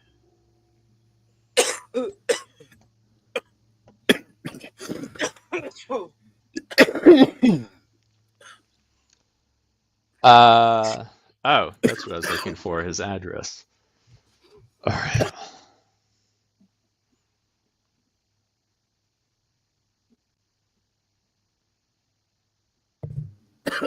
What's that, Eric? Oh, who is talking Cannabis Mechanical? The Cannabis Mechanic, that's what Cheddar was talking about. That cat does a lot of good info on using reheating technology. So remember, just quickly, when someone said Cannabis Mechanical was a little salty, so I asked him if he wants to jump on a YouTube show. He goes, send me a link to a video I should watch to know who you are. Then if you want to invite me, sure, but I'm not interested in debating about what I do. Yeah, he's salty. I was like, I also am not interested in debating. Hold on. I learned about him from Corey. Corey Kai. Corey Kai had showed me him. Slapper.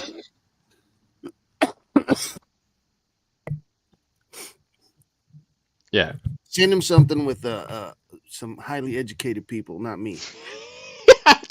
I just it's funny, he said send me a link, and I was like, do I send him a link to like what we're doing now, where it's like on this like random channel with like with a bunch of really high dudes, or do I send him something more like proper? But I already sent him the link to us right now, so anyway, let me send him the one from the marathon day you did with Zamir Punja and all the different virologists. I'd send one from that day. Yeah, let's see. Ooh, I could send him tomorrow, which is soma clona variation, mutation, and epigenetics. How is it possible that some clones change behavior over time, with Anna Schwabi, Austin Shep, Usama Badad, Max Amp Jones, and Chris Levitt? My opinion is dirty ass cannabis growers. The fuckers won't clean their fucking drawers, let alone their fucking utensils, man. Back in the day on Overgrow, there was a whole section on there on how to clean razor blades and shit, and how to never take a second cut with one razor blade. It was just protocols that we got away from, and because of that, we ended up with just diseased fucking plants all over our community. Oh my gosh, our flower review expert is in the house. Rich, you want to jump on and review something that you grew again, or someone else grew that you have in your hands? What up, Richie? Oh, C90. Yeah, C90 will not do anything for calcium, Eric. Richie's been here for a bit there. I meant to shout him out earlier, but then I got distracted. Where were you? All right.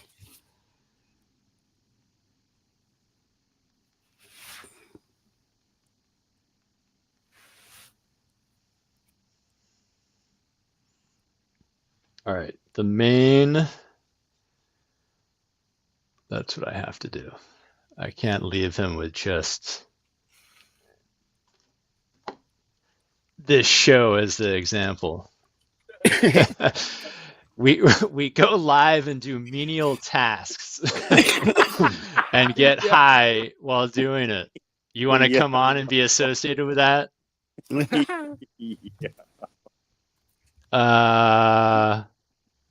All right, what am I looking? Oh, FCP, future. The menial task crew. We come to represent. That's right.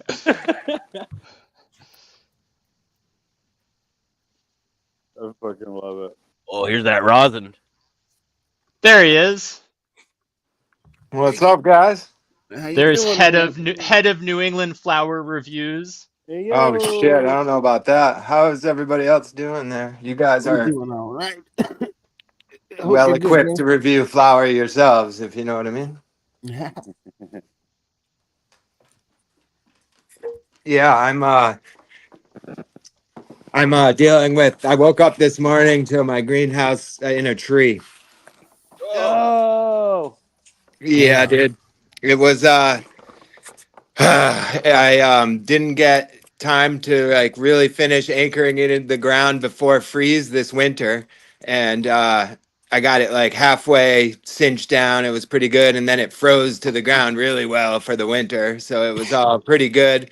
I was working on getting the backhoe hooked up so I can fully anchor that baby down, and crazy gust of wind came and launched a 40-foot greenhouse or 44-foot greenhouse into the trees, and I had to kind of clean it up. I knew it was coming, and I knew that I needed to deal with it, and it was on my like list, and I've been losing sleep over it, and it happened.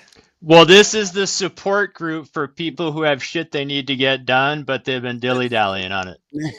Here I am joining you right now, smoking some weed so I can forget about my greenhouses in a tree.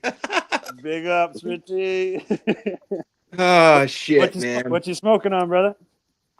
Right now it is the what am I smoking on? The Doc 15 times RS11 number 5 selection that I made. It's fucking.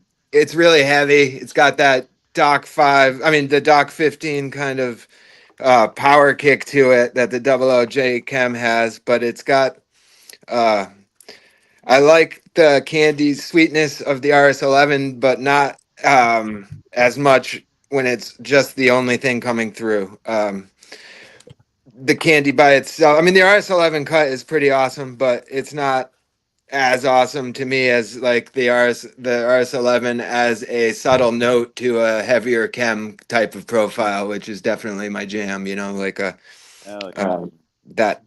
double. I don't know, something about the double OG chem is really. It's really not only a really potent flower, but it adds like a bite to whatever it's crossed to, or like, no, I don't know if it's a bite. I don't know what I would call it, but it's like some gristle and some heaviness that I kind of really get into, you know. Yeah. How did any of the flowers come out purple? Did it add a bunch of purple from the RSLF? No, just some hinges, tints of purple. Oh, cool. Very cool. Know? Awesome. That might have also been just temperatures because I ran stuff fairly far into the season. That sounds like a good blend. Is that one that you made, Richie, or is that one that no, that was the homie Owen. Yep. Very cool. Last year was a year where I was like dedicated a lot of the garden to the homie stuff. You know, I grew a lot of Owen stuff. I did a lot of Uncle Doobs and some other shit, and then kind of really had fun diving into that stuff. And this year it's kind of like growing out a bunch of the seeds that I made with all the homies. You know what I mean? Like, hell yeah. Some projects with Owen and some projects with Uncle Doobs and some projects with just stuff that we've all passed back and forth. Like Alex furthered along one of the red lead pucks times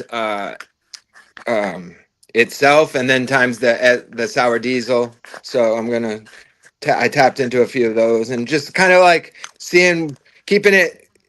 I don't know. This day and age, it's been more entertaining for me to. Oh, thanks a lot, dude. Marshall, you're always fucking on it. Luckily, my neighbors, I didn't even have to ask for help. They're farmers. They know what's up. I was so embarrassed that I wasn't going to even ask, you know? I'm like, fucking rookie move there. Should have been dealt with. I thought they would think I was an idiot, but they reached out in true fashion, and they were like, hey, man, we've been there. We've done it not so long ago, believe it or not. You know, it happens to all of us.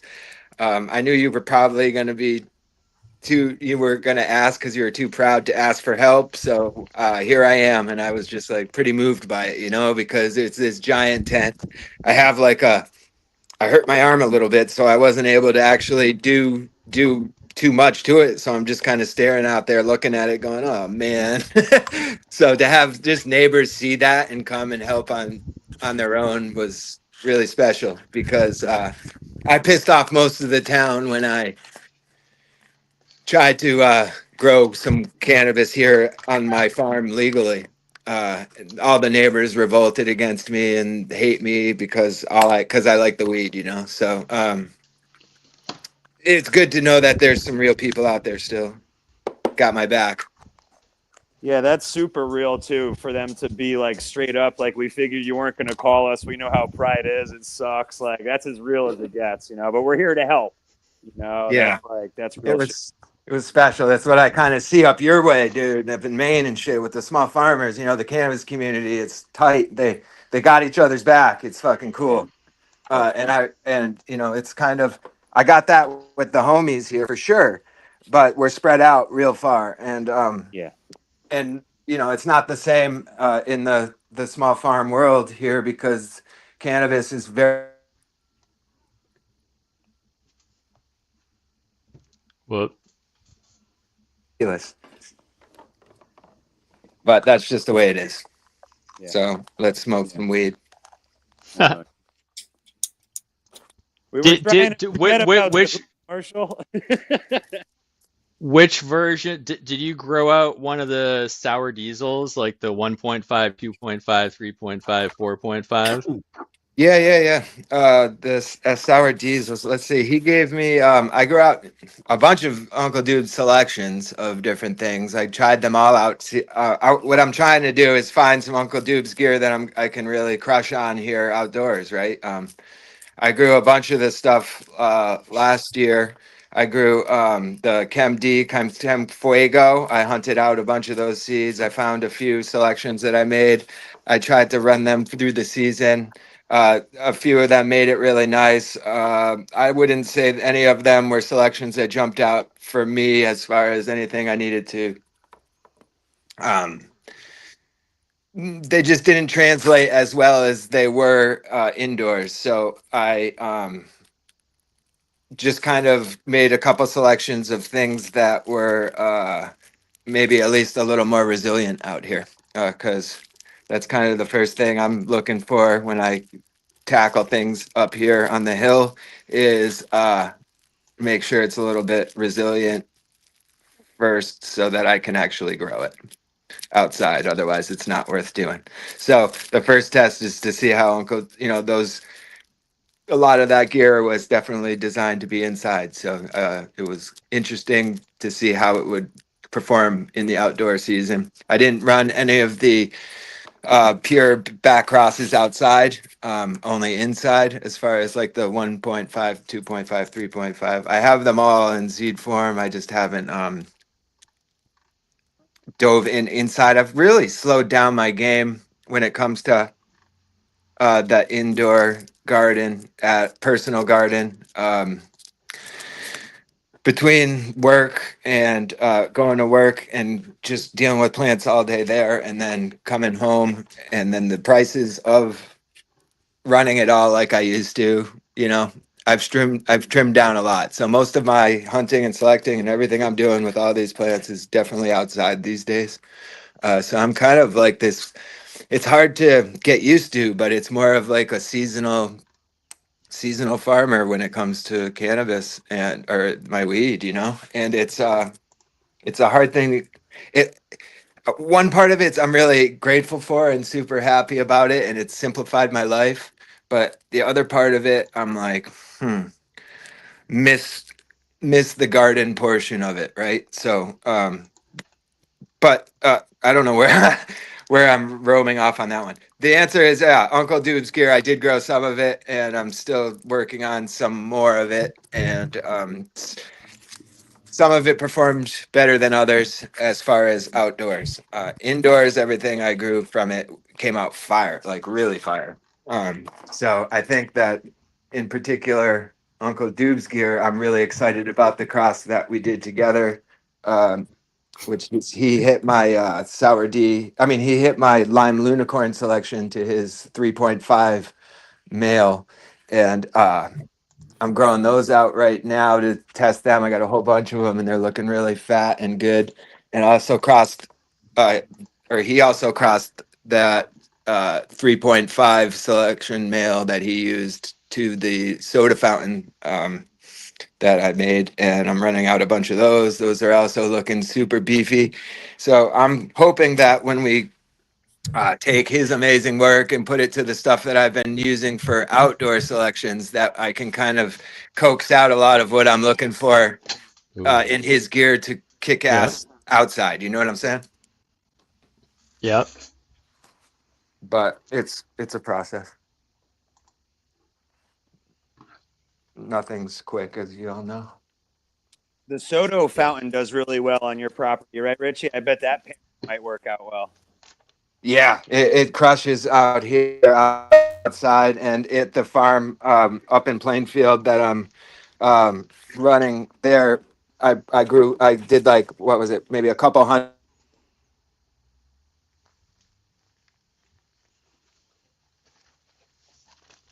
inside or outside. There's been a few people's selections now that are just really nice, and they crush outside. So.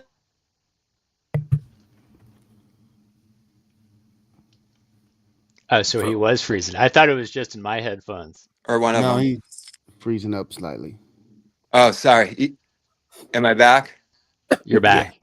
Yeah. I'm hoping that the soda fountain definitely performs super great all in this area. I've hunted a whole bunch of them out, and crossing it to his 3.5, I'm hoping I'll be able to coax out that super sour side of it and have it perform outside like I'm looking for.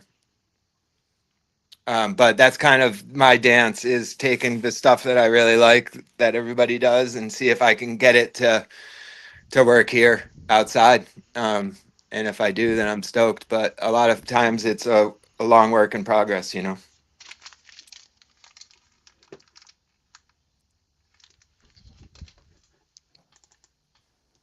Yeah. So what sorry, I have the memory of a goldfish right now. What were you smoking on? Doc 5th double OG Chem. Oh, right. Times RS11. It's all coming back. Yep. I'm excited to get into one that I call Disco Stew this year. It's meat breath cross times garlic hot times glazed cherry, and there's a lot of really dank smells coming out of those, and flavors and effects. So I'm thinking this is the year I'm going to find the one that I'm going to be really pumped about. That's long.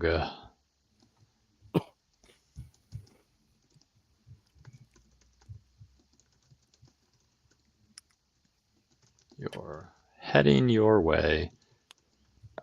Oops. Also excited that I did busting out some old crosses of old versus new kind of thing. Like a couple seasons ago, I took the Mexican sativa plant that we've had here for a long time, growing outside. It finally kind of gets close to finishing.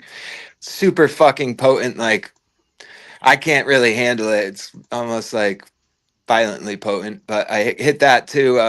The Sherb Fritter Cross, and those plants are looking really cool. I'm really excited for that, and also the Soto F3. I brought that. Well, I'm almost on F4s are in process now, but the F3 times Metal Haze F3 is some plants that I'm hunting through right now. I'm super stoked about.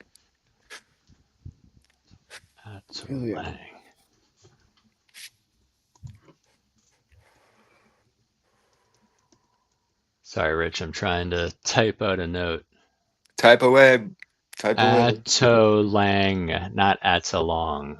Atolang Village.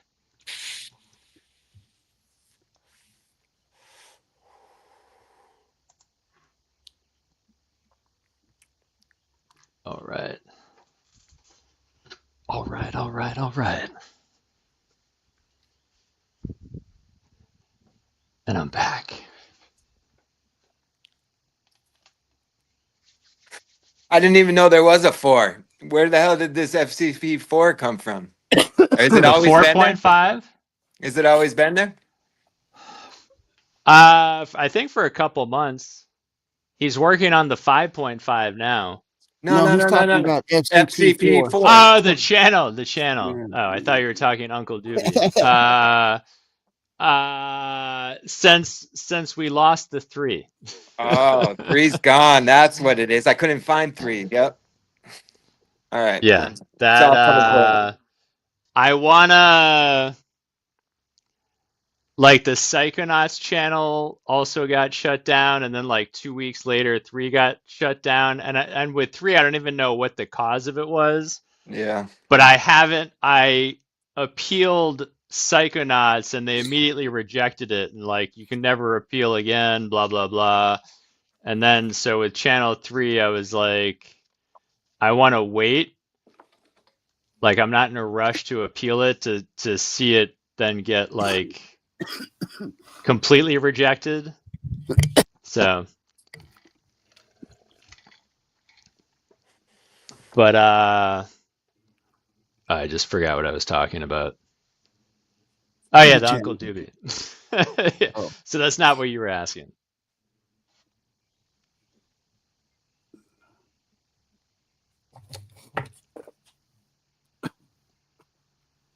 All right.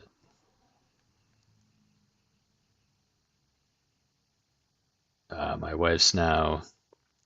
She's in Mumbai, India, about to get on a plane to come back.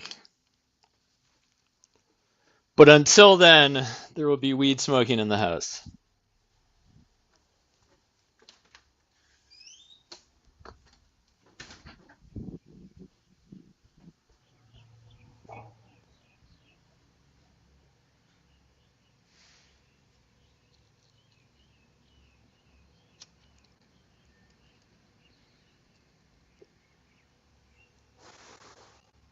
Wow, it's a nice day out today. Wow.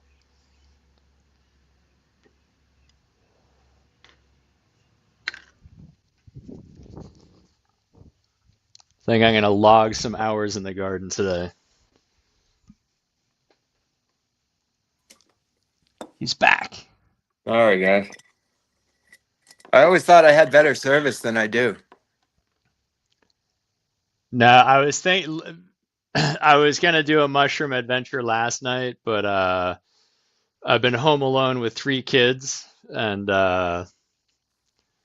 one of them, the youngest, who's 3, my wife still makes take a nap, which means she's up till like 10:30 every night. So like I'm tired way before she's tired, and she's like doing like headstands on the bed with her feet swinging over my head. So I'm excited for her to drop the nap. Although it is fun hanging out with her at night.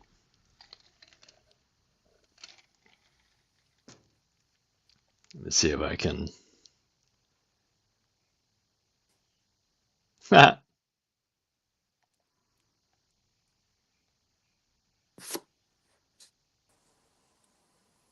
Yeah, it's one of those things you'll definitely miss that when they're older. You know, Yeah. remember when? You know. Here, this is her.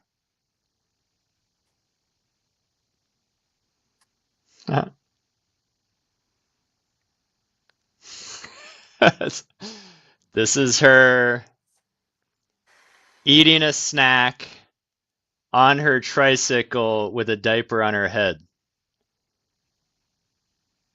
Proper. Yeah, soak those moments in. It's a fun age.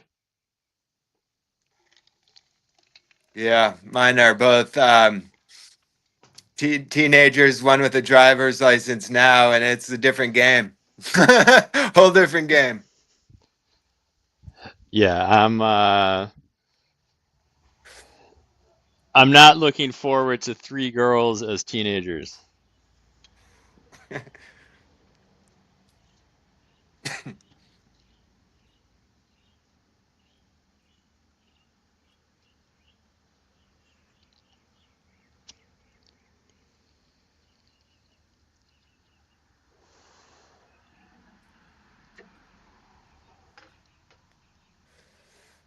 So how much time, Rich, are you spending at the facility? At the farm? Yeah. I go over there pretty much 40 hours a week from 7 till 3, Monday through Friday. And then I spend the second half of the day on my homestead, and we kind of burn the candle at both ends. I'd prefer to be living on my own homestead, doing my own thing the whole time. It's just been able to work that way. So in the meantime, I've been able to kind of secure a position at a farm here in Massachusetts in the legal industry, where I'm able to kind of grow outdoor sun grown at scale and kind of just use that amount for selecting purposes, and just kind of looking at all the numbers. I'm able to really have a good time. That is awesome. You basically get to hunt stuff on someone else's like larger operation. Yeah, there's downfalls to it. It's like the Massachusetts system is set up and a blah, blah, blah, blah, blah, where it's not something that I'm actually super stoked about. By the time it gets to the people, it's not a product that I'm really standing behind or partake in. So it's a catch-22. It's a situation for me to make some money and to use it to my advantage for plant observing and selection, and just education at scale, and all of these things for myself. But as far as like a small farm kind of vibe, not so much. I mean, it's definitely a small farm. There's only a handful of us doing the work. But it's just, um, the positive side of it is that I get to see a lot of plants at numbers, and my bills and my kids are taken care of. Exactly. And it's just, it's a great situation for me, and I'm very grateful to have employment. And I'm pretty particular in the things I want to do at my age right now, and in the things that I'm skilled at. And, I'm really good at a couple things, and growing cannabis is one of them. So, It's my superpower. To not sell out to I didn't take any positions to MSO companies that I was just, or I knew I was really against. That'd be soul sucking. It's a family farm that they're just trying to get their own piece in the Massachusetts industry, which is ridiculous. Fight to the bottom. So that's what it is. But at the same point, it's like a giant playground where I'm growing 4,500 plants out in a sun-grown field, and I'm literally walking down a couple 100-foot rows and taking care of it with very minimal stuff in all of the ways that I want to, in an organic fashion. So it's really cool to practice a lot of these things that we preach at a really giant scale, and to see how I can make it work. with the lowest budget possible and all of these things. So it's a real challenge for me that I enjoy. But at the same time, I smoke my homegrown and I smoke my friends homegrown and I smoke is really taken care of the utmost and it hasn't gone through the legal system and blah blah blah. And it's delicious.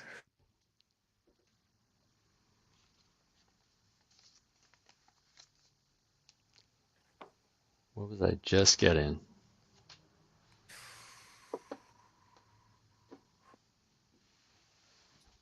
Yeah, the problem with me getting high and then not remembering what I was thinking like 12 seconds ago.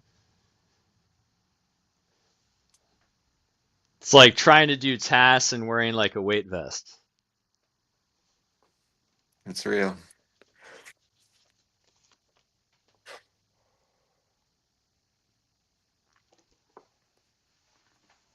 So when's did you like my name for homesteading too? Yeah. This time it's personal. I was That was thinking of great. like terrible sequel like taglines. No, that was great. I really love the opportunity to get there and to riff on that with Maya, you know. It's been I really love cool. it. No, it's yeah, no, I mean it's I enjoy listening to it. I think lots of people do. Yeah. We talked to a couple people that we're hoping to have help on with us fairly soon. We're busy. Our schedules are crazy, so you know, squeaking out one a month with her is probably all I'll max out. But No, I think that's perfect. And I think talking to other people who are homesteading and just kind of shoot, like, not everything has to be a presentation that you prepare for. It could be 100%. like, let's just shoot the shit with some other people on whatever we're all like. I like with the orchard, it's like kind of have like a main topic, but then veer on and off topic, like a lead topic. Yeah, 100%. The orchard one was super great. I really love that as a guy who's trying to, you know, start up a bunch of trees and stuff. So that Yeah. one in particular hit me home. That was awesome.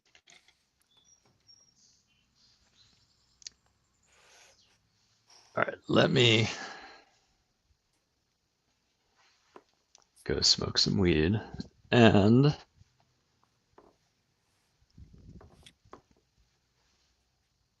packing this up. So we're gonna I gotta see if I can announce something, but I'm pretty psyched. Let me.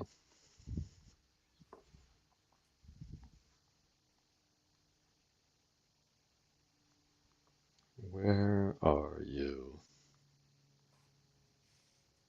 Hey Tony, I think they were called Ready Caronet or something. Redwood OG times Redwood OG. They're your beans, right? Yeah, my Redwood Kush. Yeah. How do you think they'll do here? I just popped some. They finish quick, but keep them in large pots. Some of them can show root restriction issue where they'll try to go into autoflower. Yeah. So, but they're fast. Yeah, they'll fast. Like all those finish like second week of September for me, and 60 gallons outside here. Word. Cool. All the redwood stuff's way quicker. I cross redwood to the haze, and that stuff finishes 8 weeks faster than haze. Wow. Yeah, they all popped, so I'm good to go. I'm gonna check them out. Yeah, I grew the El Viejo del Norte Redwood Kush. Yeah, that's Yep, the that- redwood F3 female times angel times redwood Kush F3 male. So that's a redwood F3 back cross. Yeah, finish fast, short and squat. Yeah, those finish quick too. The adding the angel gets rid of some of that root restriction issue because that the redwood, it's a master Hindu cross. Okay. Yep.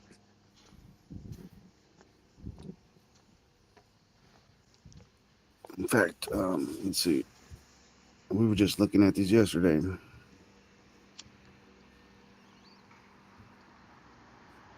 It might be under the PCK.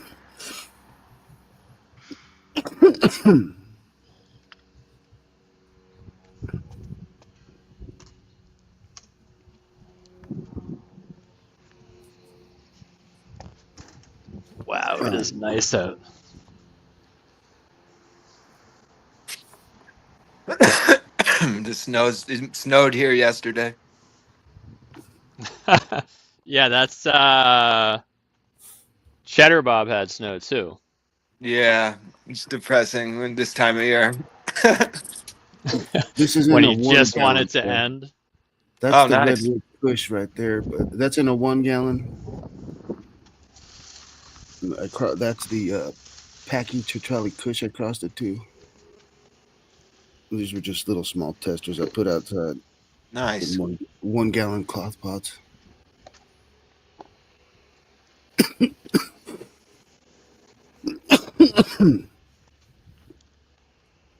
Where is a can? Let's see what the El Viejo can get some big ass bugs.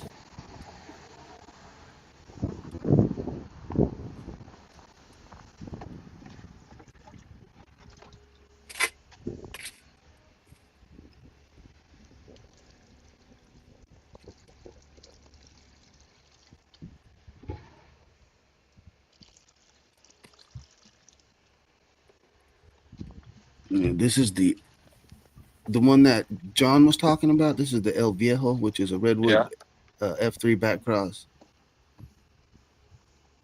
It's pretty. That's her in a 30 gallon next to a 6 to a Nice. fence. I put them out late to test them out there in the small pots. Where is the? There we go. Hey, my buddy, this is a picture of the same line grown inside next to a 5 gallon propane tank. And that's a 5 gallon pot. Yeah. That coal was probably like the size of my arm.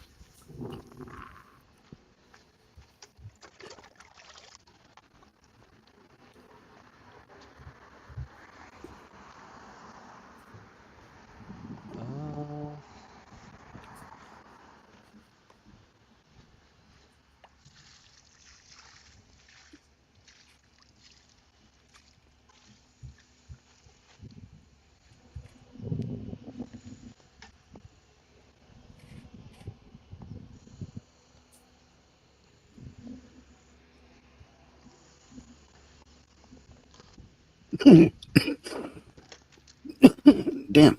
Redwood Kush pops up in my memories from 6 years ago. That's when I made those F4s. 6 years ago? Yeah, I made them in 2019. Nice. Yeah, I've had them for a while. I don't even remember how I actually picked them up. I started that project back in 2000 and I want to say 16 when my buddy gave me the seeds of the redwoods that he had. He wanted me to do a continuation. It was that plant was in the 215 days. Hella people were holding that clone here, and no one would let go of that motherfucker. Huh.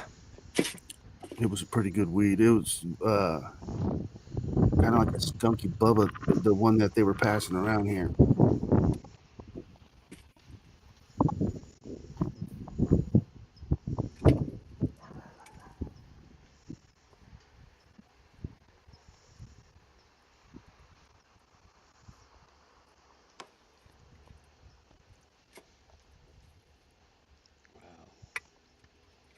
My connection's terrible.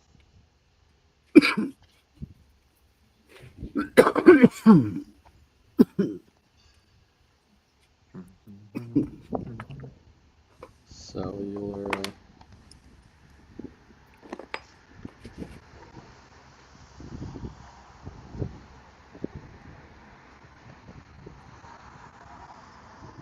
There we go.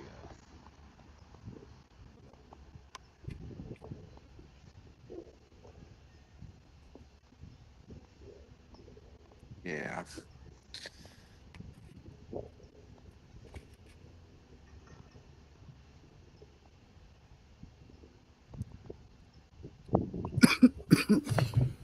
What? Oh, there we go. There we go. I need another dab. I'm waiting for my garden to get. I'll be starting to cut plants down here in 2 days. Oh yeah, that'll keep you busy. Yeah, I'll have them coming out every week after that. So I got Mac Daddy Perps, which is it placed like second, third, and fourth in the Emerald Cup over different years. And my one hitter quitter, that one will be coming down at the same time. Those will be coming down 2 more days, day 63. Is that Mac Daddy Perps yours? Comes from a cat named Malcolm on Instagram. It's a selection from the GDP seeds that Ken released in 2012. Oh, nice. They don't know what the male side of it is, but the female side, it's like 3/4 whatever they were using as granddaddy at the time. Okay. Yeah, because I was just given a cut of something called Mac Daddy, but I believe it was a exotic Mike plant of some sort. It This one, smells like it's just a GDP that they call the Great guy that runs Bazooka. it. Yeah, the Kinda guy that smell. runs this one's name is Malcolm, so he just calls it Mac Daddy Perp, so it doesn't Got get confused with the other cut that's around. Okay, cool. That's why I was asking because it sounded different. Yeah, and then Hi, I got Bambina. I've got Triangle Kush going in there. My Straight Ghosted, Hi. which is a Ghost OG back cross 2. I've got an old ass Hi. Sour Diesel in there. Kid Oh, yeah. 91. Okay, Him be 4. be gentle. And Death Star. Yeah, Sounds that like- Sour Diesel's a clone that came from a cat on Instagram that my buddy Eric knows. He's had it for since 2002. Okay. It's old as he calls it the super skunk one because it's way more skunky than the other sour he carries. He carries another one that's like more gassy on it than Nice. skunky.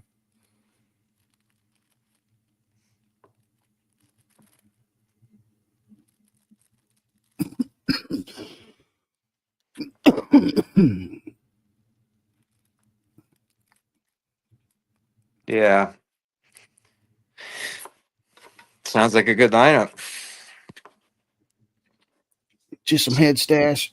No seeds. It'll be the first time I haven't made seeds in fucking I don't know how long. Lineup of some pretty heavy hitters. Yeah, I prefer fucking strong ass weed to smoke. That's clear.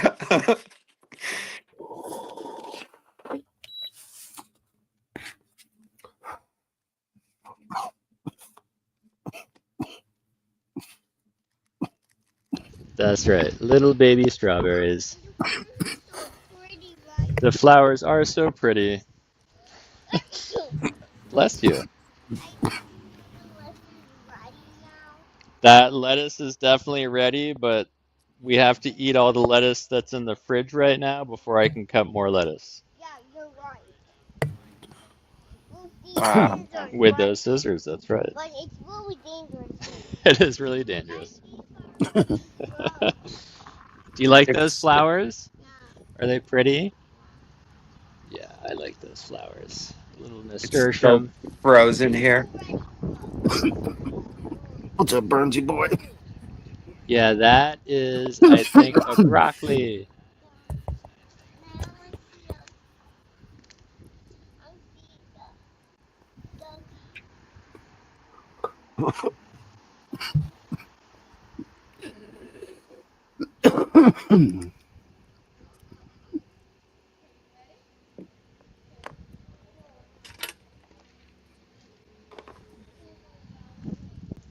All right, should we go inside?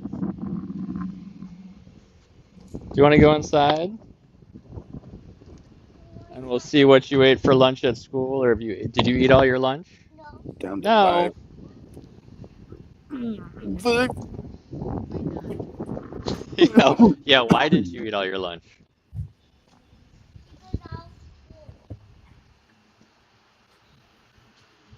Okay. Sure, I'll come this way.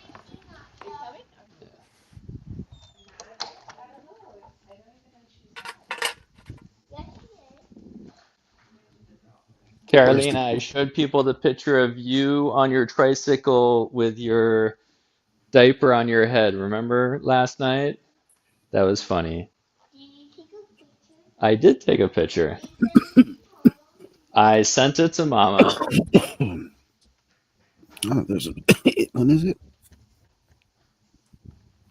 Saturday.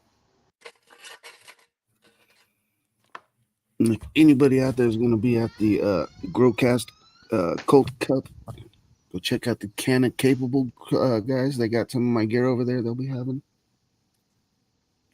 Or if you're in the group, you can go pick some up right over there. Just ask them. Nice.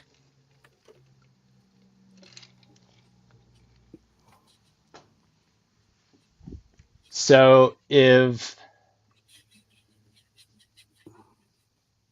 in the off chance that Cannabis Mechanical is still watching, someone wanted to what was it was Cheddar Bob who wanted to hear him talk about what was it? Oh, HVAC, right? Well, using a reheat system like in a system like what Corey's using that has 2 layers with 2 tiers.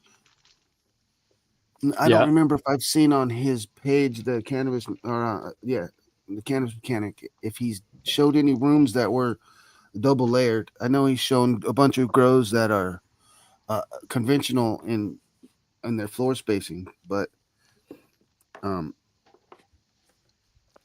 thank you, Alien. What he's talking about would save a lot of people a lot of money.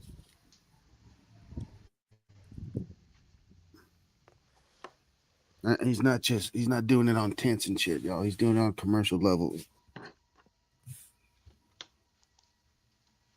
No, I like that. Like earlier, there were people with different, and actually, I mean, even Rich now at scale, right? Like you have Corey at a certain scale, Lobster at a certain scale, like Cheddar Bob at a certain scale, you at a certain scale.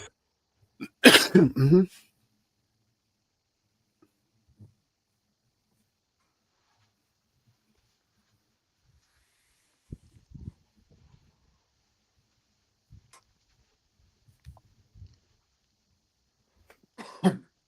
Yeah, there's one thing he brings up that I try to tell people all the time. Don't put corrugated ducting into your system. Do smooth piping whenever you can. And he brings that up too. In any fucking commercial setup, that's what's in there. Just any HVAC, you got smooth-sided shit. Don't trap dust everywhere and add pressure to the system.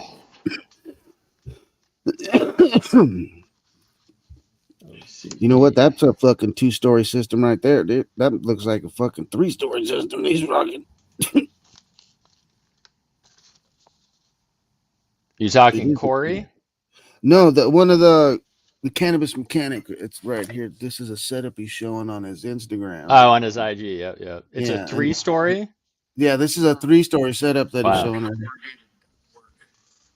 I don't want to play his audio and his video. I don't want to jack him, but like when you look up on this, there's a story here, which means they're growing on the top one, they're growing on that second one, and they're growing down here on that third one. But this post about corrugated.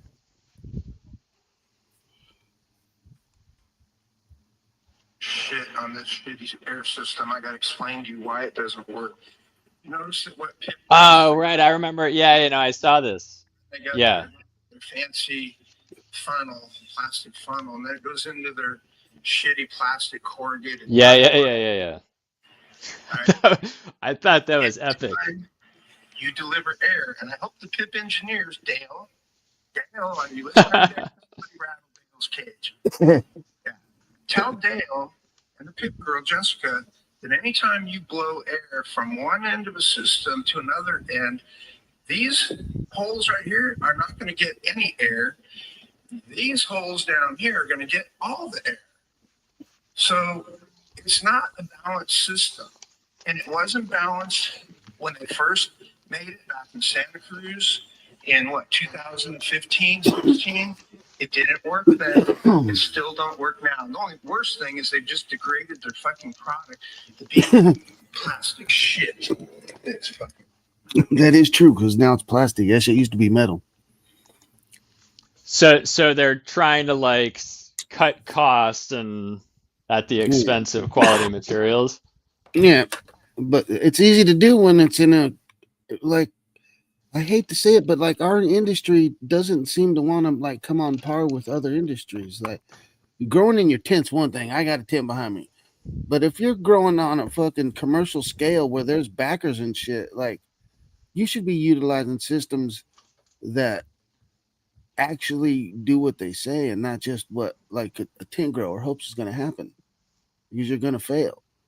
Like it just is. And you shouldn't be scared to bring in people that make you feel stupid when they're talking about the systems you're going to utilize. Like if you're the smartest dude in the room, hiring everybody that you know is going to do what you want, like you wouldn't be running a garden. You'd be running the business. There's like the fact that some of us are still in the garden doing shit. Yeah, we love it, but there's dudes that specialize in shit that we can go look to that can bring us knowledge from other industries that are being utilized for decades. And that, it's just we always come to it last, almost on all of it. Because first it's because it was illegal to grow weed, but now it's legal. So like we should be looking everywhere we can to utilize other systems and to be tailoring them towards cannabis, because there is a different vapor pressure deficit for cannabis as opposed to growing tomatoes or some shit. But how you keep the humidity in the system shouldn't be changing just because you've been rocking humidifiers and fucking ghetto ass gardens your whole life. 100%. You know what I just learned? I guess I'm slow to the game on this one, but I just learned that Chickamauga has a couple different models that they sell. The S 500 and the SF 500 are like the real popular size ones that a lot of us use. The SF model is the F stands for fluorine. They're coated with fluorine so it doesn't stick, aka Teflon, right? So Yeah, that's forever almost. chemical types of stuff we're dealing with there that are, on the scissors that a lot of us didn't know, or luckily I bought the ones that didn't have it, and I lucked out. The ones But that are like, gold colored and shit. When I you think start they're tripping with tinted. those, Yep. you'll see it peel right off on there. Like you start going through the gold, and next thing you know, it's silver. You're like, I wonder how much of this shit's in my fucking hash. Bullshit. It's not a Yeah, lot, and but it's there. yeah, and when I mentioned it to the homies in a text thread the other day, martial artist mentioned like he's been low key, shouting about the grinders too, all the weed grinders with their painted colors and shit coming out. Yeah, That's anodized got to be. aluminum. You shouldn't be using an aluminum. That's why I like the flour mill. The flour mill is stainless steel, and it's not Yeah, anodized inside. yeah, it's all some And it good doesn't shit have there. teeth that flake off. Teeth Right, always flake you'll off see shavings and shit. all the time, dude. But that one's curved and smooth, so it's just working on pressure of the herb between two plates where they never touch. Yeah, But I've been trimming with this for years. My dad's fucking buck knife. This is what I trim weed with. nice. That is a real buck knife too. Yeah, Yeah, it's a buck 116 that had the tip broke off. yeah. It's a little bit short. Damn, I've had the general. Yeah. But yeah, scissors, they're especially if you buy cheap ass scissors too. Who knows what the fuck's on them dollar store fake ones? Right. Yeah. So it's just a hot tip to make sure you check out which ones you're buying, even though you're buying the quality scissors. Sometimes they're coated in shit.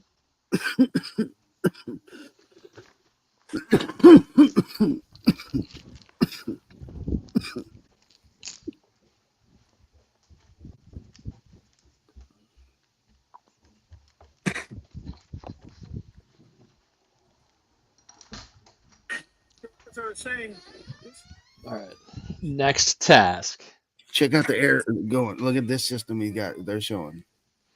These fucking cats are moving some air, dude. construction, get the thing done, and get the thing growing. And under 1 year in New Jersey, Look how much this one's moving. It's just chugging back and forth. Well, there's some serious air movement in there. Mm-hmm. That's crazy. Put 20-ton package units up on the roof in New Jersey where it snows, where it gets really cold. I saw that. I closed the plan up and I created a new plan based on 10-ton, 7.5-ton standard. And he saved them a shit ton of money. Wow. They wanted to put 20 tons on the roof. He put in 10 tons and 7 tons inside. He didn't have the power, but just set up right. Look at the fucking air movement in there, dude. Shit just chugging, dude. I wonder if is he sucking the air across there, because they don't look like they're getting blown. Is that running like Ty's filter? Yeah, them big tubes are just chugging. These are 7.5 ton, he says.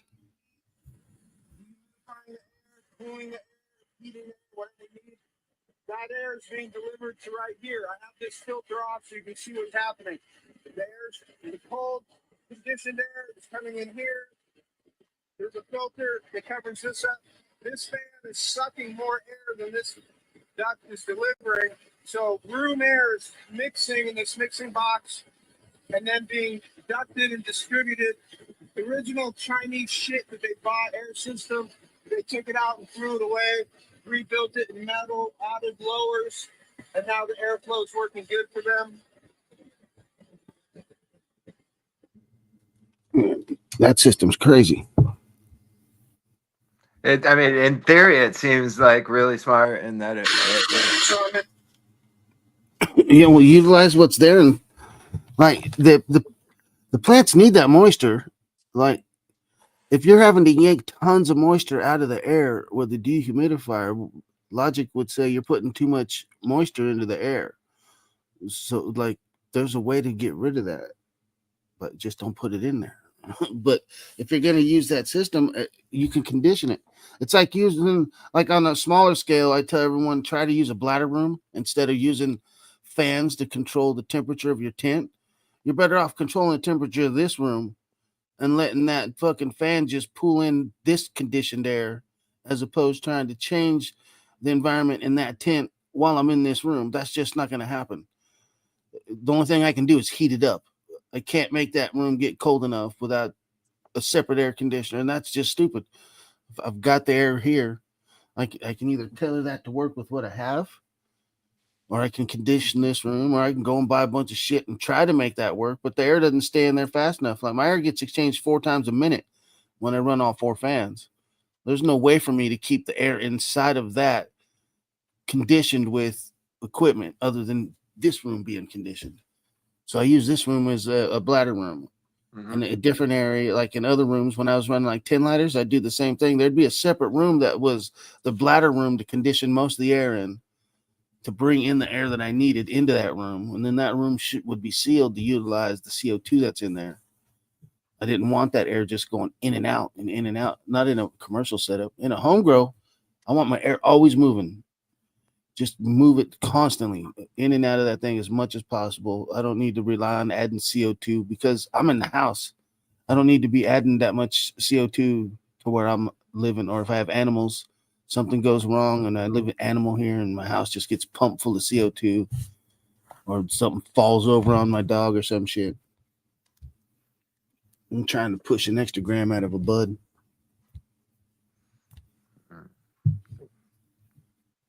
Well,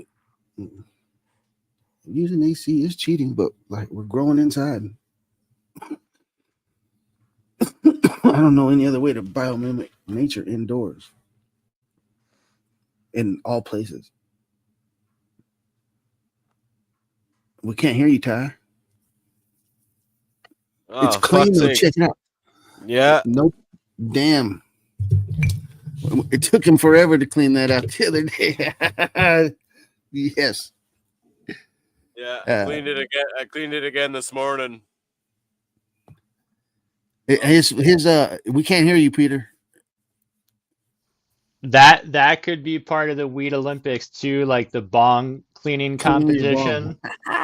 Nose dabs, bong cleaning. Holy.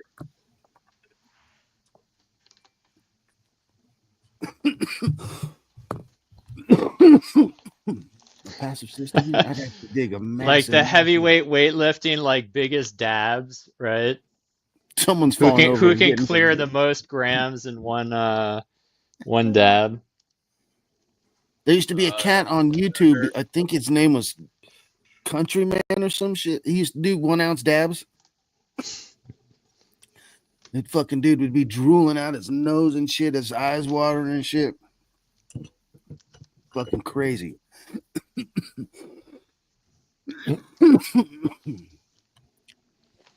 There you go. You got 2 bongs. Nice. Well, that's And a the dab crazy right. part is Ty's got a sink closer to him than his foot. Like he can lean on the sink right now, dude. Look at this shit. And this dude had a filthy ass bong. That's terrible. That's true. No excuse. You get busy. None. You get No, busy, he was man. too busy taking dabs out of his dirty bong, trying to tell us how Because good the weed tasted. I take He's a like, great "What?" big hit of this, and then I put it up here on the shelf like this, and then that way I don't break it, and then I fucking forget it exists until the next time I need a bong hit. Yeah, no, I go down the line, like one gets dirty, I move on to the next one, then the next one, then the next one, and then finally when I run out, I clean them all. Yeah, that's what today's for. This one's probably next. Probably. Is that thing, how do you got the clear glass almost as dark as the black glass? Come on, my guy. It reflects. It's just the light. It's the light. You got different light in Canada. God damn it. There we go. Yeah. See, making labels, Ty. I told you. That's how you make them. Oh, yeah. It's not as fun as it looks. I don't know what's wrong with me there. I don't know, man. They're still running. Yeah, you either got an inkjet printer or you bought inkjet paper and your or laser printer. It's starting to dry a little bit. Yeah, but it should already be dry. So either the paper's a laser printer paper or your printer's a laser printer, and that's inkjet. That's what happens when you're running the wrong paper in the copier.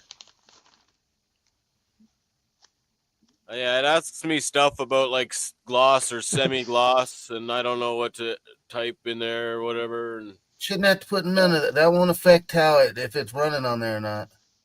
Oh, it shouldn't. Okay, well, the only thing I've ever had run is when I had the wrong paper and the wrong printer, like LaserJet and the inkjet, and they'll never dry on there. Well, what did I do here? Where's that other one? It's on. So I accidentally printed it on the back before I figured out how to. I've done that. Yeah, no. And it dried on the back. You'll do stuff like that a lot. Yeah. That's what I was just about to do. I've had all sorts of printing mishaps. Yeah, it certainly. Or like when it scales it down so it doesn't match up. For the laser printer. It's got to be laser printer paper. But this was the only option they had at Walmart, so it was this or nothing. Well, that's possible. Because when I go to Walmart to get my shit, half the time they're not there. I can't get the ones for that's totally. That's what I think of in my head. People don't pay. I shared it on my Instagram back in the day here when it first started. People didn't even pay attention. Wait, to what? Oh, printing? No, with the FCP4 when you first started it. Like I shared it and no one was paying attention. They were all on the two-way. I like it. I like the low-key, mellow. Yeah, vibe. there's probably less rappers. Far less rappers. Was that on this channel or on 2? That was on the 2. Okay. If I'm on my iPhone like this, how do I flip the camera so it's looking the different view? You go to settings, and then I think maybe more, and then camera or something. And then you have like a drop down with a front and back camera. Yeah. Under camera. So I wanted It'll to. say. Set or more settings or settings then more. The three dots. Yeah. All right, now turn it sideways. Yes. Those carrots? Those are I almost know. poppies. Oh yeah, I have some poppies going outside right Those are now. some poppies. We got some broccoli that's about to go outside. Oh Jesus! Nice. And this is at home? This is in a 4x8 tent inside before I go outside. It's too cold But for at this. but at home, right? Yeah, yeah. Awesome. Celosia. Yeah, some broccolis. We got some leeks and celery and lavender and all kinds of shit over there. Coneflowers and a couple kinds of echinacea. Some of the tomatoes. Damn, this is weird to use sideways. There it is. Cabbage patch. Those would be all the cabbages. Nice. Gonna go out soon. What different kinds of cabbages? Here's Savoy cabbage and one that's called green. It was just called green cabbage, but it's like a serious long storage cabbage. I got from Fedco Seeds in Maine. Real kind of tried, true, tested, and hope to store a bunch of cabbage. Let's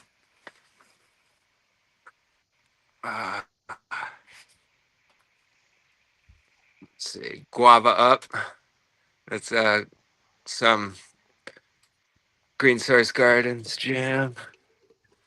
Oh, nice. Got some Have more you stuff. grown other stuff from Nick? Oh yeah, a bunch. I mean, that's where I originally got the pinkleberry from that I worked with a whole Yeah. lot. That's where I got the garlic hot glazed cherry from that I've been breeding with. And forwarding a bunch of generations. I really, really love his stuff. I always try to pop something of theirs, at least one thing every year. This year it's the guava dog, guava Yeah. punch times banana dog, and the guava up, which was this one, and he gave a freebie which was pink bananas, which I popped those as well just for the hell of it. But I got all kinds of random stuff going. Here's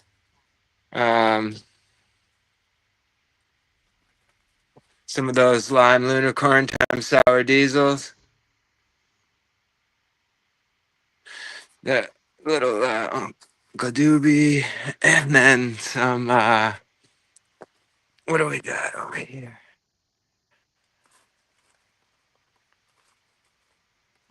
A lot of this in the wrong section. Yeah, here's some of those Soto F3s times Metal Haze F3. Mm-hmm. These are gonna be super cool. I'm really excited about those. I have some like that are expressing thin leaves more and some that are kind of fat, chunky leaves. So it's gonna be a nice hunt of some random shit in that one. The back are the Soto F3s that I'm gonna bring to F4. And there's some more of the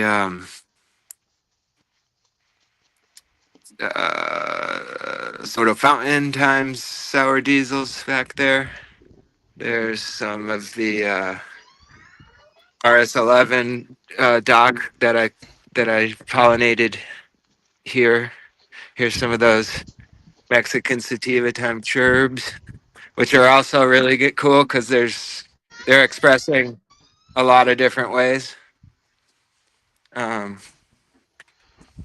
here's an auto, a mystery auto. I don't know what it is yet, but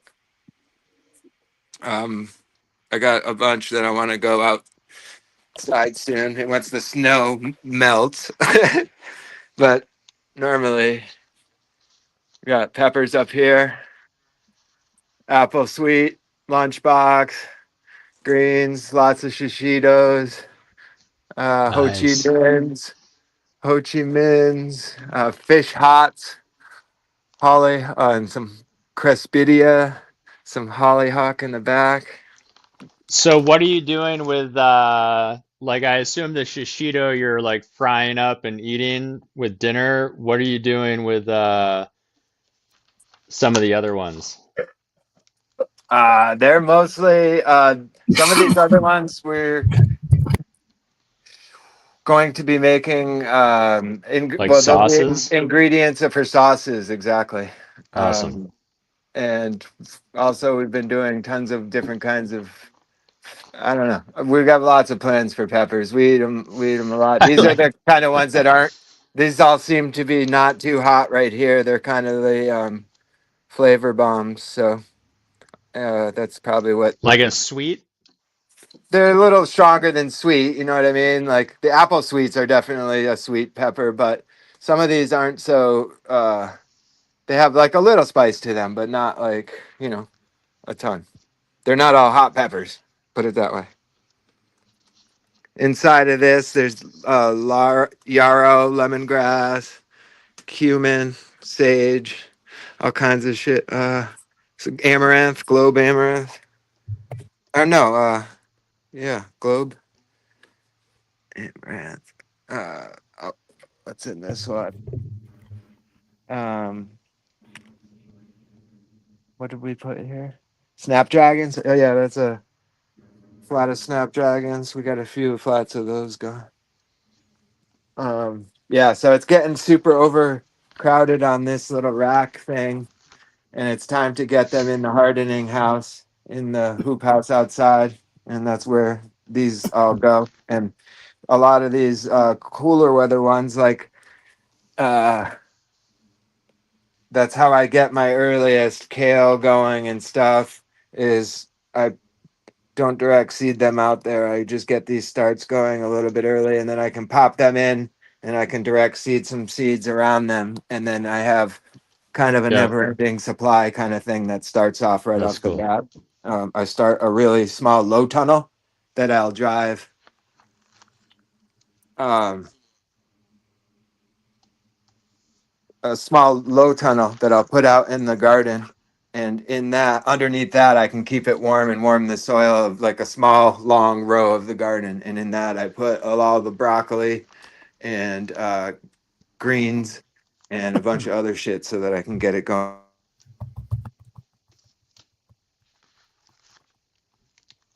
So all right, so I asked Cheddar Bob if they do a lot of pickling, but you do a lot of pickling, right? We do a decent amount of like quick fire pickling. Yeah. And are you mostly just using salt and water? Yep. That's a nice view. Do you have a lot of deer just coming through all the time? I have a lot of coyotes and bear, and yeah, there's deer, but like not as much as other areas. Like there's areas of New York where they're everywhere. It's like there's just deer everywhere. And Pennsylvania, there's just places where there's an enormous amount of deer around us here on the East Coast. And even in Massachusetts, some areas on the east of Massachusetts, there's a lot of them where they're just eating everyone's shrubs and stuff, and they're like a Yeah, problem. we had a It's a lot of deer nuisance growing up. situation. Connecticut too. But here it's like a more mountainous part of Western Massachusetts, and there's a lot of a full mix of predators to keep everything in check. So there's never like an overwhelming population of deer, but they do come through, and they'll definitely eat your shit if you don't guard it. Yeah, Beautiful. Throw 'em all. Yeah, man, that right Yeah, there is that's a so New double. Englandy. I love it. It's a double stone wall that goes all the way down. It was an old cattle run, and they used to run the cattle right up it. And now it's just like well, it's just a two stone wall. It's really close together. But someday I've always dreamed of like actually using it as a cattle run for some reason. But um, down the bottom, way down there is a shed, and that's what was all really thick woods when I came, like so thick with beech and that's saplings that I couldn't see that shed. That's what my brothers, like the first couple years in Connecticut, just like clearing shit out Yeah, and so much invasive stuff. Like, totally. did you have a lot of invasive species in there? Oh, the whole, yeah, a lot of it. And a lot of it is still keeps coming back as soon as you cut something down or open or scratch the ground. All the first things that grow are invasives. It's pretty outrageous. But anyways, yeah, just trying to hack away back into that woods and opening it up a little bit and planting fruit trees and berries and growing weed, doing what we can to kind of bring it back. The dude who owned it before us just kind of mowed this whole place constantly and bagged it and never let it just do anything. And there was never a flower on this whole property for like 30 years. You know what I mean? He was just mowing, mowing, mowing. And the Rich, rest of it, the rest was just thickets. I think for the next homesteading episode, you need to aim the camera that way, and then we need to see you from off camera onto camera running naked through those fields. Whoa, hey. Yeah. Hey, yo. Hey. Yeah, I'm It's sure it time to get wouldn't. to the Ocho fast. Yeah. That's right. I like how me and Sapo. So how'd you lose Channel 4? I like how me and Sapo said the same thing, but in reverse. One was like, "Hey, yo," one was, "Yo, hey." That's hilarious. We get the great way to go to fucking FCP 6. It's the after dark. Northern Maybe we'll Vermont need a is way like that to- too, Richie. There's like barely any deer up there. It's like hard to hunt them as opposed to Connecticut where it's like you just go anywhere and they're there. Yeah, there's just I got certain like spots. right out here, right now. Yeah, when I did decide to like figure out where they were, it's been really fun. We set up trail cameras all around the property. You know, I'm not a guy who likes to go on other folks' land very much, so I've never been like, I don't know. I just fucking hate conflict and I hate walking around on other people's property, so I don't really feel comfortable just cruising around random places unless it's public land. So when I'm here, I'm really comfortable. So I set up cameras that I can watch the animals on and shit, and they're definitely here, but it's a more like close quarter, really cruising through really close, thick areas, right? So they're super camo because there are a lot of coyotes and there's a lot of bears and bobcats and predators for deer. Which keeps it fun when you're trying to raise chickens and goats and shit. They run by constantly. That's awesome. Everything's melted. Are you starting to get buds on the tree already, Rich? Yep. There's maple right there. There's red maple buds just kicking. There's Nice. yep. There was snow here like yesterday. It just melted, like finally. Oh wow.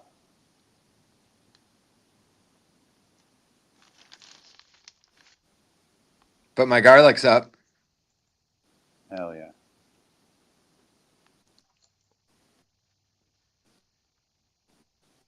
Yeah, that looks like it's going to be a happy place in, what are we, April, in a month? Yeah, since I have a tractor here for the first time, there's gonna be some pretty awesome changes happening this year. I'm moving forward fast now because it helps me. Like it used to take me all year by hand just to clean up all the dead trees and shit that would fall, you know what I mean? And I wouldn't get to move forward on many projects because I'm just keeping up with all the fucking shit that would happen from the winter before. So Like Maintenance. just having the tractor to cut through a tree and make it an hour project and dump it in a big pile, as opposed to like half a day dragging brush by your hand and all of that. It's just, that's just one way that it experiences the whole process. You know what I mean? You need an ATV next. Yeah, I have one of those. I've Oh, had you have one one. for a little while. Yeah, but there's that limit still. Like it's cool to get across the property quick, but it's still not helping you like do the big work that you really want to accomplish. Yeah, And I'm not getting any younger, man. I've pulled a muscle like just waking up the other day, and it's still lingering. Yeah, no, I want to get a the old wake like up. a You got a Kubota case for of my the brother. OLD. Yeah, man. Speaking of which, I should probably fucking get back to work. Well, thanks for jumping on. Cheers, Rich. If you can still hear us. Yeah, best of luck with the hoop. I hope you get it all sorted out, brother. Yeah. We appreciate you, brother. Yeah, I forgot about the hoop house till now. That's a rough go.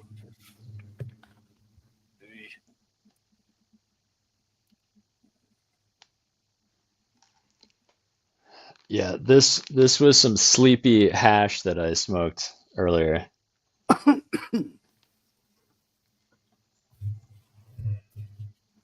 My bad. Sleepy and forgetful. Are you Later, clean? Rich. What are you smoking there, Ty? Oh, dear. Rolling up a fucking little blunt there. Word. Some inbred hick. Oh, I mean, Bob's your uncle. Wait, so oh my God, you have a special guest. That's my buddy Ray. That's that. Oh my. Peter, Tony. Well, it's Trav. Lobster. It's inside his pocket. Wherever he is. Cheers, bro. My buddy Ray's over to visit. The kids are playing. Wait, did Vlad, is he a Blue Jay? Who's Vlad? Vlad Now, yeah. Guerrero Jr.? Didn't he just sign like a $500 million? Yeah, nope. Still playing for him, nope. No, it's gonna be fucking tasty. Oh, did I stick my finger in it? Probably.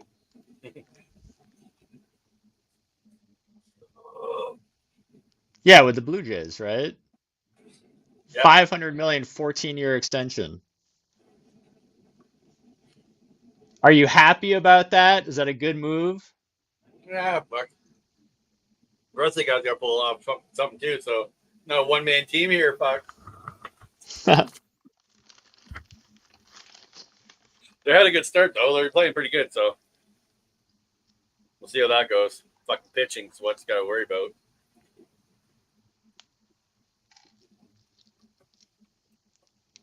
I like the early season optimism of all fan bases. Yeah. Like I'm optimistic that the Red Sox young core can surprise the world.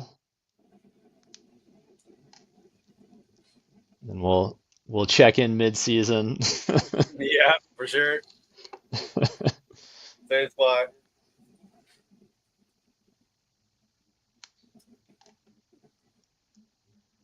How about the Raptors? Oh fuck, they're horrible. But like, do you feel like they're building a good young core, or they're just a mess? Oh, I don't know. There's still a lot of work going on there. Like Dude, they got Oklahoma City a year and a half, or Corey. like 2 years ago, right? Oh yeah. Or Detroit, right? Wasn't Detroit terrible last year, and now Well, Detroit's like been horrible. there's Like the optimism. Lions have been horrible for fucking forever. And they finally had the past 2-3 years have been really good. Well, no, but then also the Lions Pistons fan were fucking like historically bad, and now they have a good young core. Toronto's in Boston tonight. NBA or baseball. Oh, nice. Yeah, the Red Sox were on TV the other day in LA. I was psyched. It's not often. No. Holy fuck, eh? Shouldn't have stick my nose in that weed and had a smell there, because now I'm sneezing it up. No, yeah, you're fucked. So are you only friends with Ty because he grows and supplies good weed? No. I've known Ray for like 20 years there. I fucking help put most of these fucking rooms up. Oh, yeah. Yeah. Lucky I got a friend across the street to come help me with my fucking struggles, because I'm not very good at fucking construction type stuff. Or I know things. Like yeah. Come help. I'm like, Ray, what am I doing here? He's like, holy fuck. Okay, go return all that stuff you just bought. Oh, yeah. He needed a fucking front deck built for his house insurance. Yeah. I'm like, give me a minute. Build it. Oh, yeah. Fuck. Bought a bunch of stuff that wasn't pressure treated there. Yeah, you gotta have to go return all that. Yeah, no, that's no good. That went to the greenhouse pile. Yeah, I don't know what I did with that little ball of hash. No, fuck. Nope. Yeah, no, I put it back in the travel kit. But it was mashed. Okay, I'll go check it. You gonna check on him for a second? Yeah, make sure the dog's not eating the meat. Oh yeah, that was important. That was an important job. Yeah.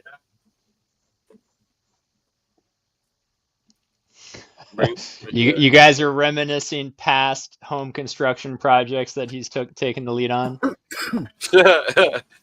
Yeah.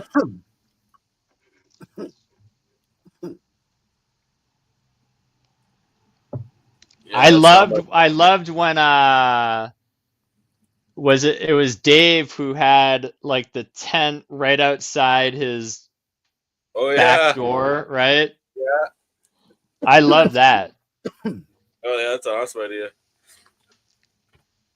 I don't know if you follow. There's a guy called Shark Mouse Farms there, and he's done a similar thing to make an airlock for his little fucking lab there. I always wanted to have like an airlock like that I could fucking, you know what I mean? Like, sorry, what is he on? What is he? Shark, on IG? Shark Mouse Farms. Shark Mouse Farms. Yeah, so he's used a tent in front of like a bedroom, and that's like the airlock to get into, like, because the bedroom's like his tissue culture lab. Like, I always wanted to rig something like that up, have a fucking airlock there, you know what I mean? But my garage, like, just like seeps melting water from the outdoors, so it's like it's not a very good idea to fortify the entrance when they can get under the cracks of the entire building. I'm gonna have to get some sort of like rounded like trim that's the plastic and just coat the whole fucking interior there and then paint the floor. I think that's gonna be my summer job there. Ditch the raised beds and clean up the room.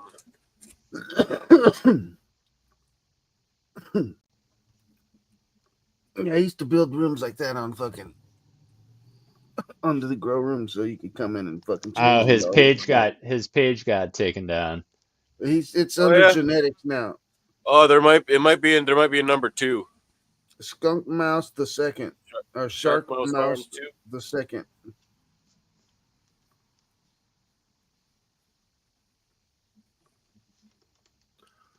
Literally THESECOND.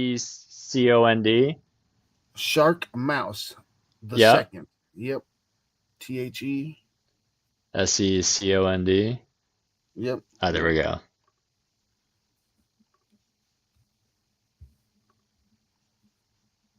Oh, that's cool. Yeah, the first one shows him going in it. Yeah. We used to frame up shit like that right inside a room with 2x2s and then stretch panda film across it with Velcro. So every panel was just Velcro to the frame. And then you could walk in and fucking change. And then open Velcro and go right in.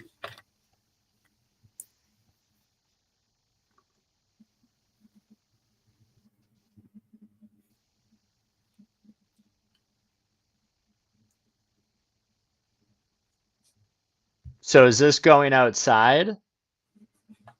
No, it's just a bedroom in his house or whatever, but it's still just a cool idea there that he's used it as like a fucking, little Yeah, changing look at the airlock third space. post. It shows him going into a tent and before he goes in the room.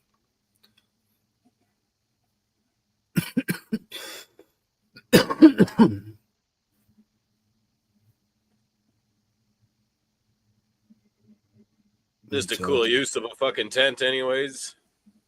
Yeah, that would have saved a lot of time and shit. Then there's me just like standing in my dirty bedroom there that my dog chews shit out on the floor there, and I just unzip the 3x3 and stand there. Yeah, the luxury of having space. Yeah.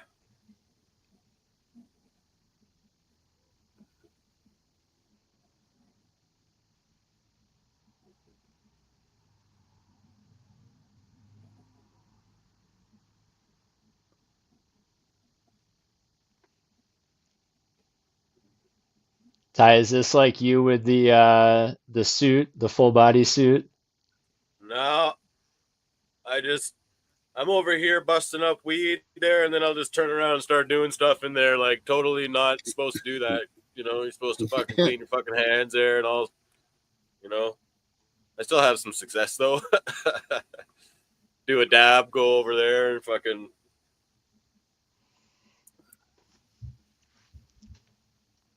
All right. This is task number 3.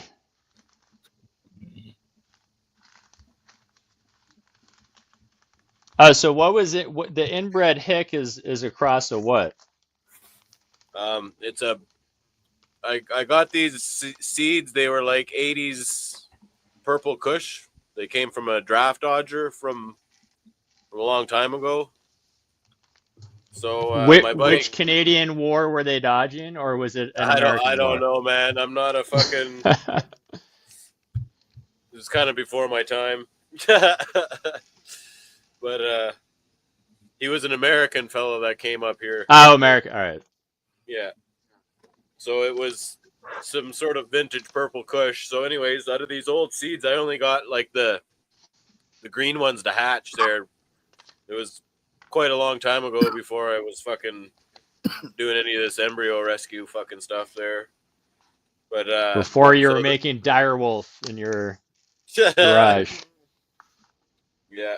And then so there was a male that came from that, and then the mother was a California orange. I think it was a feminized seed. I forget what the fucking seed bank was called that I got it from.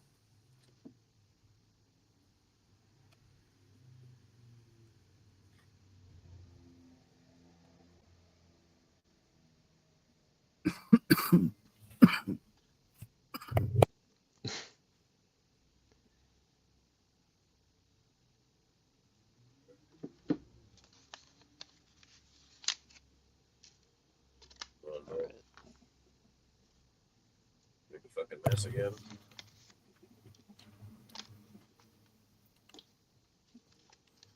Yeah, I would. I mean, if I had space to set up like microscope stuff, tissue culture stuff.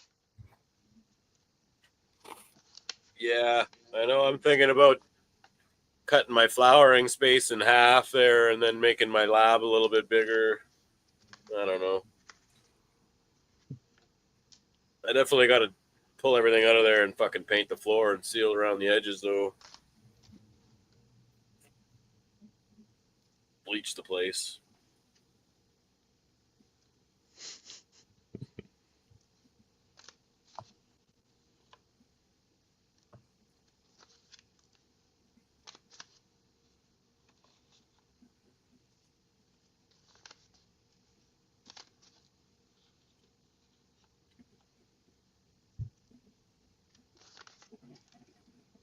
I'm always doing this shit too. I need to print something that makes fucking filling seeds easier. Yeah. Where you can like drop them in like a something where like a conical shape, right? It looks like a big Plinko board, and it just fills up multiple packs at once. like a joint fit, like a knockbox, but for seed packs into or seed vials into their final packaging.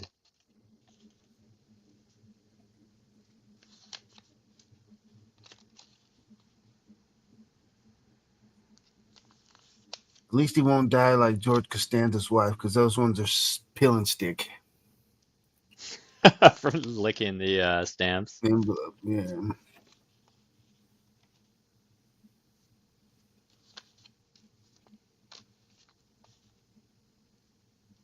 Yeah, I remember licking a lot and then being like, that doesn't feel good. That was fuck this. I said. Now we have the sponge is the next critical step in this operation, the wet sponge. Oh, those aren't self-sticking ones? I mean, pill and stick? No. Because I use the same envelope, but it's pill and stick. And then we have the chip clips. See? Till they dry. But this one, you just peel that shit off and it sticks. You don't have to go through this sponge step. These are cheaper than those ones. Those ones? Yeah, these are cheaper than, because I used to use the ones that didn't have any of this on it. And I found these for a cheaper price than those right there. So you just peel this off and stick. Yeah, I eventually need to buy these like on Uline. Yeah. In bulk, because I was just buying them off Amazon. The one that make my white ones that have my boneyard on there, those are made in Michigan. They're USA based paper, ink, and everything. And you can buy those in big ass numbers.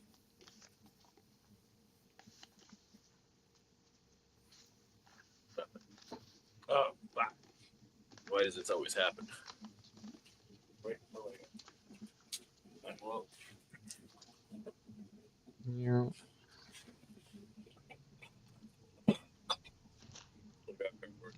Oh, there it is. Ooh, it's damp.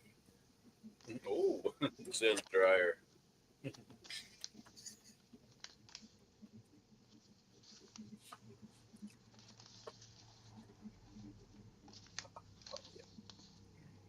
That was my scissors. Yeah. Fuck. I was making hash. I was cutting stuff up earlier there. Oh, there's scissors over there. I guess not anyway. We'll go back to shuffling. Yeah.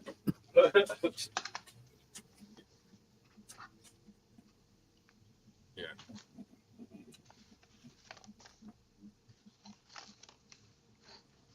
That's what.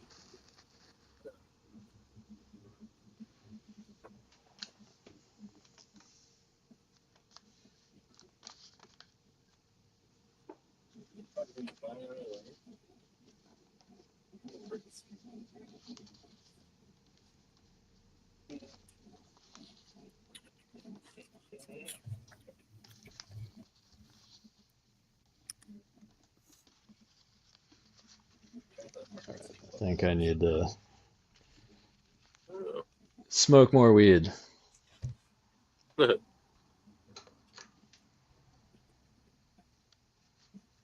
Fucking two. So wait, Ty, didn't you unalive what was it, the duck recently or something? Yeah, right? I unalived my ducks. What like you had females too or just males? I had one male and one female. And you did was it the male duck that was jizzing on the backs of everything else, or was that a chicken or rooster? It was just like ripping out the fucking all the feathers of my one hen. So fucking I don't know, man. The other duck, she laid eggs, but they gave me a stomachache. Like the fucking eggs, I guess they'd like absorb bacteria from the ground. like because she was just like like lay them all over the mud and stepping on them and stuff there. So I Yeah. get them to people dirty. So they kept giving me stomach aches. So I didn't really have much of use for them anymore. They were stirring up my chicken water, turning it Taking into up fucking space, you water. gotta go. Yeah, so like fucking, Ruthless. and they're a pair. You can't just have one duck. So I fucking took them out, man. You just like duck, bro. I don't even like duck after that. They smell kind of funny. They're not that great. I don't know, man. Like if I was gonna raise meat, I'd get chickens. Yeah, I eat a lot of chicken. Cornish crosses. Yeah, it's way more delicious.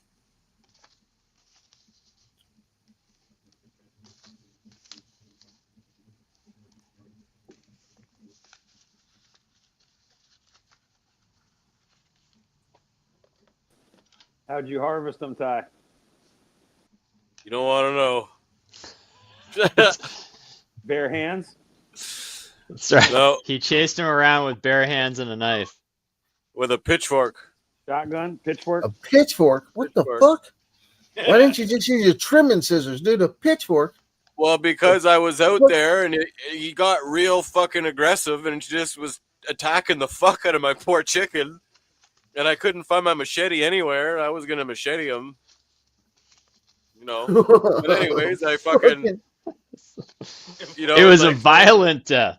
Oh, yeah. But like the same way I would, like if I caught like a big pike and I was going to keep it there, I'd fucking whack it on the head with a stick, right?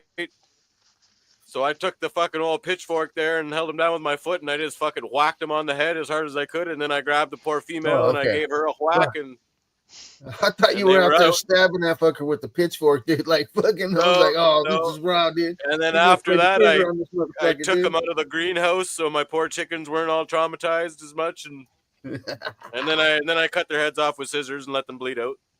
He did use his trimming scissors, son of a bitch. No, I use the scissors that I keep in the drawer in the kitchen. It sounds better with the trimming scissors, man. Come on, let's fix the story. Did I roll this thing backwards or what? You hang them upside down to let them leak out or do anything special when you harvest them, Ty? I just hung them upside down by the legs there and fucking let them drain out there after I cut their heads off. For duck's sake. But then after there, I seen other guys there. They just fucking hang them and they just slit their throats there, and in this little contraption they make out of like a pop bottle. Yeah, I've seen that. It's pretty cool.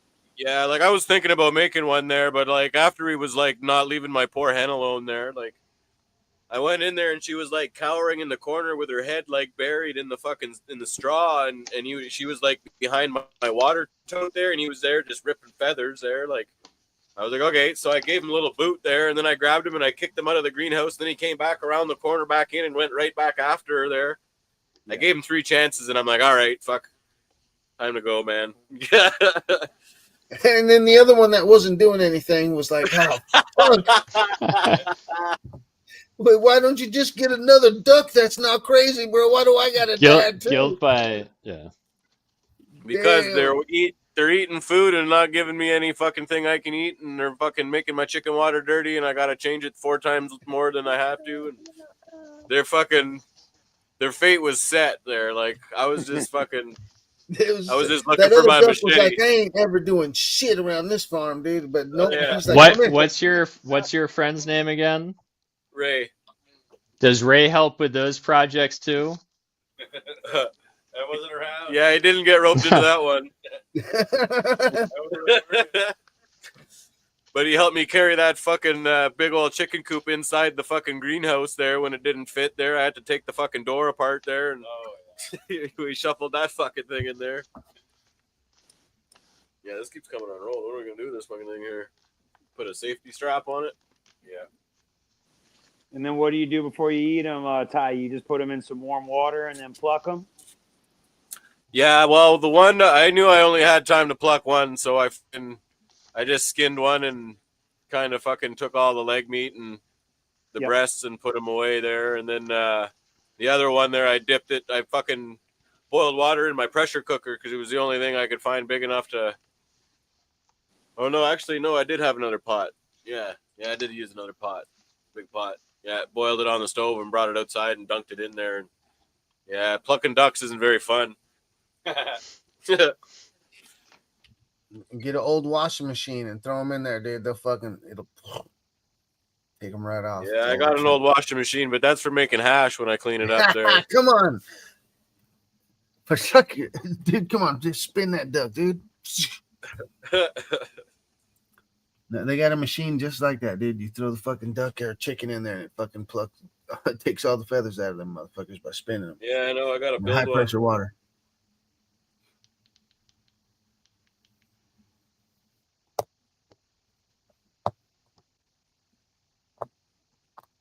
Safety straps to be named just one or what? Maybe two. I see it opening up right there. Yeah, right there. Yeah. Oh, fucking check on them again. But, yeah, I was thinking about that too. There. Yeah. Yeah, they're getting older, eh? Nice. Were the kids into the duck harvest at all? Like, did they show you, did you let them know what was going on? Like, did they want to pluck the feathers and shit like that? Like little curious kids? Well, after I was done there, I kind of mentioned something there, and the little guy wanted to go and see there. The old lady's like, "You're not fucking going out there." Yeah, man, I gotta figure out how to make one of these things, but the old lady already told me she doesn't want me like raising meat chickens in our backyard here because it's very small. Yeah. The neighbors probably be mortified.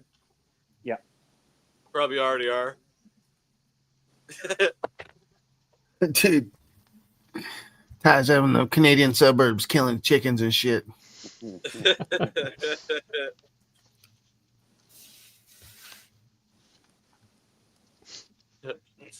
Ray's wife, she's like, you fucking, you ate your family pet? That's fucked up. I was like, I never named it.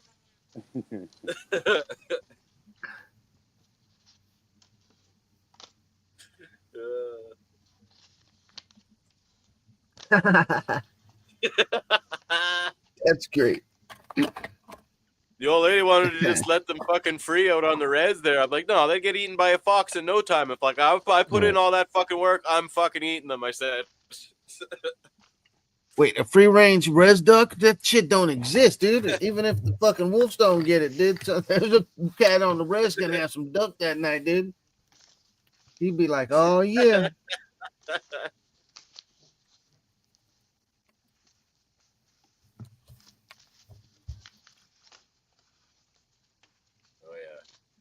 Yeah, my homeboy Sonny, but if a duck would have walked in his camp, he'd have ate that motherfucker, dude. Would you like to do the honors? I don't know if I should spin that fucker backwards before we try that.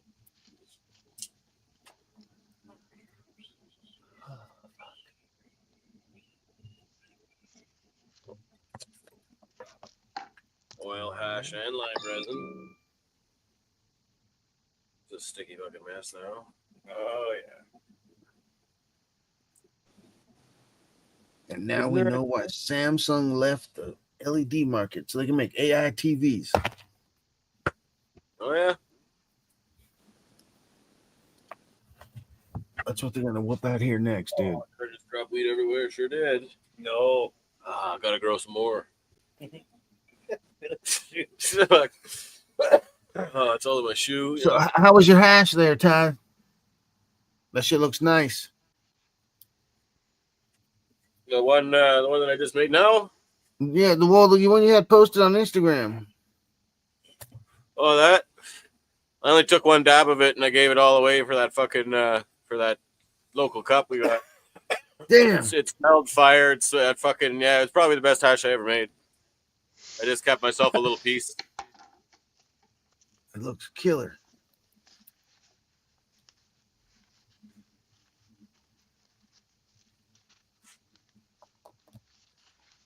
Yeah. So wait, when's the cup? Is it coming up imminently or? Yeah, pretty soon there. July or August. The Pizzatella technique. Pizzatella, yeah. Yeah, I know. I gotta look at the flyer there.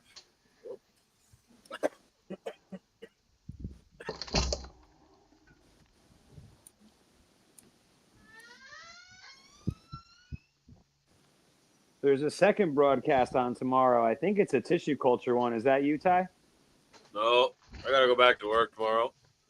Comprendo.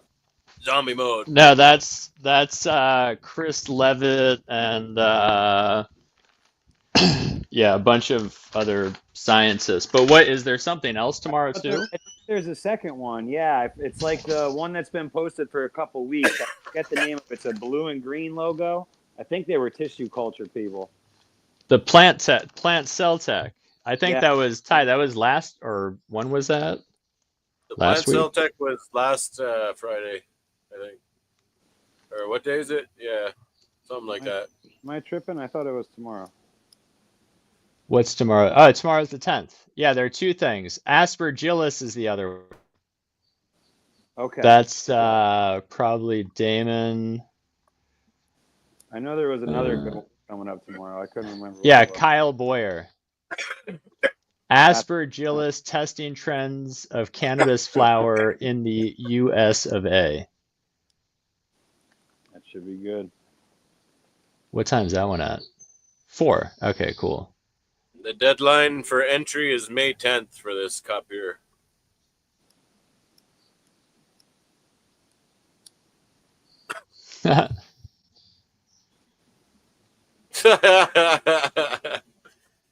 Well, they told me like the fucking the lady and her husband James, and you her could son. jump on.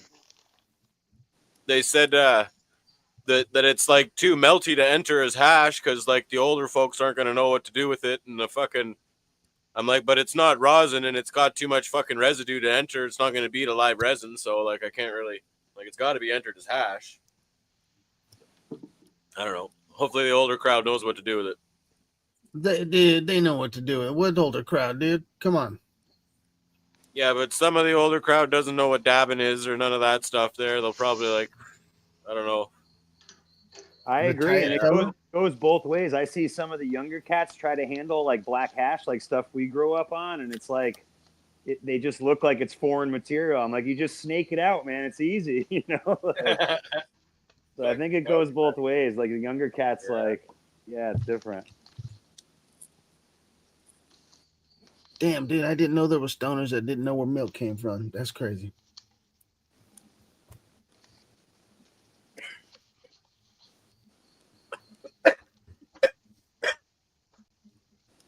The Tiatella.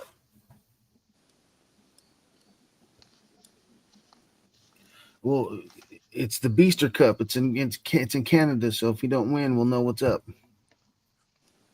That shit was fire. You cured it for like 30 days, didn't you? Or longer? I don't even know. I just went as long as I figured I had time for, so I just did. I just entered it right before I went back to work because after that it'd probably be too late. Is it mostly like older homies doing the event and judging? Is that why you say that, Ty? Well, oh, what happened to Rotten? I think he got excited. There he is. Well, it's just like I don't know. Most people they want to smoke that in a joint, and it's just you know what I mean. It's harder for them to work into the joint and have it burn properly. Yep. Because it's so fucking pure, or whatever. Yeah, they're just not used to the consistency, I guess. But that Piatella one there, that one actually was a lot crumblier. Like it was like it would crumble up and it would be kind of fucking greasy at the same time. But there was another one I had a chunk and I wanted it to hurry up, so I didn't put it in the fridge first. And that one fucking just congealed like a temple ball. It was just like a fucking big clear fucking mass. Definitely didn't cure like the way I wanted it to. So I kept that one.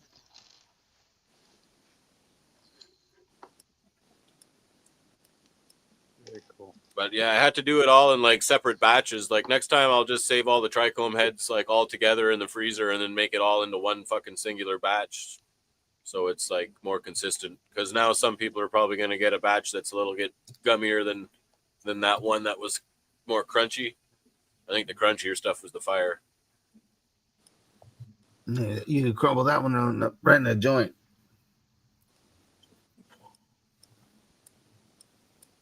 crumbles.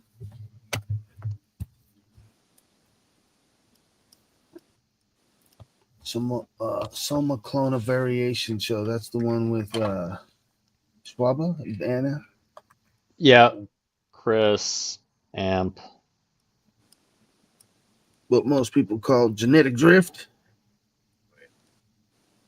This is the We stuff did a I show pressed on that. yesterday. Then another one with Kyle too. I think Don was saying. We did a show on Clubhouse about that back in the day. Ryan. The Clubhouse days. I loved it. Yeah, those were cool.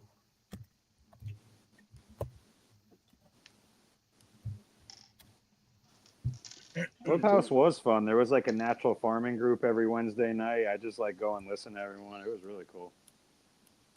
Yeah, I miss it.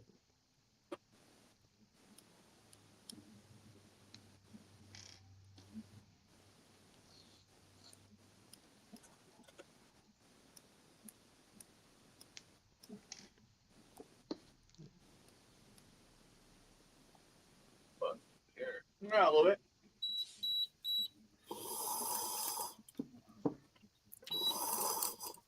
Yeah, I want to get one of those next. Dabs away. Is that a joint or a blunt?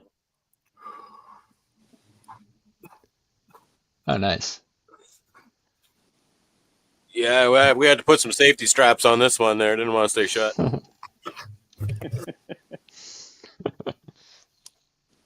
Hey, you rolled a king snake, dude.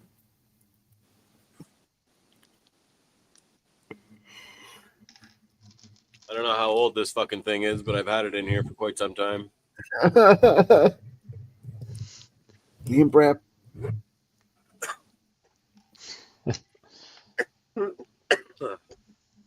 All of Ty's favorite flavors.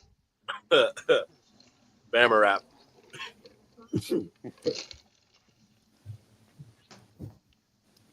He spent all that time cleaning his bong so he could smoke a Bama wrap.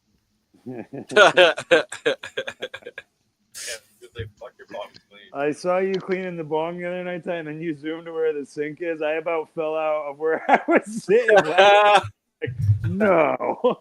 I was like, can't be closer than he said. Like, it's right That's there. hilarious. Eh? I damn near fell over, dude. I was fucking dying.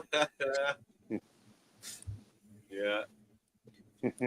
At that point, it don't matter how much water you flush through it. It's fucking dirty's fucking dirty. Stained. But That now I'm bong going is back dark to as work. death, dude. I'm going back to work for 2 weeks. That fucking thing is probably going to be filthy there. I'll probably neglect it for the whole fucking time I'm at work. Who's using it when you're gone? If you come back and it looks like that, you better have a talk with your kids.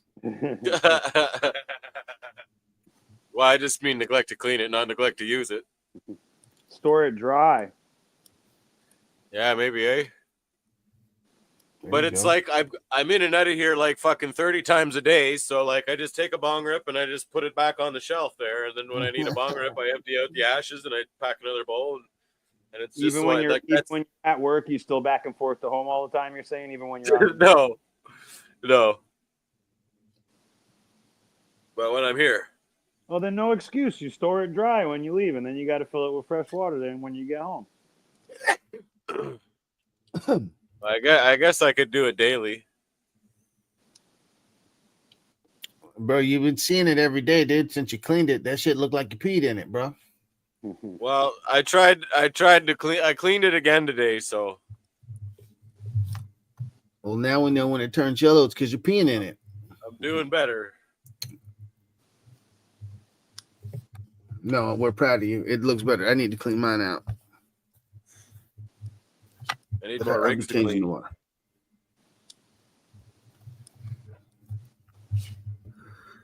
My brain looks like someone peed in it. I ain't mad at you.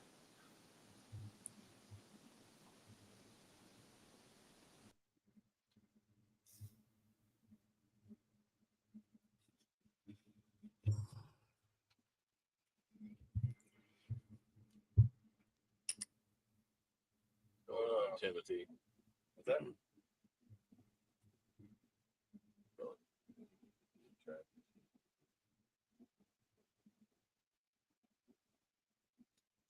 What's up, Timothy, man? Hope you and Isaac are chilling.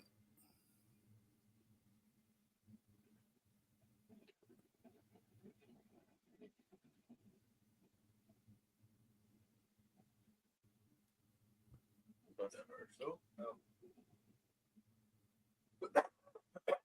Figured for a flavored paper it'd be harsher than it is.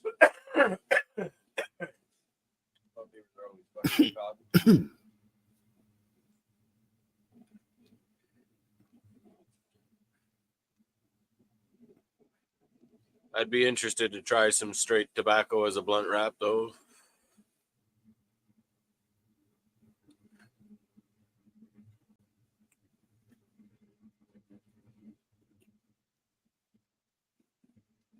Some Fanta.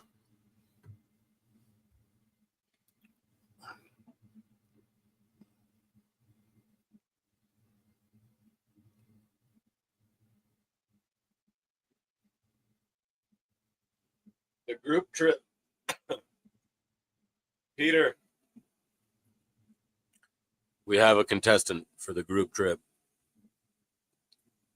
Wait. What's up, Timothy, man? I don't know if Peter has time in between all his parenting. Hey, Timothy, that glycerin I sent you, you could be giving Isaac like 1 milliliter of that every day. He doesn't have to have a seizure to give it to him. You can build a baseline up of those acid forms of the cannabinoids that are within that, and it will help with his system, in my experience, man.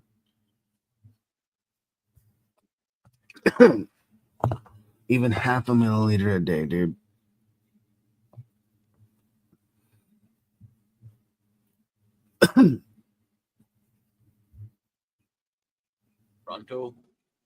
Fronto, yeah, it's a fucking type of tobacco leaf, whole leaf. Oh yeah. The Ross homies I had here, they used to always rock the Fronto. They wouldn't smoke any herb without it. Period. Like they always tearing up that stuff to put in there.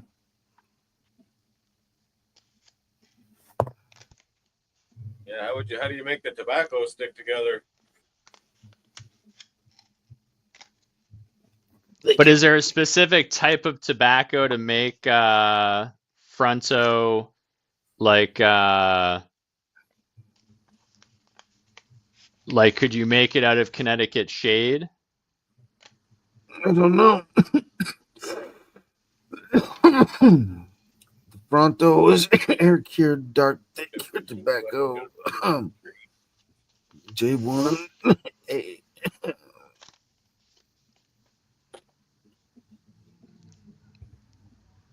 Fazoli.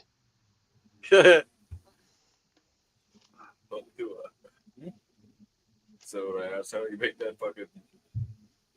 How you make the fucking blood stick there? Slowly there.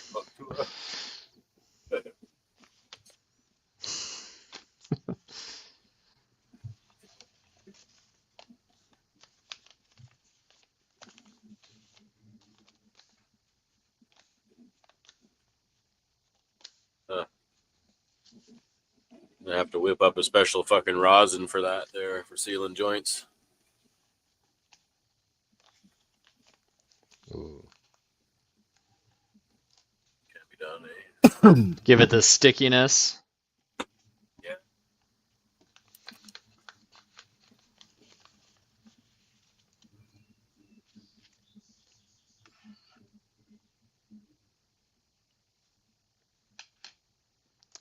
All right. Almost done. Yeah, I don't know. The kids playing at the door or what? How do you even look, man? The door. I heard Gemma and Kobe. The pizza's safe. Yeah. Pizza's still in the stove, and Gemma and Kobe were playing in the living room, so Jason and Parker must be in the room. It just says there's different types of them for the tobacco leaf, so it's not one particular strain. I think it's just how they dry it. That's kind of where my question was. Is it in like the process rather than the? Because they've got a broadleaf. It says most of it is common type as a North American broadleaf. I'm trying to see if it says the most common varieties are Pennsylvanian and Connecticut broadleaf, named after the regions they were originally grown in.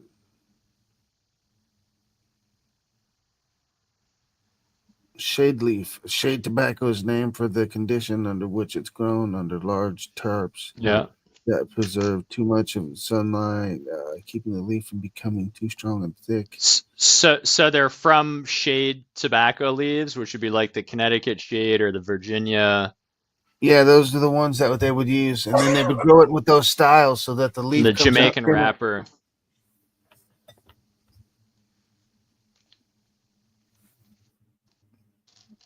Connecticut broadleaf. Yeah, they stay thin and stretchy. And then they grow them underneath tarps and shit to make the leaf stay even thinner. Yeah. And gets a lighter color too.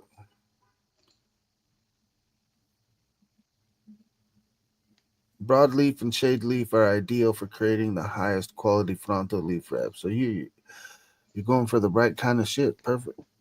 Well, the point is, but then you where was that comment? Oh yeah, so then you can control like, you know, the nicotine. You don't need to. You could find something with a little less nicotine. Like when I smoke the Connecticut shade, I don't feel like it's overpowering with nicotine. Or That's when you go with the grappa instead and just shred it up and don't use it as the whole wrap. But I mean, fuck, dude. Like Swisher Sweets and shit and Woods were fucking stronger than me just because of the age of them compared to a good fucking good leaf. A good aged leaf that you keep fucking at the right humidity.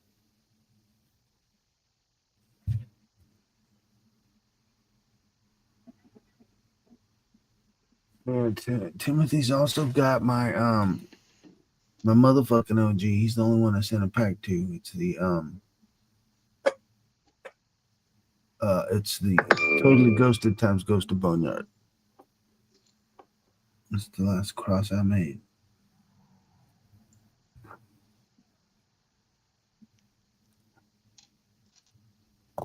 But you'll like the Totally Ghosted. It's just a big ass OG. I'm not sure if I gave you the Ghost of Kim Ford, Timothy. No, I gave you one here, quarterback cross one. That ghost pipe, your boy Isaac will like it, man. It's got CBD in it. Should be some good 1-to-1 in that ghost pipe.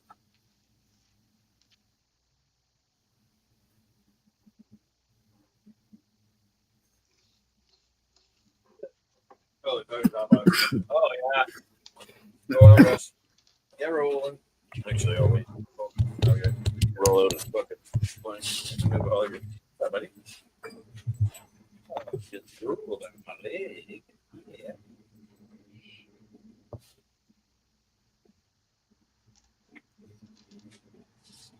I think I sent you some seeds of what I call CBD. It's cancer battling dank, Timothy. It's from someone that picked up seeds from me years ago and made F2s. The cancer battling dank's 88G13 hash plant times ACDC. They know. And that I did multiple tests on those, and they were 1-to-1s on everything I tested. Kosher Kush, Timothy, that Kosher Kush is in They're all rain. It's in my Fire and Rain. It's in my Raindrops. Right? Good thing you brought him out there. Fire and Rain. And Kosher Fire OG Angel. Maybe a bit over here.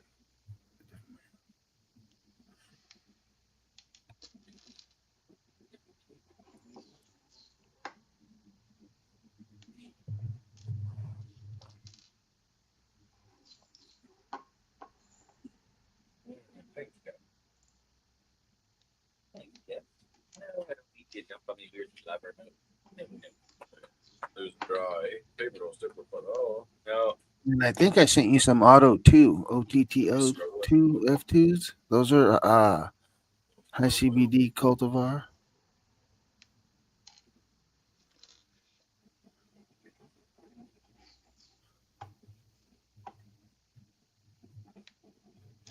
Those are things you can use to process to make your own glycerin, like that cancer battling dank, the CBD or the ghost pipe. If you grow that into flour and then process the flour in glycerin, let it soak without heating it. You can make this basically the same thing I sent you.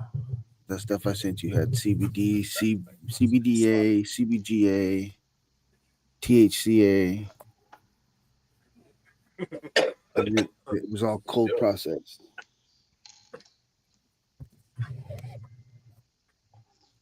That's how you'd make more of that. You get vegetable glycerin. Stay Just there, soak the cannabis in that.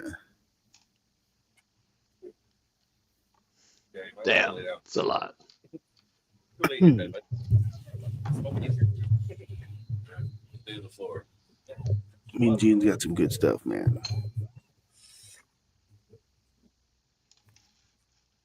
And the auto comes from Ben Holmes in Colorado. The original auto, OTTO. But the auto and the CBD I sent you come from the same partner, same friend of mine. I can't remember his name. Yeah, what's the part of it?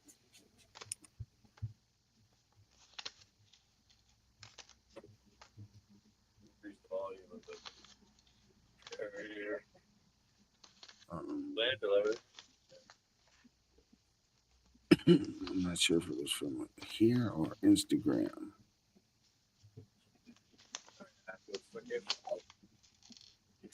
Still hot box to fuck though. Yeah, really. Wait, is that it right there? Oh yeah, look at the floor though, eh? Yeah. Oh yeah, it's bringing it out hard, eh? Oh, we're through, eh?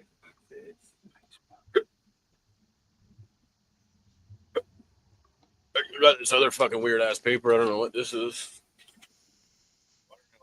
It says tobacco free, but it looks like a tobacco leaf to me. I don't know what the fuck this is. What, that wrap you got? Yeah, this one here.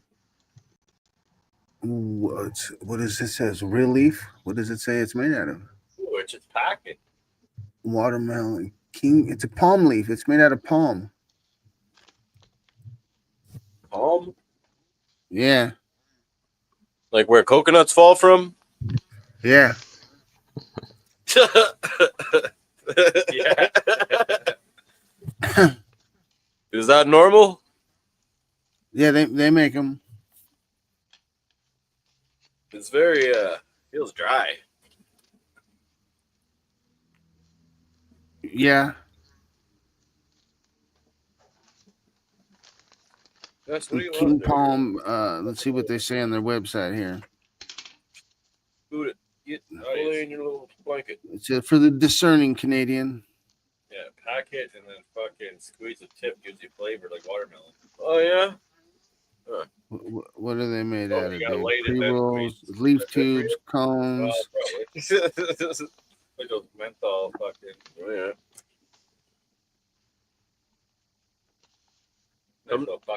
Comes with a nice stick. Yeah, nice packer. Fucking beautiful stick. The stick to pack it. Yeah, nice. Yeah, you got a nice stick too. Yeah.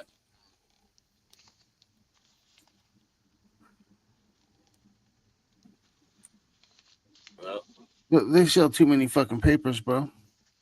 Oh yeah. Just tell me what you make them completely out of. Handmade Cordia leaf blunt. Oh, that's a different one. That's not Cordia. Where's the palm?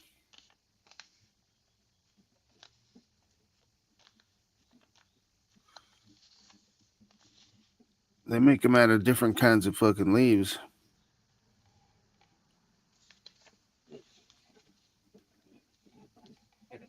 Cordia palm leaf.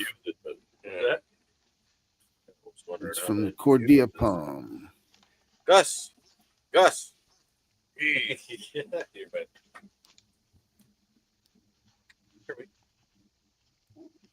Hey, Get out of here. He wants in. Here, I saved a stem for you from last. they Okay. come from a tree Get like out. this right here. Go. This is the kind of palm it comes from, Ty. It's called the Cordia palm.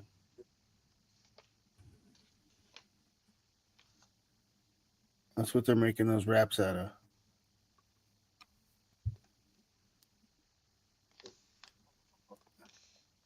So they don't produce coconuts then? No, but they grow right next to the ones that do. That's great.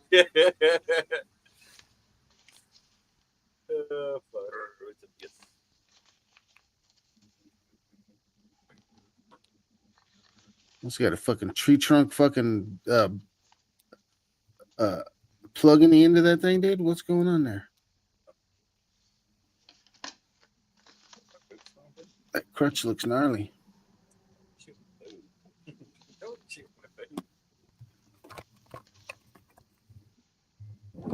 Palmas.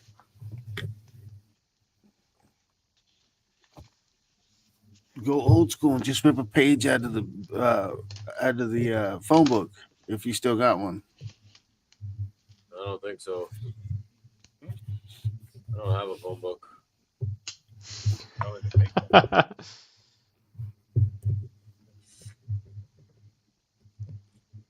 I think I used a birch bark before. You can peel it real thin. I don't know how good it is for your health. Damn, dude, that's got hella oil in it, dude. That shit would have lit itself, dude. You can peel them mighty thin though if you real try. You got to be hurting though. We used to work in the bush. Burns, we get our phone book here every year, dude. Someone it was a viable option when you were out there with fuck all. Yeah. Also, like if you take a stick about, a piece of stick about that long, about this big there, and you just split it down the middle and you just take the core out and then you tape it back together, you can make a one hitter in like fucking no time flat.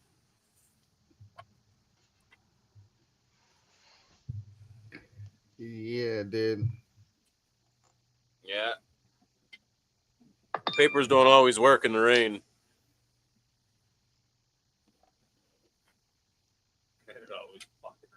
Oh, yeah. You leave it to a stoner to get stoned and he'll find a fucking way. Boop. That's Mr. Burns. Mr. Burns. Burns, good boy. Oh, I gotta change my audio, up, bro.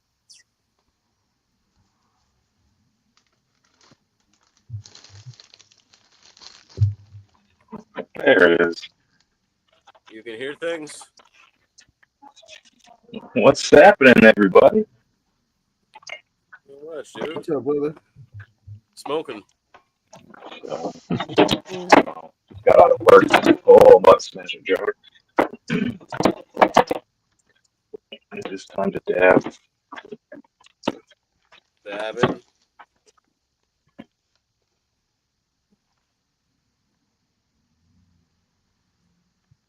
So you got no complaints about your iSpire yet? Not one. Not one complaint. Not fucking one, dude.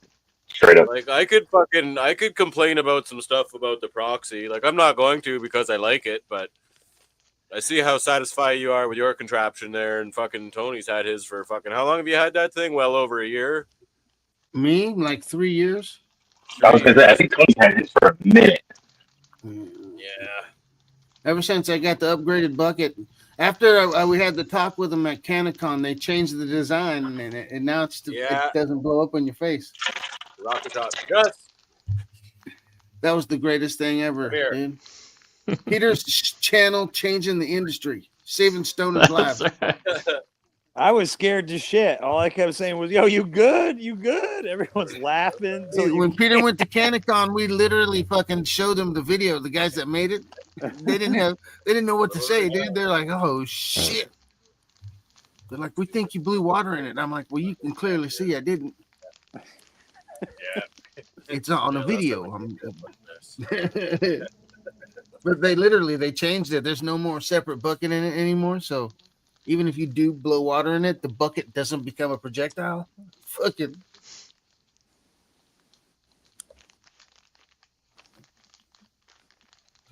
Oh, I see. So they're saying you got water behind the bucket where the fucking inductor coil is, and fucking it took pressure, fucking blew it out. They must have blown water in, and that got between the two of them, which caused the steam to shoot it out in my face. I'm like, well, bro, like I'm not a rookie at this shit, but maybe even if it did happen, you still got a projectile shooting at my face. Like, what are we gonna do about this? Yeah, I will say the game changer with this thing was like I was trying to take monster dabs off it at first, and like it doesn't want like huge dabs in it. It's like your audio is all. Try to do microphone on your phone or laptop. Is it currently your mic is your Bluetooth? Yeah, so keep the speaker Bluetooth, but change the mic to laptop. Or what is it, a laptop or a phone? I don't know, man. I think he just changed. Okay, I'll save a little bit on here just in case. So change phone. Oh, you know what? I think on the phone you may have to do everything one or the other. But I would change it to, if you can change it to the phone audio, because your Bluetooth audio is all. It might have your glitchy. volume up high. Maybe it might be overloading the mic. How's that? Say something. Is that better? No, it's still warbling. It's warbling. Hold on, let me unmute yourself for a second. Well, there's weed on the floor here. You want that? There we go. Weed that weed. Oh yeah. All right, let's hear you talk now. Is that better? Yes. There we go. Much better. Oh, that's up. There we we lost. go. And he's out. Oh boy. Oh boy, that's funny. Sit.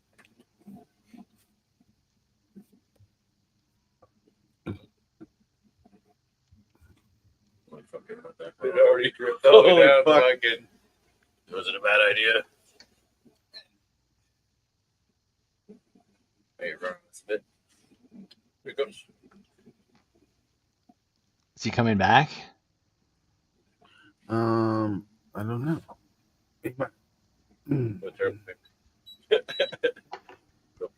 There he is. There he is. Yep, fixed it and kicked myself up. Sounds fantastic. 4, 8, 12. 4, 8, 12. 12.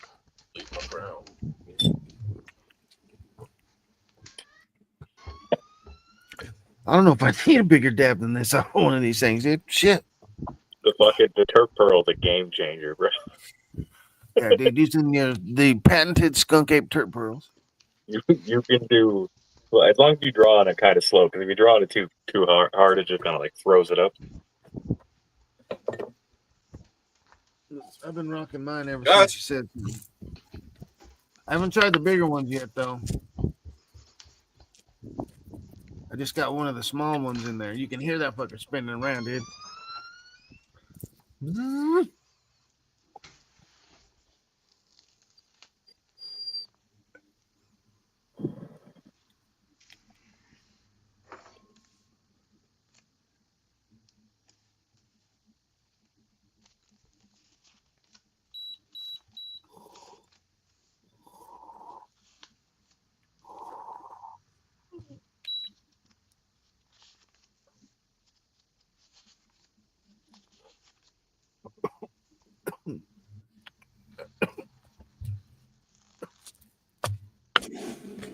What are you packing? Vegetables, Peter? No. Hold on.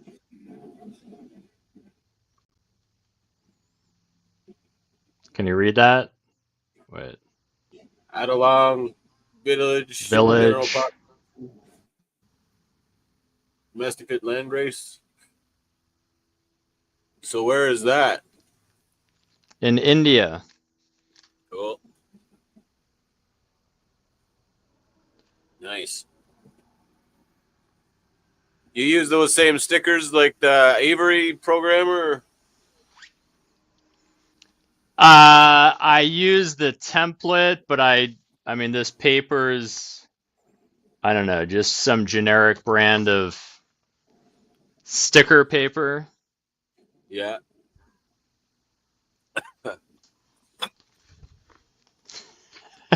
And when I got a color printer, we leveled up the little color. Nice.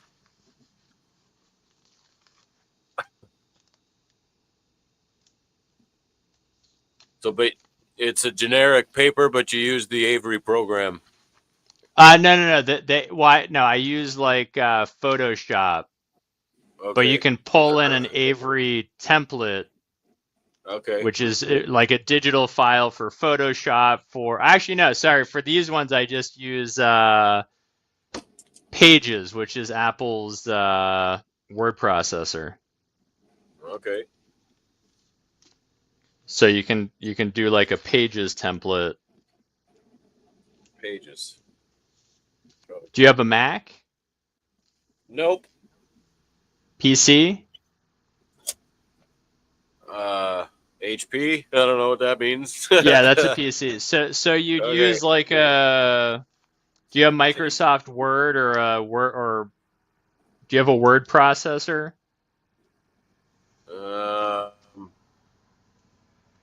Ray, do you also help with basic computer? What's that? WordPad? Yeah, so I think you could probably find an Avery template. Shutterbox. Oh yeah, no, I need to master. I don't think I have a. Maybe it scans, but there it is. There it is. Holy fuck.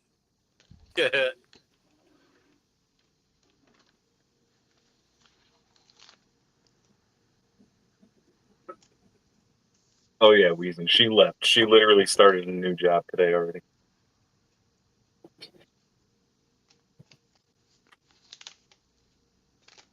I don't know how. So the wife is out of the house? Yeah, she started a new job like 3 days ago, and she's in childcare. So like, she didn't really like the style of the center that she ended up at. They were kind of like, they get like loud with the kids and they do timeouts, and she's like highly educated in early childhood education and like things like that. She's like, I can't, no way. That's crazy that they shout at the kids. I don't know many Like they schools get that loud, are. and I was like, oh, that's crazy. Like I get loud with my own kids sometimes, but like even I try not to get Right. loud with my own kids. Like, you know what I mean? Like, Good old okay, etiquette sounds about right. like, that's crazy.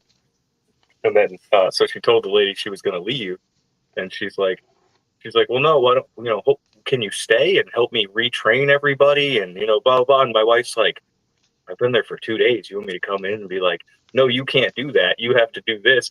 I'm like, dude, that'd be a nightmare. Because the recipe for just like the worst work environment ever. They would take kindness to her constructive feedback. Be a mutiny.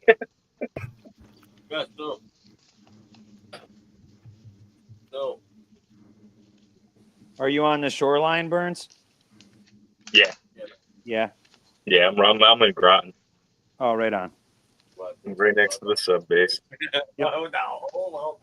I always think about how many times they must be flying over my house with like the FLIR on, just like practicing playing with shit, and be like, "What the fuck is going on there?"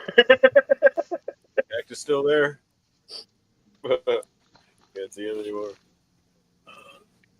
Pretty foggy up there. I get like military choppers coming over the house that are like, I swear, dude, I can hit them with a rock. Like, you give me a baseball, I might be able to get it in that door. They're so close.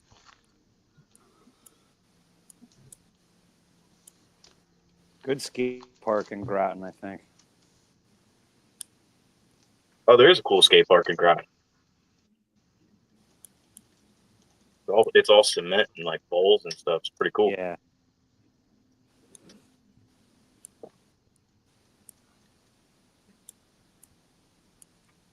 get my kids to start skating and stuff, but they weren't really into it. Yeah, in Rhode Island, there's the Quonset Yeah, I don't know if you want any airport where a lot of military planes fly out of. Helicopters.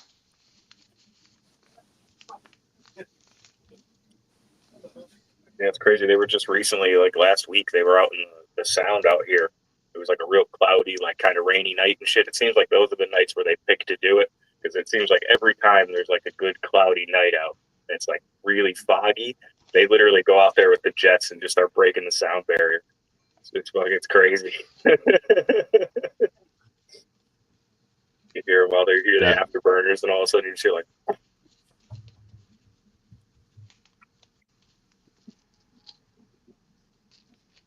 Be fun to pilot. It would definitely be cool. Too bad I got glasses. I don't think they let you.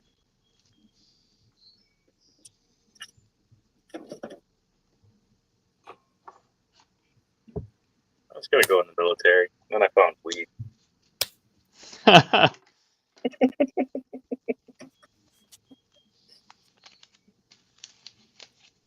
I was probably gonna go to jail, then I found weed. It's like a similar. Yeah, that one too. I was going either direction, and I took the the back alley where the dude with the dank was.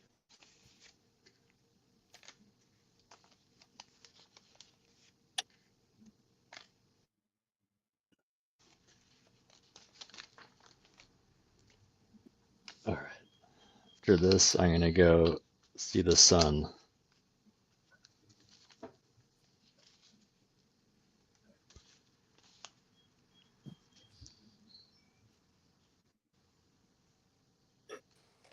DP, finish laying pipe. Oh yeah, I'm all tired and sweaty from all the pipe I laid today. Tough job. That's right. Fazoli was on the choir boy path, and then he found weed. Oh, I was learning how to fly planes at one point. I was able to take off and land on my own single engine, but No shit. yeah, I ended up getting in trouble, and they don't like that since it's all federally regulated and stuff. But it's funny because the only reason I wanted to get a pilot's license, and this when I was younger, and it shows my mentality, it was literally to smuggle drugs. That was the only reason I wanted to get it. It's a good reason. I like that reason. It's a good reason. It's a money Like, maker. somebody's got to do it. Yeah. But my ass would probably be in debt to, who knows. That's a fantastic reason. I used to buy weed from this cat in Canada fucking back in 2000 all the time. Yeah. And one year he decided, he did the same thing you did.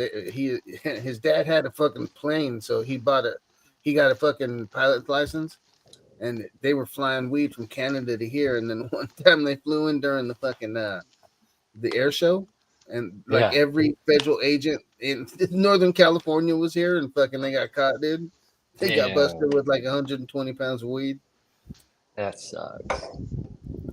It was fucked up, dude. I was locked up with this cat that had like 100 and something bricks of cocaine or something.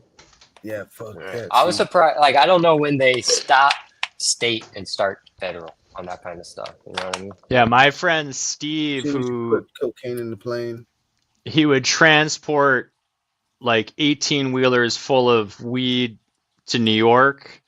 He then was in federal prison in Atlanta for like 3 or 4 years. I gotta check in with Steve. Shout out to all the check in with Steve. Damn. Shout out to all the guys with big old cojones.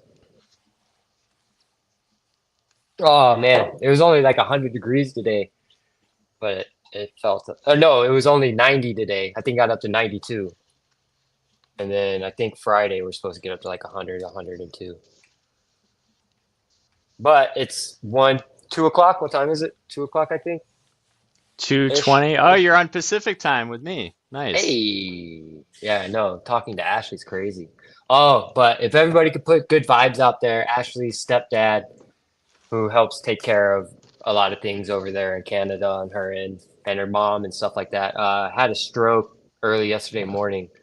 So he's out of surgery, and they're trying to figure everything out, see how far everything is. But he's able to move and speak. He's having trouble eating, swallowing, and stuff like that. But yeah, so if everybody can just keep him in. Yeah, strokes can dramatically change the course of family lives. Well, she might have to stay up there and help take care of him. Or, you know, I mean, like, yeah, it could potentially change our whole trajectory of what her and I were working on and trying to get down here with the baby and everything. So we shall see. That's Life I be think it's lifey. good that he can move and talk and. Yeah, that was a huge. That seriously, that made it, because yeah, I mean, he helps pay for part of the rent up there and stuff like that, and I mean, he's obviously going to have a recovery time, and within that time, you know what I mean, like, and they're grandfathered in on their rent. They're paying $1,000 less than what everybody else is paying because they've been there so long, and since they've been there, they just keep on hiking up rates and everything on people. So, yeah, yeah. I was drinking a Red Bull when I found that out this morning. I was like, fuck, I gotta stop drinking these things. They're so Get bad. away from the Breakfast of energy champions. drinks. They're so bad for you. Yes, they are. Fuck those things. It's the best poison in the world. Just drink coffee. It gives you wings. Just drink coffee. Coffee doesn't give you wings. It just gives you pee-pees. Makes you Coffee or tea? Nah, tea's good. I got this. You want reishi- wings? Have some acid or reishi mushrooms honey. with your coffee or tea, and now you can pretend like you got wings. Well, I'll end up digging to China on accident. I'll be out there digging forever. Jamie, I'm glad you got your package, man. I threw a few extras in there. I threw a few extras in that package. Hey, I had a hankering for fucking ramen noodles yesterday, man. I ate 3 packs of ramen noodles out of the fucking blue. I made some good udon last night. That sounds good. Yeah, Udon's my kids fire. love my udon, so they You make me make it all fresh the time. noodles? No, we have from the Japanese market the frozen noodles, but I make I'll put in the seaweed and the bonito flakes and the mirin and the soy sauce, and I'll make the broth and do up Nice. all the like hearty vegetables. This one smells so stinky. Black Kim in it sesame for sure. seeds. That sounds really good. Yeah. You just no, made my it's- mouth water some. So now I want to start growing a lot more like hearty, kind of like daikon and luobo, like hearty root vegetables Oh to man, put in what's the that stuff udon. called? Endive. Do you grow I like endives at all? endive. Yeah, No, I like they're super good. it in salad. Yeah, definitely salad material. I didn't when I was younger. I didn't like bitter stuff. I have But to now I kind of like like bitter. mix it with other greens and stuff, like with like the spring mixes and stuff, where you're getting all that. Yeah. Yeah. Bitters are Little important vinaigrette. for sure. Man, I've gotten a crazy farmer stand already. And I try to wear like long sleeves and stuff because it's that sun fuck you up. I was gonna go outside. And I got See the sun. And I got it's time for me to get high now. Let's go.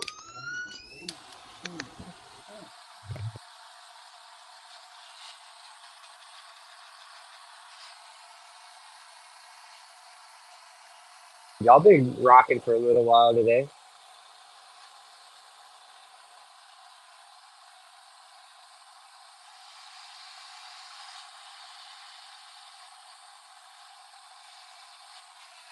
Did you tell everybody about your accomplishment, Mike? Your award you won? No. Hey man, tell them that's a big thing. That's big. That's It's boss funny because moves, man. I almost keep like my online life like separate from like my professional life. You know what I mean? Yeah, I hear you. But no, I want to. It's right here.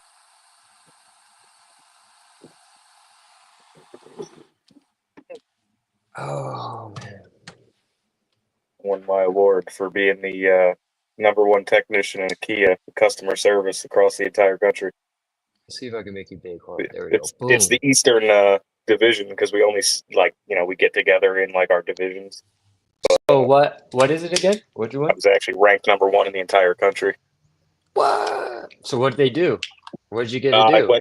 went to like a dinner and like we all had our we all got like announced and brought up on stage and given our thing, and they gave me like a hotel room for the night, nice ass company vehicle to drive out there and shit. It was cool. Did you smoke weeds in it? I did because the fucking hotel room had a balcony. Dude, I walked in, I was like, I seen the like the curtains on the door, and I was just like, is that what I think it is? Oh, They yeah, did that. yeah. They did that just for you. I immediately grabbed this and was like, yes. Hell yeah. Wandered out, did a dub. Yeah, it was You pretty liking dope, that man. electronic dab rig, eh? I love the fucking thing, dude. It is Fuck yeah, man. absolutely amazing. Hashes away. As soon as I started, like, I loved it right off the rip, but I was like, I wish I could just do bigger dabs in it, you know, like it all at once, because you can reheat it and like keep, you know what I mean? But like I Yeah. want, like big ass The dab rig. Puffco. Yeah, the Puffco. Same you have thing. to get the 3D. You have to get the 3D XL chamber on it. And even then, it's still because I've hit them. It's not like a rig. You know what I mean? No, like it's definitely not. If I take my little rig like you got right there, and I drop a turp pearl or two in it, I can do a fucking half-gram dab all at once with it at the right temp. You know what I mean? Oh, bro, you So I better figured step up out. to the 1-grammers. So I figured out. I was like, fuck it, I'm gonna try it. I have these little turp pearls. They're like 3 millimeters, I think, something like that. Little baby ones. I got a bunch from Skunk Ape. I'll give you next time I see you.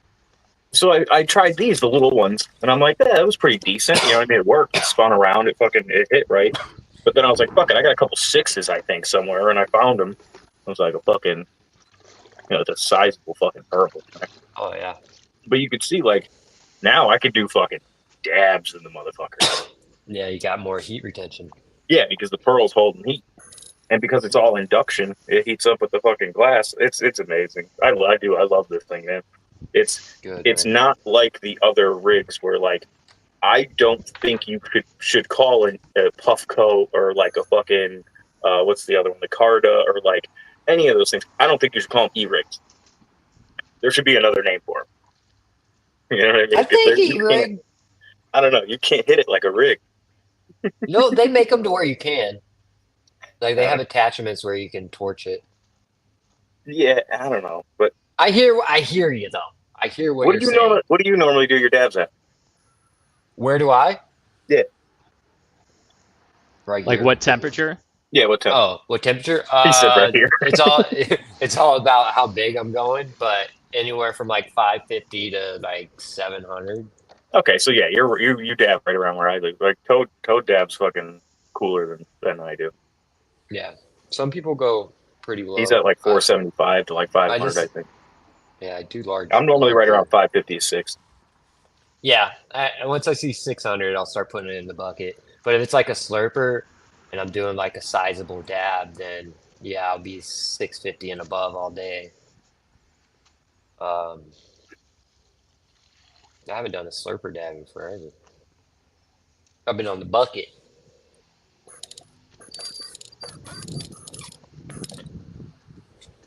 Oh man. Oh, I just taste like salt.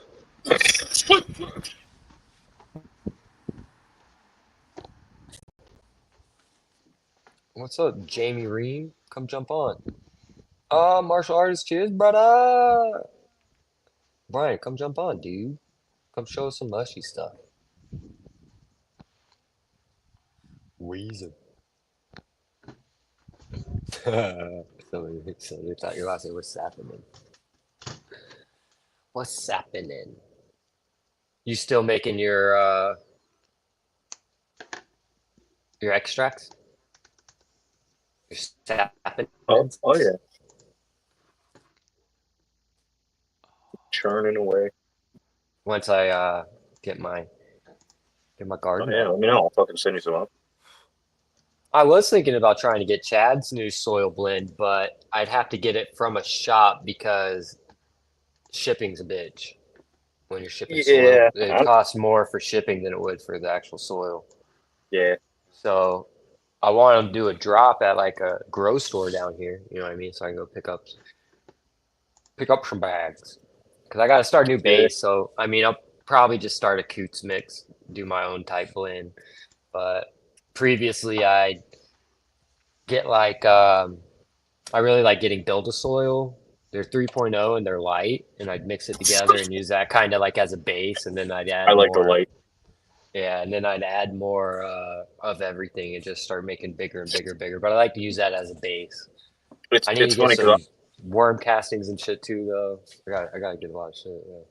I'm the first person to be like, nah, you shouldn't sip soil, but more than half of my soil is Build-A-Soil. Literally on the East Coast. Yeah. But I did. Have you tried like Coast of Maine Maine and other East Coast?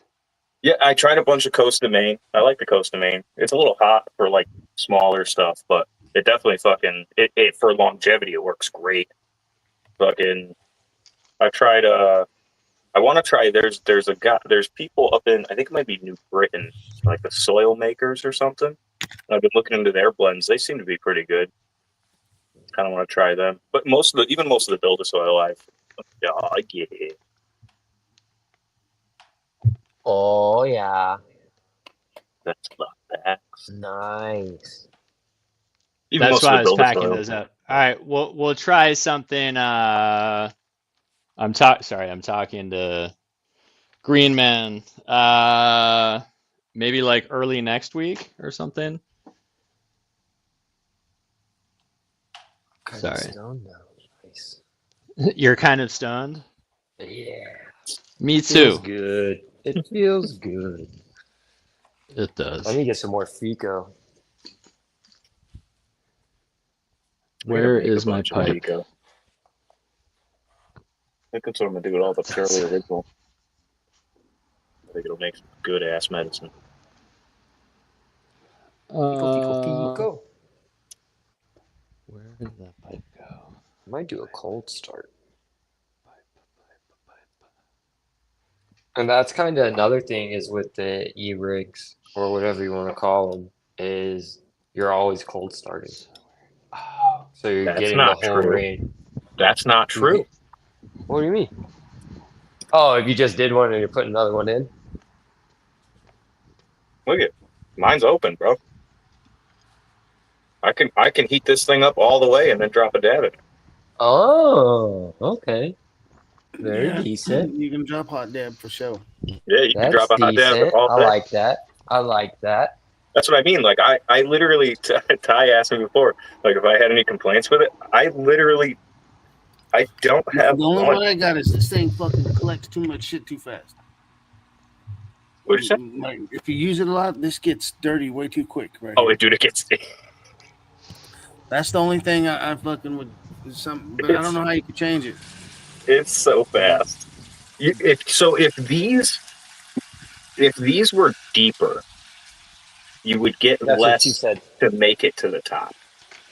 But you know what I mean? Like if the bucket itself, instead of being stepped, it was more like 45. Like concave, like more closed. Instead of going up. Oh, I see what you're saying. Like bottlenecked at the top. Yeah, so that way it fucking wants to roll back in all the time because that step's making it collect on the section, and then that section makes it collect on the next section. I think it's because this sends the air all the way to the bottom, and then this is where it draws in. So it's creating a suction that's it's literally picking the oil up into it. Thing, dude. Like that would probably be my only complaint. Well, you can save all that shit. You're right. I do feel like you're probably sending a bit more reclaim of this than. But if you pull super slow, it doesn't even do it. Well, you can save it too and smoke it if you got a fucking knife. You can clean Oh that hell shit yeah! right Reclaim up. makes You can great eat it. edibles Yeah, you could eat it. because it's all decarb, Yeah. or not all decarb, but partially decarb. No, I mean even the stuff that came flying up would have been sitting in that bucket for probably at least a split second. Yeah, I don't know. It's the Yeah, fucking you're hitting it bucket. at high temperature. Yeah, real quick. It sits in there for Basically about just 30 distillate. seconds, dude. It's got to be because it decarbs at like what? All right, guys. 350 and like 7 Y'all minutes. made it You happen. go up to fucking 550. It's got to decarb way quicker. Where's Damon? We need some nose dabs. You gotta send the signal out. The nose dab signal. The control F. Why? Fazoli gave You him gotta up do it a with a little slurper. You gotta get it with a slurper.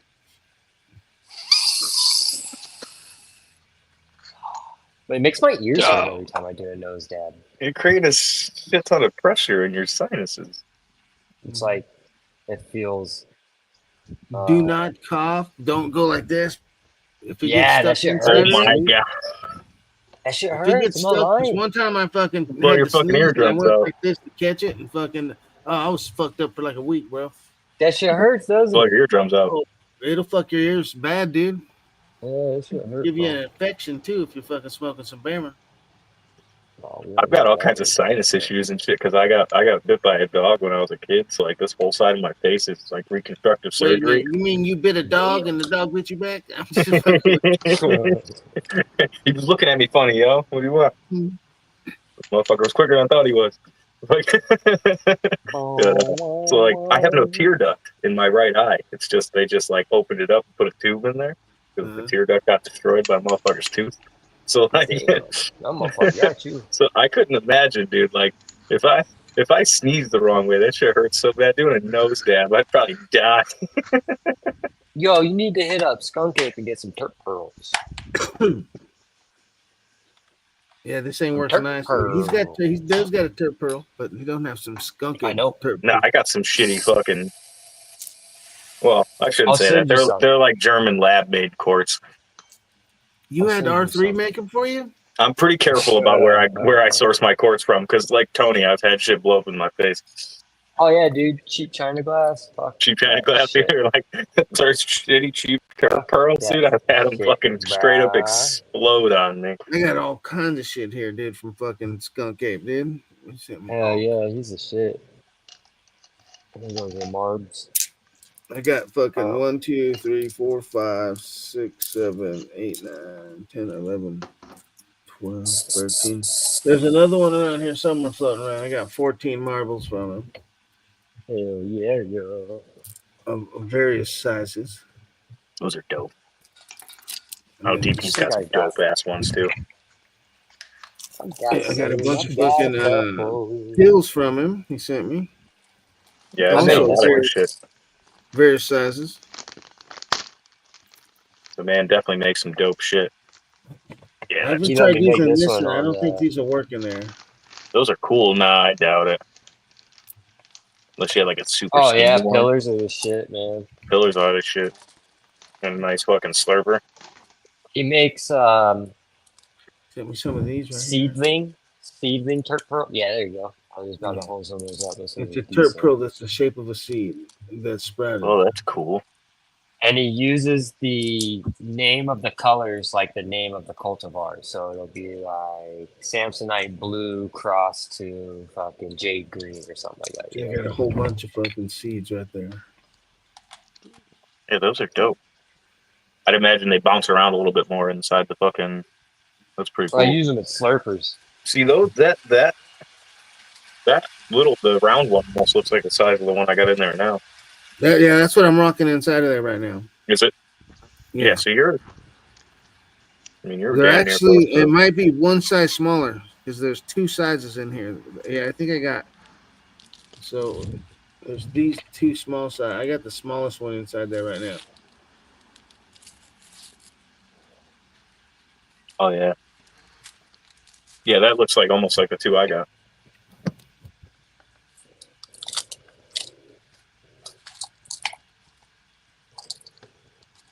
put one of those in. The Slurpa. We need Corey for proper pronunciation. Slurpa. I'll put a Shaduski in. Now we got a Shaduski in there.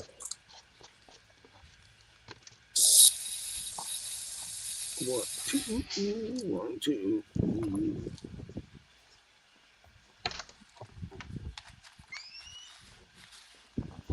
Whoa. Let the seed out, baby.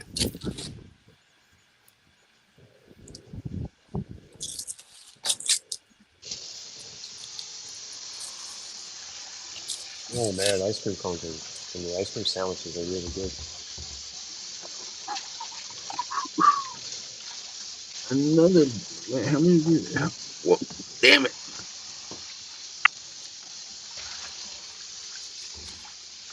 Damn it! Uh-oh.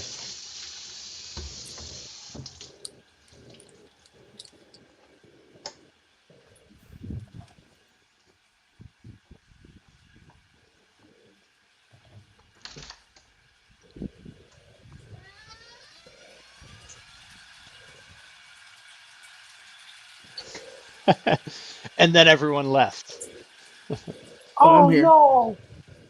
One of my, two of my marbles fell off the table. I had to pick them up. Tony's losing his marbles. Y'all watch out. Losing my marbles, buddy. It's okay. I done lost mine a long time ago. I gotta decide what I'm gonna fucking grow.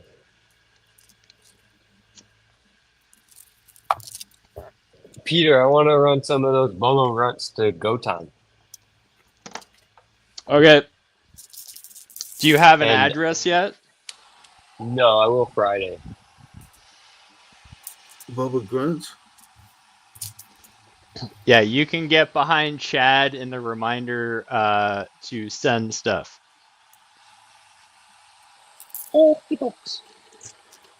Oh, I reached out to Organotron. I got to see what he says. I'm trying to get his beans on Daga. Daga. That shit was so funny what Chad made. Oh, fuck. Oh. I swear my kids were born to prove me wrong. I was just talking about how I tried to get them to start skateboarding and they refused and stuff. And now like 3 of them just knocked on the door with skateboards. Trying my kids drive me crazy with refusing to want to even try to even eat stuff. I'm like, yeah, this is so delicious. They're like, no, I don't want to take a bite. I'm like, just take one fucking small tiny bite. It's so good. You'll like it. You're just gonna take one. You'll be like, oh, give me that. Yeah, and I'm like, every time we go through the same like battle. Ooh, I do like it. And then, it is good. Yep. Yeah. I grew up with a super picky dad, so I've gotten I didn't past know that. I didn't know what food was until I was in high school, and like I'd go eat with some of my friends at their family house. Like, holy shit, this stuff has flavor. Real food.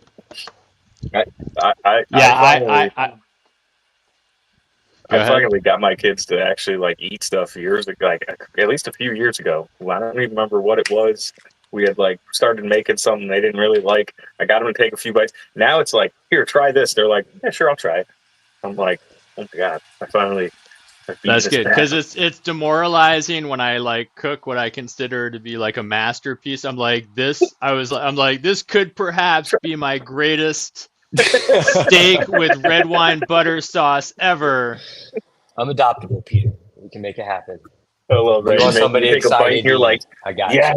you. Like last night I made 2 nights ago I made a homemade red sauce because we had all these tomatoes, and for the pasta I was gonna make fresh gnocchi out of potatoes. And then I was like, but I bet I do all that work and nobody wants to eat it. So I'm just going to take like off the shelf pasta. But had I known that they would have appreciated it, I would have done I still need to do the potato gnocchi. I'm a big fan of a good gnocchi. I love gnocchi. My I've cat's never actually had named it, Gnocchi. honestly. Everybody says it's good. I've never had it. I like good gnocchi. Because I don't want to buy like pre-bought or pre-made gnocchi. No, You you know get what I it mean? like in a restaurant. Yeah. Go to your finest Olive Garden in Tucson. How do you pronounce it? Tucson. Tucson. I questioned my pronunciation as I was about to try. I was like, wait.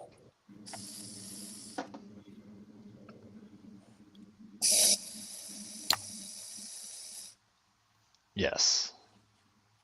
And risotto. Right. I love good risotto. A good risotto, polenta. I like food.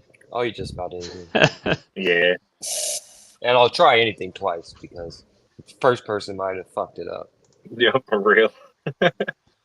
Although, no, it's not. I won't eat alligator again. Alligator's good as shit. I'll eat the fuck Nope. out of some alligator. Nope.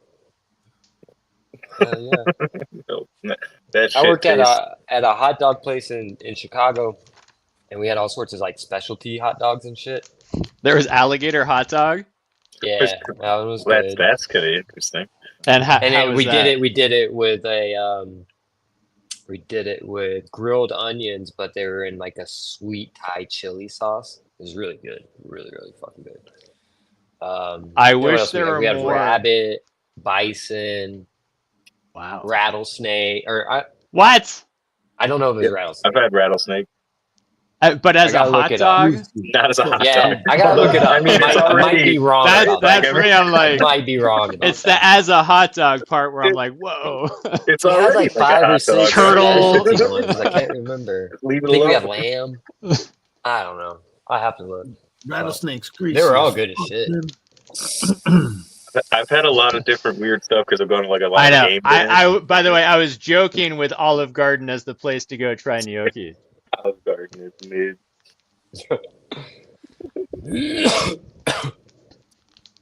I'll make my own. Yes. Do not let the Olive Garden set the bar for your thoughts on gnocchi. Yeah, I know. I kept on. Ashley's never tried a chimichanga, and so I kept on telling her to try one, and then she fucked up and bought like one of those like frozen ones that are like disgusting.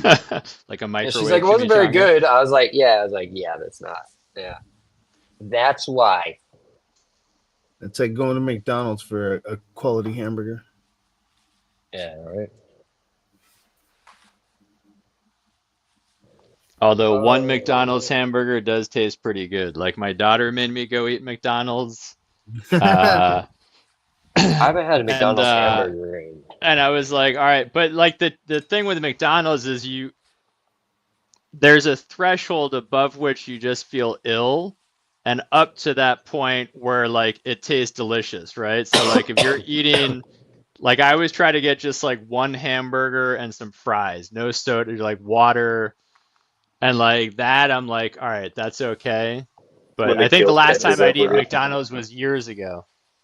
Yeah, I ate Taco Bell a couple times recently. It was actually pretty fucking good. I don't heard think I've ever they had Taco redid their Bell. meat. They redid their meat. It used to be like dog food, Taco Bell is like and a then straight they guilty got like in pleasure. trouble for their meat or something like that. But that shit was fire, man. Yeah, it was I like was grade stoned as D or shit. something. It was like a grade lower than dog food. Hey, and then the other day I was so hungry and tired after work that I smacked like 3 hot dogs in the fucking parking lot, dude, and just raw dogged them. No ketchup, no mayonnaise, no nothing, dude. Just fucking. No heat. Wait, smacked like them. straight from the packaging in the fridge? No. They're pre-made. They're pre-made Nathan's hot dogs. And I worked with a dude who would eat cold Hot Pockets. cold hot pockets. That's gangster, dude. Like spaghetti, like you know the meatball ones too, dude. I'm like, how Yeah. the fuck could you eat that cold, dude? It's so gross. They're gross, like hot. Like, it's fucking disgusting hot. Those things are nasty, dude. Hot Pocket, it's its own food category, dude. Because Hot Pocket. Like, what the fuck is really in this thing, dude? That ain't food. Can't buy none of these ingredients separate, dude. Get on a watch list. Timothy says try ramen. Oh yeah, dog. That's poor man chips. That's what they call poor man chips. That shit's So, bussin'. That shit's fire, dude. I smacked. That's what this channel's missing is somebody going out and having killer ass food and smoking weed, dude. You go get some food, come home and do a food review while you get high. That'd be fire. I would like to do that. That'd be super cool. No, I wanted to, like, whenever I cook, I'm like, I'd want to have like the camera aiming down, like this laptop camera aiming down, do a little cooking show. Yeah, man, do it. And you can DJ your own music. I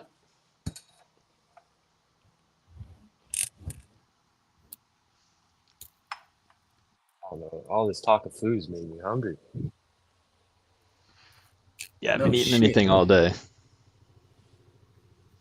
I ate a bunch of fruit. And then I usually have a breakfast sandwich in the morning. Put a hash brown in it. Oh, it's so good. Sausage, egg, and cheese. Put a hash brown in. What is it? Circle K right next to me? They make pretty good breakfast sandwiches.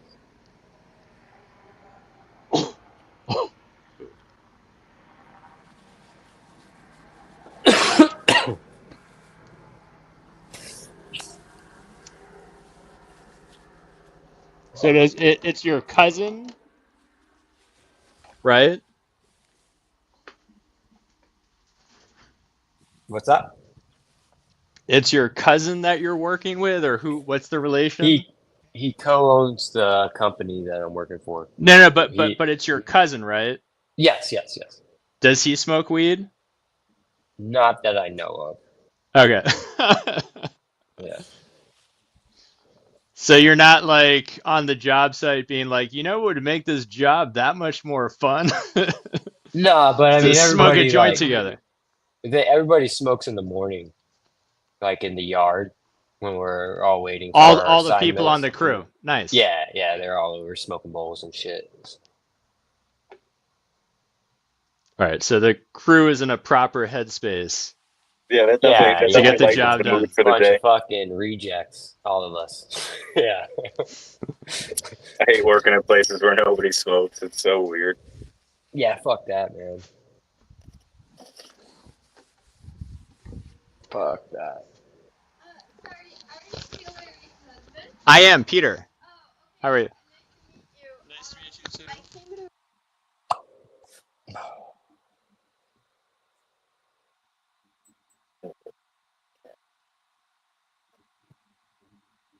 Sundance is knocked out. All right, y'all. I'm gonna go run, take care of some things. Take it easy, man. Oh, I almost ended this stream. Damn. Careful now, dude. I came. It popped up. I hit end. That was fucked up, Steve.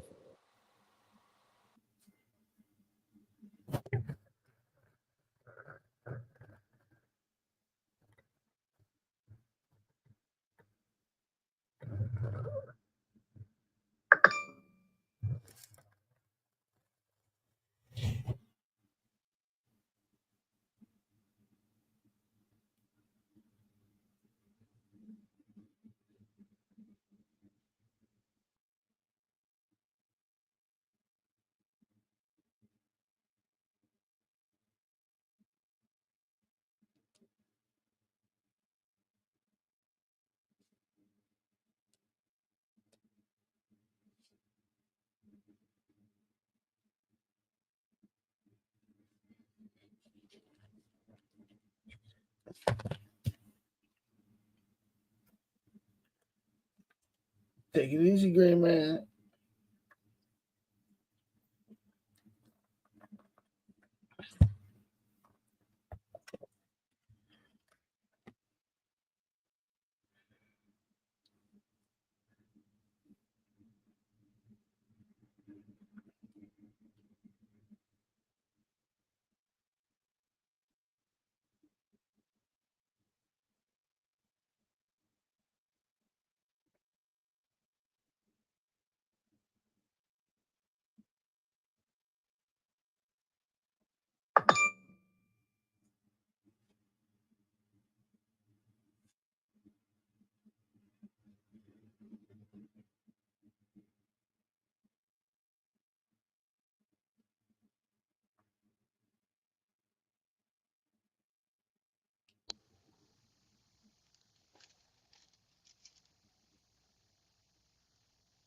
Did we lose DP?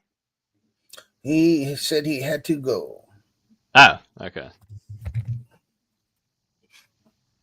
Yeah, I gotta pick up number 1 and 2 in like 15 minutes, and then make dinner. All right, so let me get in the proper mood for hanging out with my kids.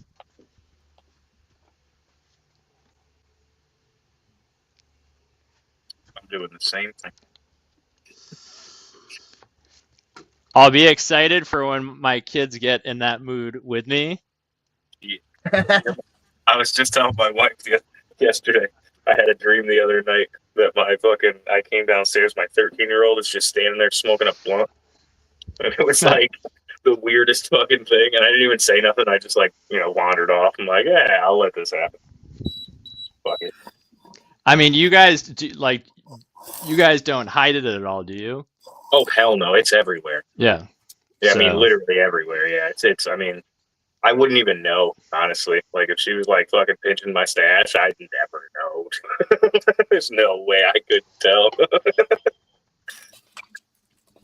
Unless I was like running real low, I'd be like, I could have sworn there was a little bit more in that jar. No. Even in my house, though, it's tense upstairs. You can't smoke any of my weed in this house without like the whole house just being like the rankest shit ever. I know. No, they actually don't go anywhere near it. They don't they literally won't even touch something like put it on the table and they're trying to do something. They'll make me move it.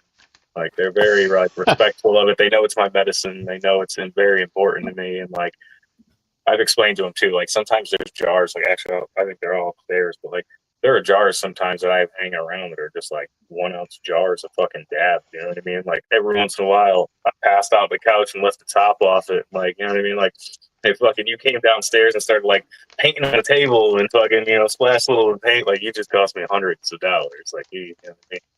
So, they know. They're very like, I'm very open with them about it. They've helped me cut clones and shit, and fucking, they've helped me plant seeds. And yeah, my oldest one, I'm very open about it. Then my younger two, my wife like I can't. My wife doesn't know that this is a weed shirt, but like I have some shirts that she's like, stop, like don't wear that shirt around the house, like with the kids, and I'm just like. Oh yeah, no, I have stickers that I made into magnets, like, on my fridge there. Literally. Yeah. You know what I mean? I have those stickers. Yeah, like, I have a fucking, my press is normally laying around on the floor somewhere. I got like, Oh, there's one. There's some trimming scissors sitting on the counter. It's bad. It's everywhere. I feel bad for my wife because she can't keep up with me. You lapper. That's bad. I feel terrible for her. Oh well. She gets to smoke dank ass weed all the time. So. Everybody wins. Yeah.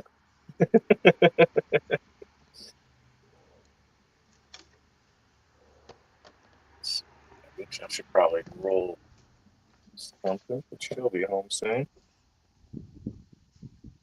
Yeah, I don't even most of the time I'm standing in here on one of Tony's lives, just doing dabs. The kids are 15 feet away watching TV running and back shit, and forth, blowing it out the window, and I got an exhaust fan over here too. Going on over here? Oh, you're back. It's back. I had to feed the kids, and then they made lots of messes. That's the way she goes. They had a stuffed animal unstuffed, and it fucking stuck to everything. Oh man! Holy fuck! It was everywhere. Two of them, yeah. Oh look. Definitely dealt with some epic messes. Being a parent. One time when I was recently separated, when I had no furniture, I had a fucking trampoline in my living room, and then I had a swing in the doorway, so it was like fucking Kidville in the living room there. So one day there I was fucking sleeping in, but the fucking kids there they got a carton of eggs and they put it in the trampoline and they were jumping on the fucking. Oh my fucking God. I woke up there and there was fucking egg slime fucking leaking trampoline. Oh man. Fuck, dude. I came home when my first daughter was born. I was at the hospital. I came home, fucking my buddy was like supposed to lock up the house and take the dogs out and shit, and then he was going to work and he left a thing of baby powder, like a fucking full thing of baby powder, like a big one, sitting on the living room table. And my dog, he hadn't closed her crate all the way, so she had gotten out of the crate, grabbed onto this fucking open thing of baby powder, and was literally running around the fucking house with it in her mouth, dude, just spraying baby powder everywhere. The entire fucking house was covered in baby powder, dude. Like, you know how fucking hard it is to clean up baby powder? You can't vacuum it up, it just goes right the fuck out. I know, because I tried. And what I didn't realize is it'll light on fire. Oh yeah. Yeah, well, I'm glad I didn't find that out. that shit'll fucking go poof. I totally tried to vacuum it up. It didn't fucking work. Another good one I did when I was younger. There, I had that liquid fucking chocolate milk mix, and there was only a little bit left in the bottom, and I wanted to like whip it to the top, so I was swinging my hand around like as fast as I could while the lid fucking came open and it fucking sprayed all up the wall across that fucking stucco fucking spackled ceiling there. Yeah, dude. Through the kitchen into the living room, across all the way the stucco ceiling in the living room, down across all the carpet. Well, shit, man, you can't wash that off that fucking ceiling, man. I tried to clean it off there and I ended up rubbing it all off, and then there was this big fucking brown strip. And then I had to like try to match it back. I had to try to match it back to the rest of the fucking ceiling, and I'm just a fucking kid, no experience in fucking anything. So like forever, that house had this weird white strip across the fucking ceiling.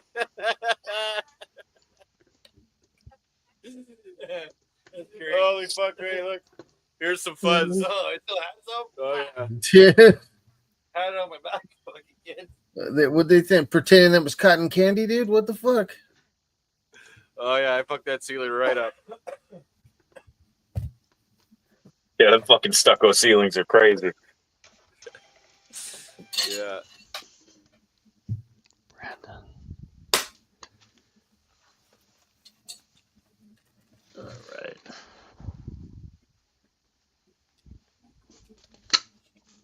Oh, fuck, man.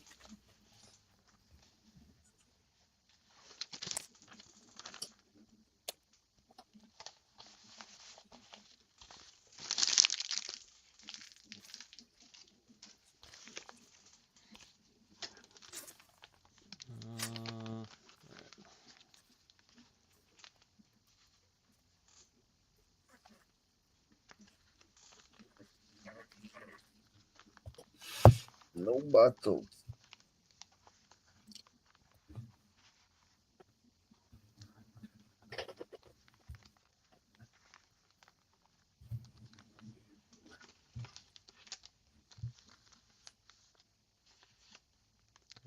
Uncle Doobie.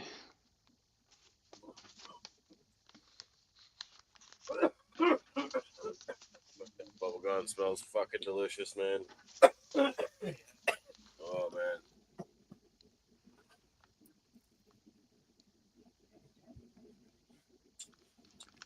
Well, lights will be turning on soon.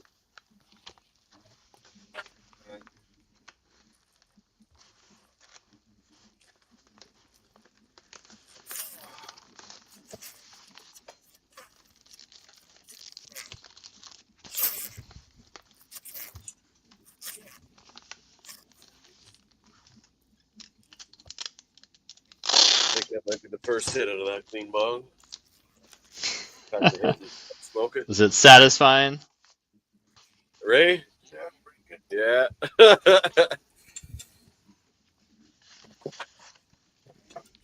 Ray, do you like smoking out of his clean bong or his dirty bong more? At the Bubba. Always. Nice. Well, it's better than no bong.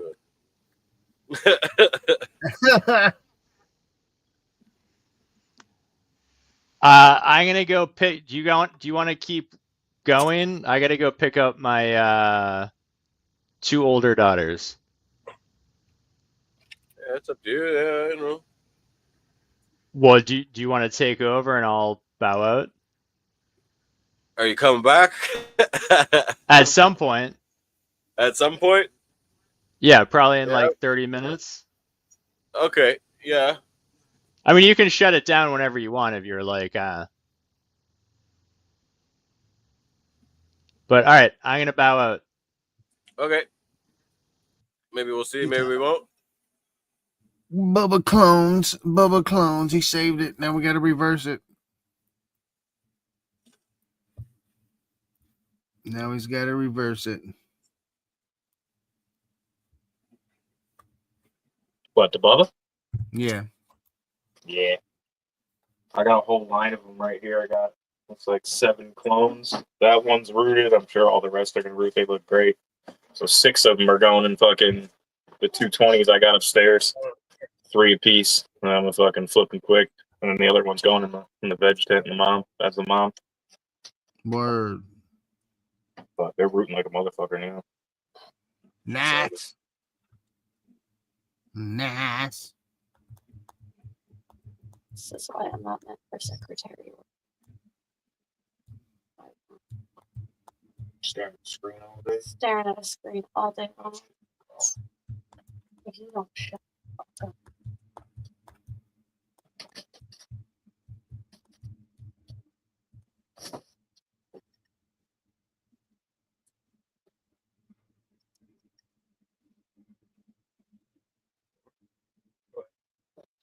Sad one. Oh, yeah. Yeah, break.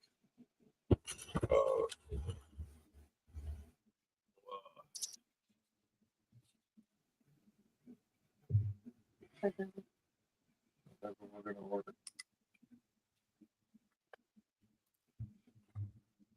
Oh, what's up today? Then we up to there. Fuck off. Dude, I'm off work for a while now. Okay. Fuck, I'm pissed. Yeah, it's fucked over. I have to find a hobby. Start up some more plans. I'm gonna have to. Oh, yeah. I clean my room out tonight. Fuck yeah. Fucking dog found my old stamp books from like fucking 1919. Fucking took like 2 books into my tent and chewed them all apart. There's stamp paper everywhere. Chewed up my water, my vent. Fuck. Yeah. I did not see that coming. It's a fucking good looking clone right here, dude. Yeah, fucking right it is. That's a fucking plant with little roots there. How'd you do that? Yeah. Fuck yeah. That's fucking gorgeous, man.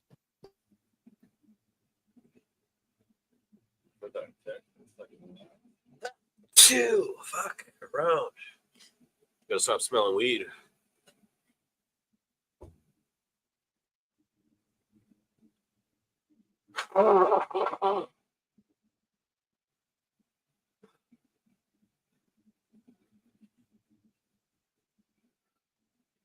Chew. Fuck around.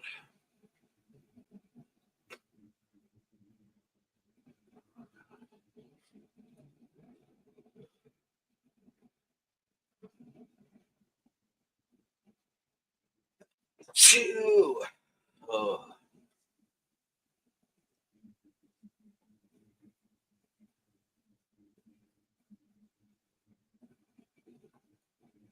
Yeah, another one. Fucking just absolutely. These fucking plugs are just amazing. Which ones are those? The Vantana plant sciences. Okay. Fucking things like I didn't inoculate them at all, and I mean the root hairs on them is fucking crazy. Because they're inoculated, they come inoculated with fucking some mycorrhizae and shit.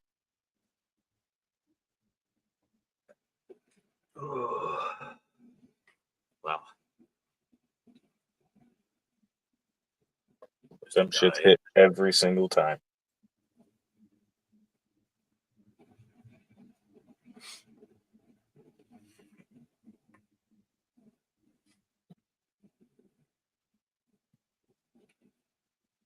Where's my dad?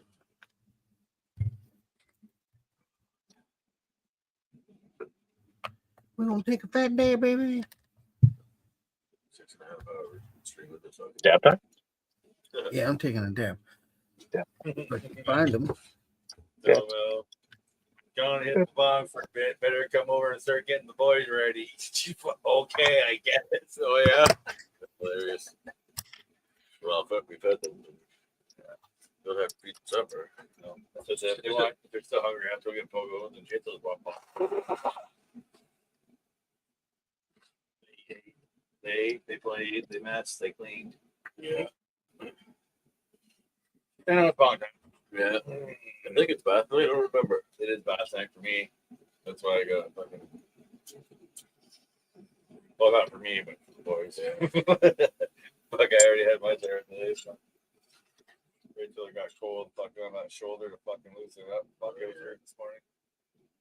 Mornings are the worst. You can't sleep on it. Can't move on it. Can't. Oh, fuck. I thought they gave me the morphine shit. Yeah, but. Call me. You guys from work are all trying to call me right now. Fuck off. Well, not yet. One's in fucking Timmins, one's in fucking separated, they're both college. Fuck, I thought this fucking thing was fucking contaminated, but I'm not really sure there if it's just sediment or what.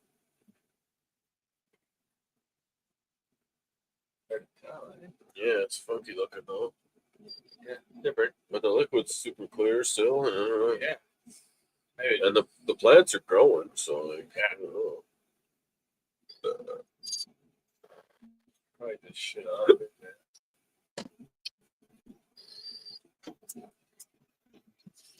How long can you store tissue cultured plants for? Well, there's a fucking guy, Blake Barber there. He's got a plant on his Instagram that he showed the other day in a test tube, and he said it's a year it's been in that tube. And it had roots and everything, like, so you could probably just take it out and fucking climatize it, transplant it from there. So definitely I can hear, yeah, a year and a tube. Quite a while. But it's fucking, I don't know. I'm having a hard time getting them all to be stable in there. They seem to like stress out, and some of them go into flower and shit. So, and then it fucking like, I don't know. I got a couple that are like that there. They just fucking gone into flower and stressed out. The one Bob's your uncle there, I can't fucking get that thing to be happy. Gonna keep trying, but.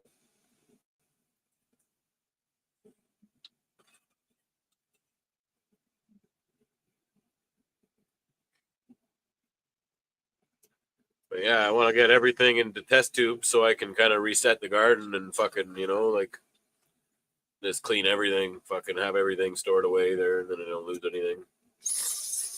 Break everything back out again.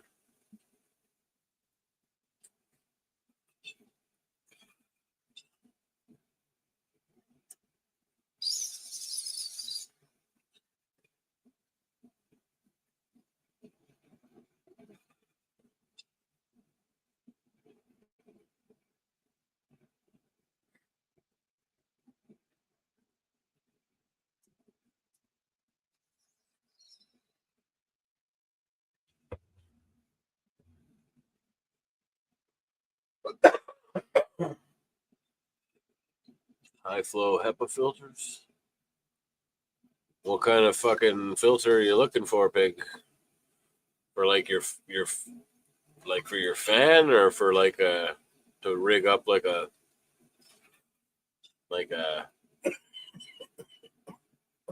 fan filter unit or flow hood? I got mine for my fucking 2x2 flow hood build or fan filter unit build from. It was on Etsy, but it came from a place called Mushroom Odyssey, I think. But it's a fucking H14 filter for. It even had a payment plan. I paid $75 every 2 weeks for that fucker. $300 filter. Made it easy to buy. Then the plywood, and then I had the used fucking, I think it's a 6-inch fucking fan. Rigged it up. Oh yeah.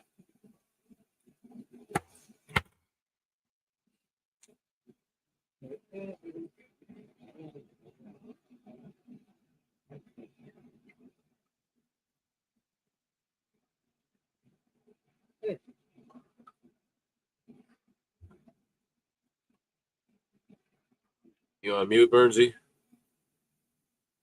I was talking to the wife. Okay.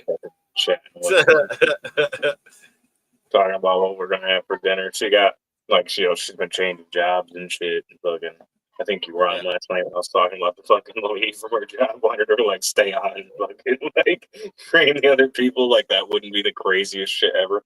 But the job she had before was like this great. It was like underneath a church, and like the church was running this shit. It was fucking crazy. But they had like promised her like a couple $100 retention bonus, like if she stayed through like when they closed. And like I'm like, bullshit, they're never gonna give you that shit. They actually fucking gave it to her. I was like, oh, fucking ordered it. Yeah. That's good. Fuck it, whatever you want. Oh, she's like, I want Chinese. The kids aren't gonna want it. She's like, I'm gonna guilt trip them. I'm like, there you go.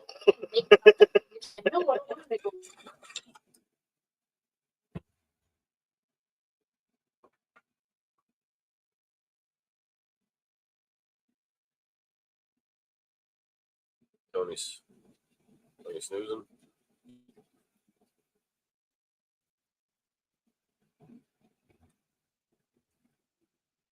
Oh, what happened?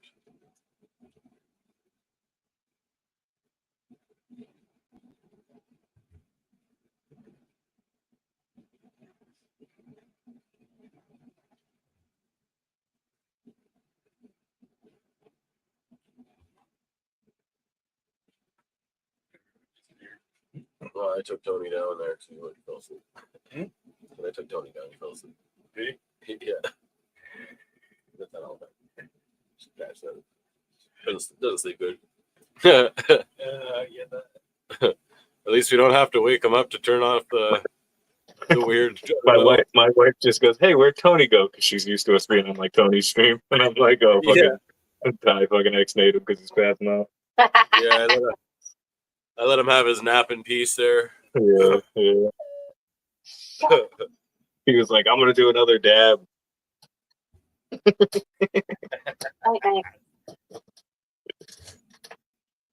Yeah, I seen him getting tired there, and then he fucking had a dab. If he didn't have that dab there, he would have been sleeping 15 minutes ago.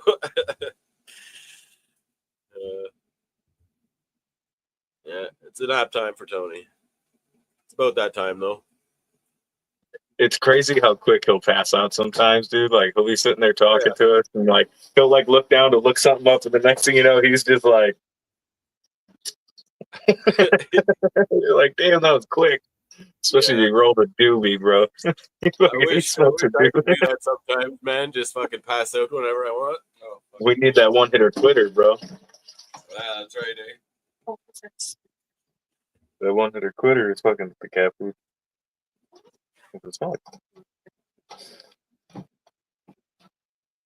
Got another Is it my podcast failed there. labs over there? Yeah. I had a batch of labs fail on me, bro. Oh yeah, did it stink? Not yet. Still sitting there. Yeah. Yeah, It's the been there first for and a only while. batch I ever made did that there, and then I never made another one again there. But I was thinking about trying it again. Labs? Summer. Yeah. I love making labs. Yeah, I'm gonna try again, but I didn't because of the first. You know what's interesting? Do you ever make the fucking fermented plant extracts? Well, I don't know. I just let my hash water sit for a long time, and then I fucking water that in. That's the closest thing. That's the closest not thing. what I mean. If you use labs and make fucking some fermented plant extracts and shit, you can actually do it. I know, like you have soap nuts, don't you? Me no. No, I thought you. Well, yeah, you can actually ferment soap nuts, even though they're fucking like antibacterial. They don't actually kill the fucking lactic acid bacteria, and they ferment like a motherfucker. And then you have like a fully stable fermented soap nut, like water, like a wetting agent. But it's a fermented plant extract. It's bioactive as hell. Fuck yeah. Done that shit mad times. Buster nothing.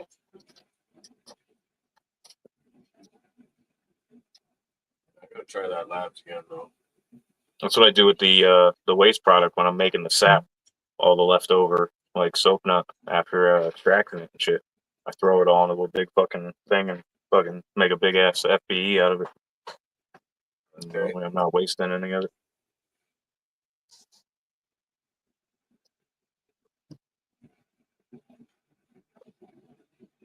I got some real inputs. I just don't fucking use them. That's funny.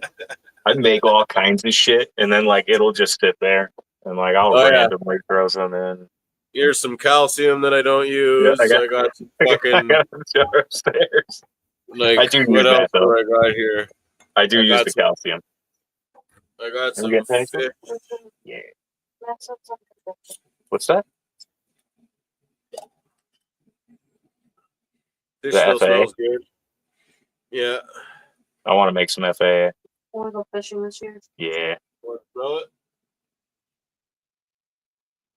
It's all right, eh? Right? Fucking. I guess If you I make can it, see your- if you're super careful and you make it, it's food grade. You could eat that shit, dude. I know. I like. I wouldn't. I'd probably mix a couple drops in some soy sauce there. I don't think it'd be a good idea because I seen what I made it out of, like dirty old pike there. Like fucking. Most people don't even eat those fuckers there. They just throw them back. But yeah, no, you fucking. I've seen fucking Miles fucking weed that taste good. Eat fucking FAA a bunch of times. They do like KNF dinners and shit. That's right. Yeah. I make all kinds of KNF inputs, and I don't use them in any way that KNF says you should use. I almost sprayed some on the other day. I don't know how many drops of this you think I should put in there for a gallon. FAA. Yeah. I think it's like 5 milliliters or something like that per gallon or something, but I don't remember. So like it's funny, I don't measure a fucking thing, dude. And I mean that. Yeah. Like, I don't measure anything. I grab my wet water soluble calcium and I'm just like, yeah, that was good. Yeah, I don't measure a fucking thing. I don't measure my pH. I don't fucking nothing. I take my big ass jugs of water and I walk in there and I'm like, all right, bitches, you're good. It's all about the soil. I build soil biology. That's all. Yeah, that's kind of what I do too. There, fucking make healthy soil, and then if I really need it, I got some JLF, and I just put a fucking mason jar in a 5-gallon bucket of water. Yep. That's all I need, really. But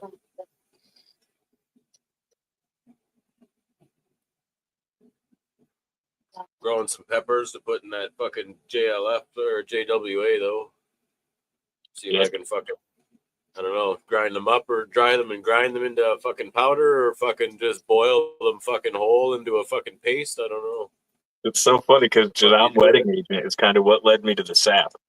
Because like I was looking for like I wanted a saponin based product at first. Like I was like, that's cool. So I thought about buying the cube, but it's expensive as hell. And then I was like, I want something like I can, I'm always making shit. I'm like, I gotta be able to make something. So I was like, Jadam Wedding Agent. And then I looked into how you make it and I'm like, that's caustic as fuck. I'm gonna go in a different direction. It wasn't so bad there. I did it while I was sitting right here mixing it on the floor. It fucking bubbled up all over the place and went underneath my little fucking fridge here and made a fucking terrible mess there. But then when I mopped the floor, it was fucking spotless in here. Yeah. And I'm like, mixing it with the worked, drill, dude. and the drill's like slinging stuff all over the fucking place. Do it outside. Yeah, Do it in a fucking, mix it in like a garbage can, not in a 5-gallon bucket. Yeah, it works. It gets fucking.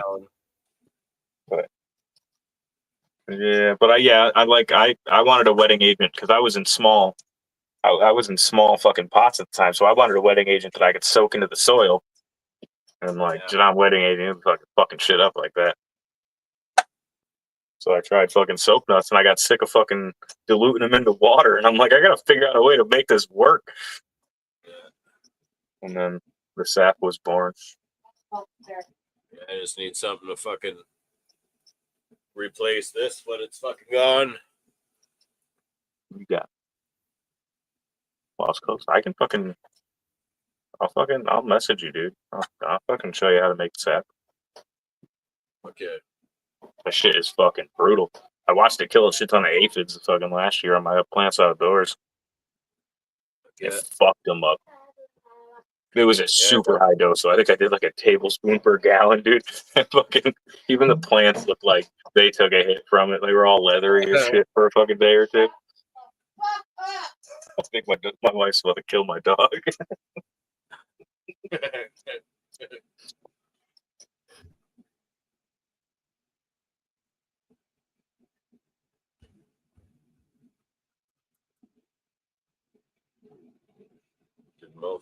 Did she go get the voice or what? No, I told her to text me if she was there. Okay. But she texted me. It'd be Like, funny. let me know when you're on your way. So I was like, It'd be funny the way she just comes and gets there. We're just sitting here fucking the whole no, I time. told her to get in the fucking bong for a bit. Come get the boys ready so I can go home. Fucking go get fuss up. So. Oh yeah.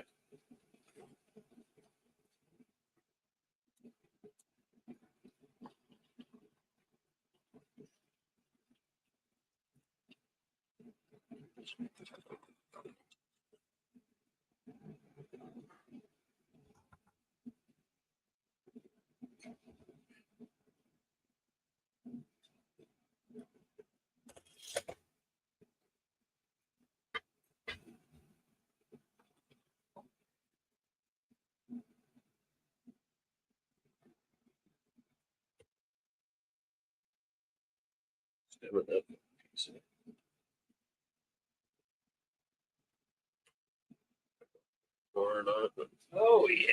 I always fucking choke you, so. What's that? I always choke you, so I'm trying to fucking pack it all. Oh yeah, it's just because I'm fucking pasted right out. Those pills make me fucking pasty as shit. Oh yeah. Oh yeah. I don't know why.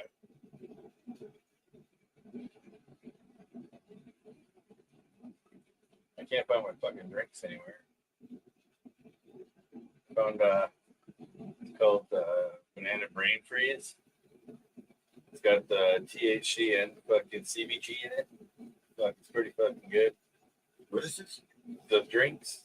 Oh yeah. Yeah. It's got 10 milligrams of CBD or THC, 10 milligrams of CBG, and 5 milligrams of THC or CBD. Right on. Fucking tastes like a fucking melted banana popsicle. Fucking delicious.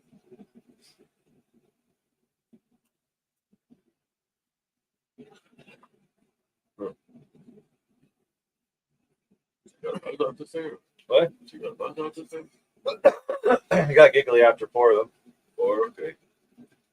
Man, they're like $6 a pop, dude. It's not so bad, I guess. But yeah, Joey drinks too, and she gets fucked. Loves them. She's just all eyes squinty and fucking just giggles. She watches TV there and just laughs. I'm gonna have to try some. Yeah, you gotta drink more than one. You gotta drink like 3 for sure. Yeah. Like it's only 10 milligrams, but it does fucking, like I said, I drank 4 of them and I started getting giggly. And I was like, okay, I'm coming. Well, shit.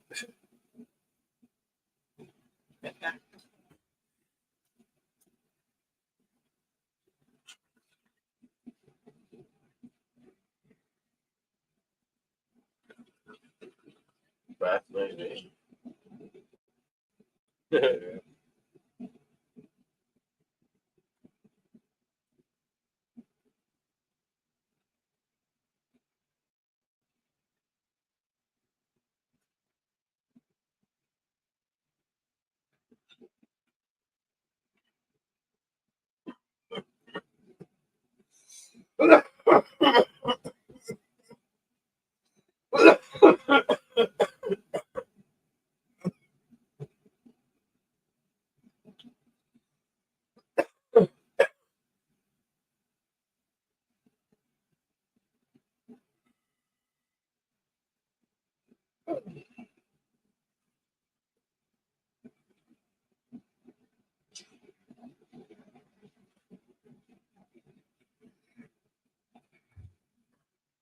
we gotta do tonight?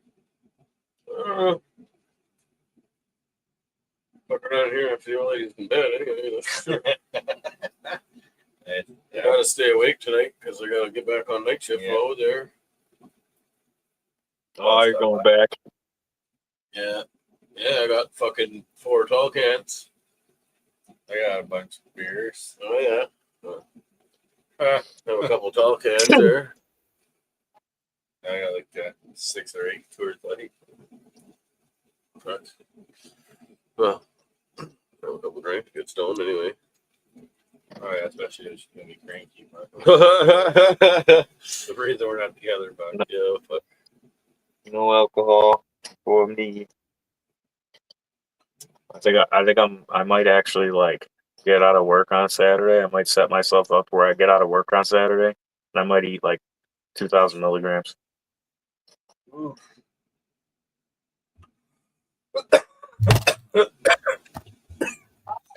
To most people, that's like a death sentence. Getting faded.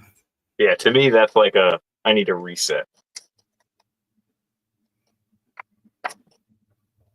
The hard reset of my brain.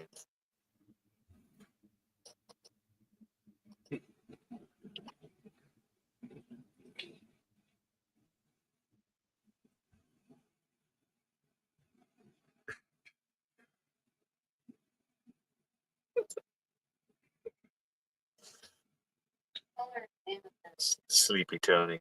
Amethyst is like purple. thought he was coming back there, but he seemed well awake when he first jumped on. oh, fucker, right?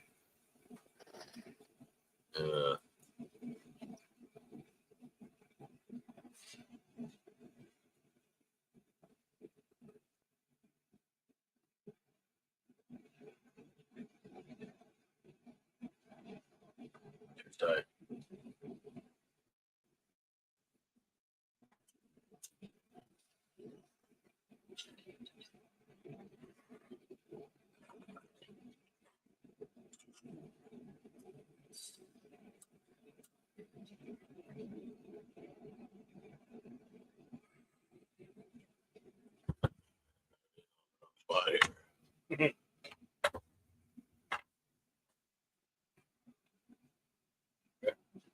Give you a text after, anyways. That sounds good, man. Sure, I'm not, fuck off. Yeah, I'm sure I can pick off a couple more leaves before I got no responsibilities for the next couple of weeks, anyway. Fuck. Oh, shit. All right. What's that? I said dab time. Dab time. Dab time.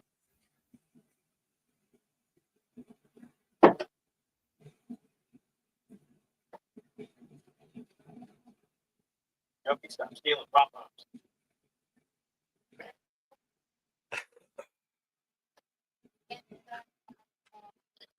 Fucking kid's got a bag of fucking pom-poms over here for like arts and crafts shit.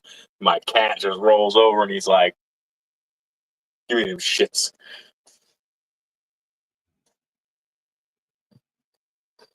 Yeah. So it's your turn to clean. Fuck, that thing fucking heats up fast too, eh? Like, holy fuck, man. Yeah, that thing's slick. I'm getting me one of them.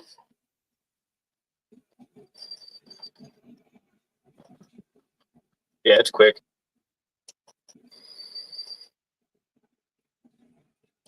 That was fully cool.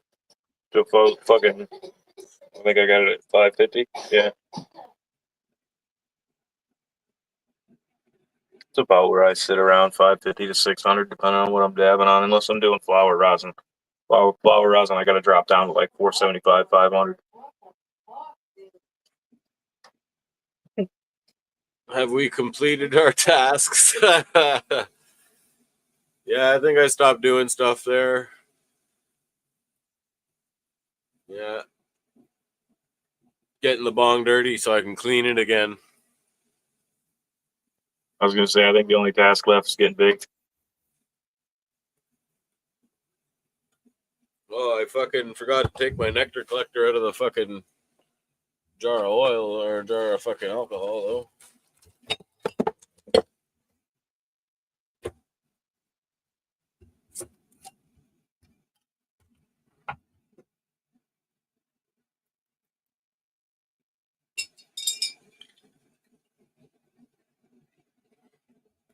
Yes.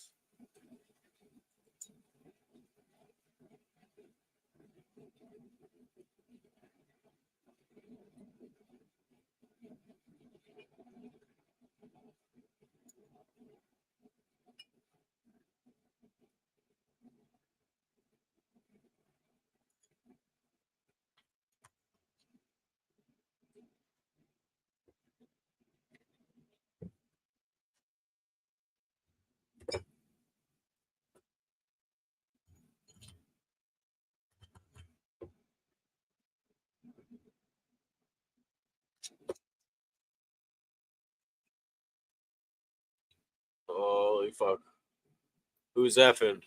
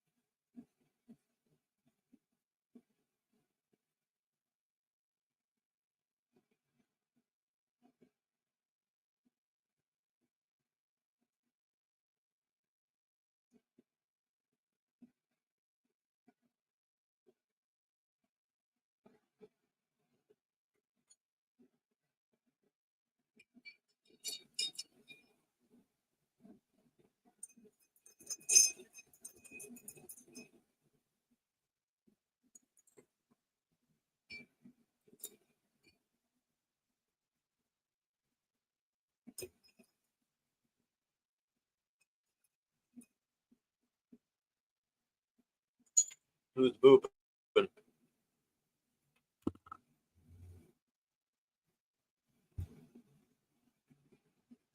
And he's back. Back again. Guess who's back? Krillin with a blunt. Smoke with the homies. Yeah. Smoke it to shit. Flip script, back to work. I know that feeling, Whoa, Fazoli. whoa. Fuzzy. The fuck? It's funny. It's In been a here. cycle all day of my phone dying. Like as I'm trying to plug it in, it must be the third time. It's so comical. It's like out of a movie. I got like 2%. I get the plug in, then it just powers down, and then I gotta wait like an hour for it to charge up. It's funny. Fuck. You ever fucking try those? What are those things called? Trim daddies? Trim Daddy. I'm not sure what it is. One of those It's like a weed trimming fucking thing. There, I seen it. The shakers. No, it's like this thing you hold on to. It's like electric scissors. There, fucking. I don't know if those fucking things work or not. It's like a fucking what are they the emulsions, the emulsifiers, the fucking the silicone ones. Like chefs use to fucking. Dude, all them things are crazy as hell. Yeah, I don't know. Use your fingers. I'm telling you. Use your fingers. Just fucking knock off the fucking leaves and call it a day. I'll tell you what. Usually by the time first. Sorry, Ty. All right, don't go give her.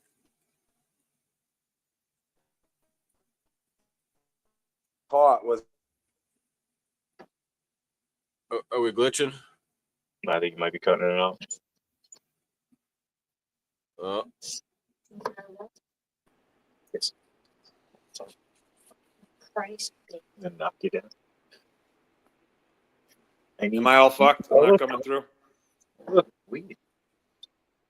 What you looking at? What's coming through? I see. I can hear you, Jack. Can you hear me? A little bit. Yeah. Okay. Looks like his video is getting Mic better. check. Mic there check. it is. Yeah. Oh, whoa! it was solid. It came back. He just pulled a me. Dude, I do that when I'm on my phone, man. I fucking do it steady there. I exit myself out there all the time. I'm always on my phone. I don't even have a computer that works anymore. Yes, that's what that was. I spent a bunch of money fixing this fucking computer there, and now the A button fucking works, and then sometimes it doesn't, and then it works, and then it doesn't. So, like, I'm going to have to bring it back there and get them to take the fucking keyboard apart, I guess, and see if they can fix the A button. It's hard to say things without the letter A. Oh. Especially when you're Canadian. Well, that's what I do when my A button doesn't work. I gotta put EH. Now everything I type is... He goes to a whole different dialect. Oh yeah. Yeah. That's funny though.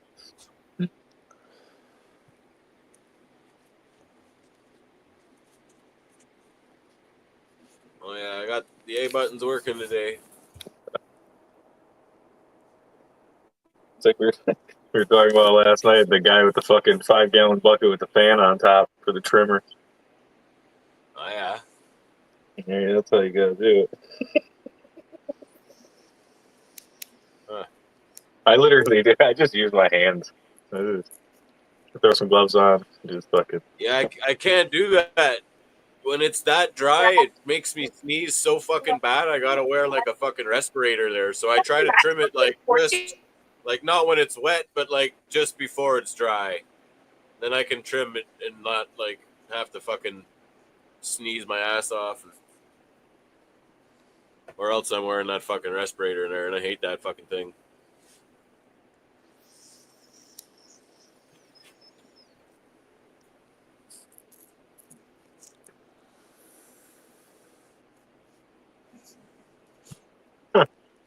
Yeah, no, I don't have too much issues. Not that. Man, even the other day, I don't know, I was in there fucking pulling off fan leaves, and it fucking, for some reason, even that made my fucking chest fucking tight. I don't know if it's all the terpenes I was fucking off gas and rummaging through there, but yeah, I've had certain cultivars like my fucking lemon skunkies in the back of the day used to bother the fuck out of my wife. Like if I started trimming it at all in the house, like she hated it.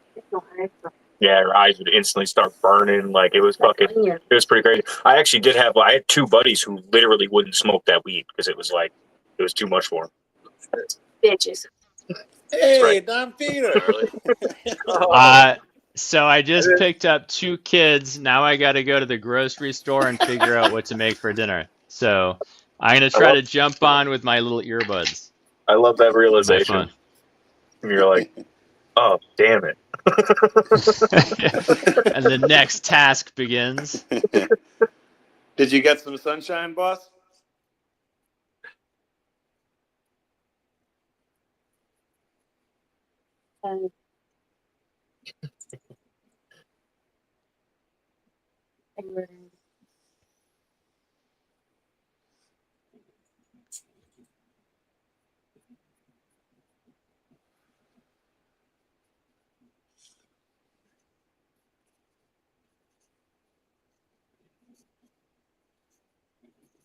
Don Peter.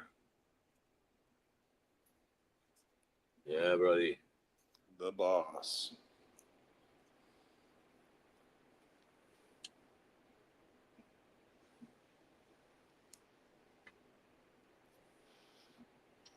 I've also had cultivars where if I reach into the tents, depending on what, I also have psoriatic arthritis, so I'm fucking covered in shit anyway. But if I there are certain cultivars, if I get the resin on my skin, I'm instantly like itching, like I feel crazy.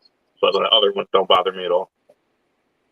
Do you notice, is it citrus terps burns? A lot of the citrus. I have some homies that are tough as nails, and as soon as they get around like some, very orangey ones specifically, it seems like whatever that is breaks people off bad. That and pine also gets me.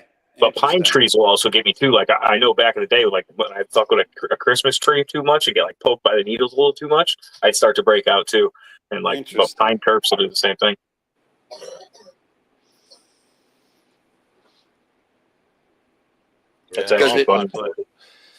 Is it when it's dry and you break it up? Like, let's say the same citrus plant, does it not make you break out then? Because a lot of my homies, once it's dry, it's cool, doesn't bother me but at when all. it's a living plant, it's like poisonous. So dude. I've had ones that are like, if I touch them, I'm fucked. Like it literally will rip my skin up. It'll start like almost eating away at my skin. Oh wow! And fucking like because I have the psoriatic arthritis, so I'm sure it dries me out and then it just breaks up. You know what I mean?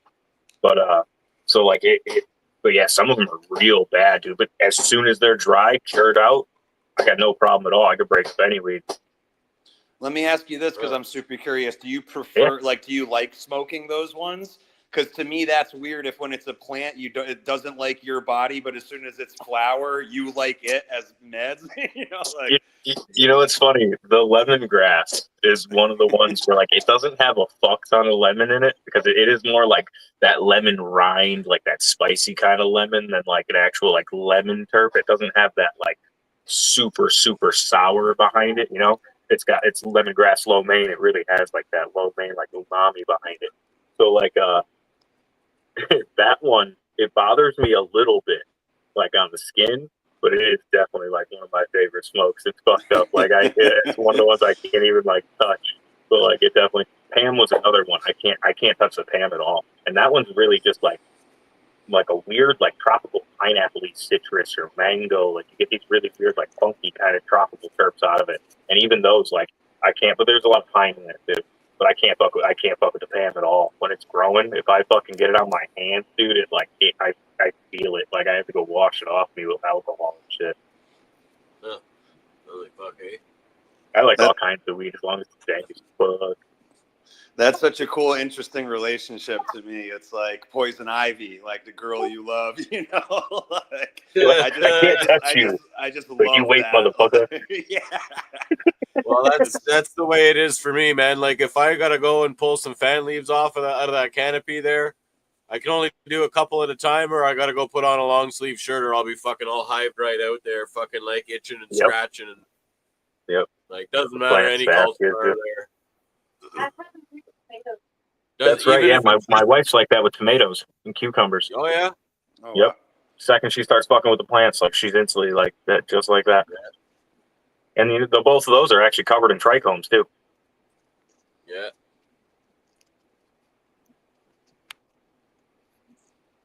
I better watch myself if I try to grow tomatoes then.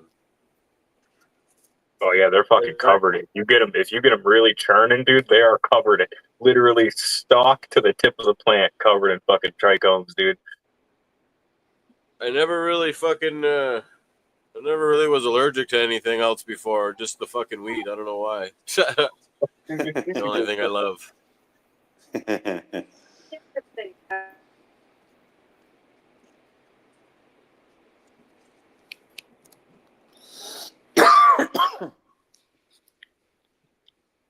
Other homies took off. Sapo fell asleep.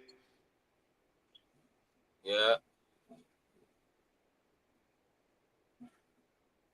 What you guys? What's your plans tonight?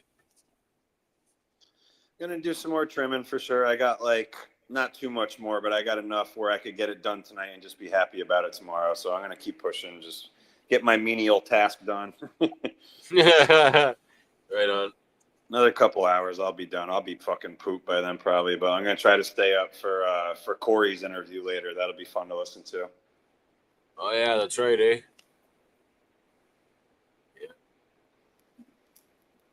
Yeah, I got a little thing that starts in an hour or two actually there for fucking just a little local fucking local community here. Oh, cool. It's the community that it's the lady that runs the cup that I entered my hash in there, so. I'm gonna go and fucking talk to her for an hour. Oh, that's Go right. visit Corey for an hour. Yeah. Pull some fan leaves off again, maybe. A couple more before I never do it again. before you miss the plants. Well, going back on night shift for 2 weeks, and then after that it'll be fucking harvest time. So whatever I don't get done now is not getting done. Yeah. It's mostly just a lot of these little tiny lower fucking tiny little branches, like in the fucking center of the middle of the canopy in the trellis net that I don't really want to fucking reach in there and pick off. Yep. Yeah, those are the ones. Pain in the butt branches. Yeah, so I gotta go find my long sleeve shirt that already smells like weed and fucking put that on. Unless the old lady washed it already.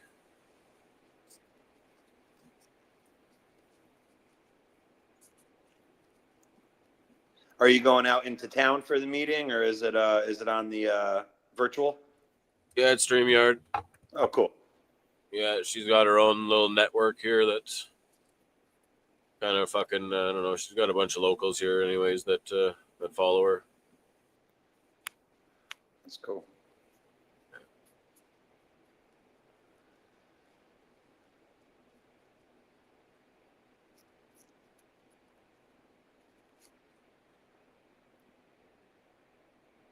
Go inside and make sure the kids aren't fucking with the internet there. It was real choppy for a minute. That's what I'm up to for the rest of the night. What do you got in there anyways there? Is that some gross space killer or what? No, I fucking wish. Yeah. No, this is the complete opposite side of the spectrum. This is a black market CRC trash. Okay. Nice. Yep. Right on. Get you high, Dabs, tastes though. like nothing. It's dabs. Fuck, I got well the stuff I pressed earlier today there was just the fucking well, it was all 3 washes of 45 and then the second and third wash of the fucking 73. But then I got the first wash in a fucking jar from it's 120 to 73 and it's looking pretty fire there. I was thinking about fucking pressing that to see if it's fucking much better than the rest of the fucking pull there. I should really just grab some flour and press some rosin. But I do have some flour too that I want to fucking try test pressing. Yeah, might do that later. I love me some flour rosin. The effect off flour rosin is just it's where it's at. Hash rosin's great. The flour rosin and the hash rosin smells completely different off the same fucking plants, man. They're two completely different animals, dude. All the water soluble terpenes are gone out from the outside of the plant. So like, dude, or like the flour garlic smell. There was a fucking garlic fucking rank that fucking like it was just the most pungent fucking smell. Like, and it smelled way more like the flour did in the flour rosin. Then when I washed it, I was expecting that to follow, and it did not. Bambernet get me? No, you're good. I feel like some terpenes are completely lost to the wash, like 100% gone. Like you literally lose complete profile, like complete sides of profile sometimes. Yeah. Because I've had the same thing where I've washed shit and like it's like not completely different, but it's pretty different. Like there are some things that are just black. Like this bubble gum here, it smells exactly like fucking like juicy fruit bubble gum there. But then when I wash it, the hash doesn't smell like that at all. Oh shit! I'm gonna have to go over and say Corey's fucking interview. That's dope. I have not messaged Corey back. What the fuck? Because I'm a piece of shit. I forgot. I got literally you said Corey and I was like, fuck, I gotta message Corey back because I fucking see what I'm saying? My brain is gone. Yeah, 2 more hours for Corey, eh?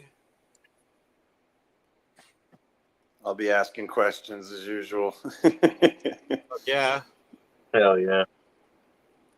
Support the homie. I might fire back up on 04 later on tonight. There, fucking. Nothing's going on. Do a watch party. Do a watch party? Oh, maybe. Maybe. I don't know. Or you're saying after his Yeah, bit? after his thing. Well, I gotta try to stay up late. I'm going on night shift tomorrow, so I gotta try to fucking stay up and fuck around here, I guess. I was just gonna say that I didn't even want to put it in your mind. I was like, you sound tired, homie. You want to kick the stream down, or like I was like, don't even say that. You're just gonna make them think tired. No. Well, my other thing starts in an hour, so. Oh, weird. Oh, Don Peter. Hello, Peter. Hold on. It's like the Office Space scene. Well, if Peter takes back over while I go do my other fucking show, then then we don't even have to shut down over here. We can just start the watch party. No, are you ready to bounce? I'll jump off too. I'm like, I gotta go cook dinner for the kids. Hold on a second.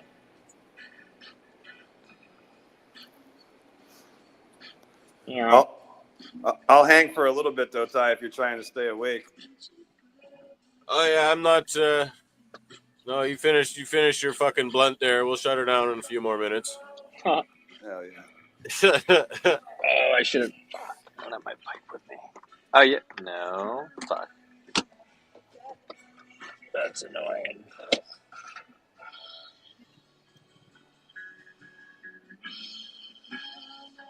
Got this fucking embryo here that looks like it's fucking alive, but it's not moving. Looks white. Yeah, it's healthy looking and shit, but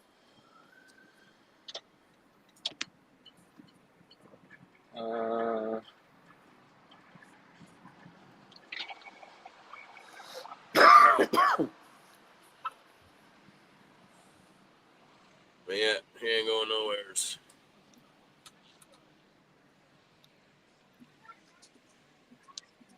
LA traffic.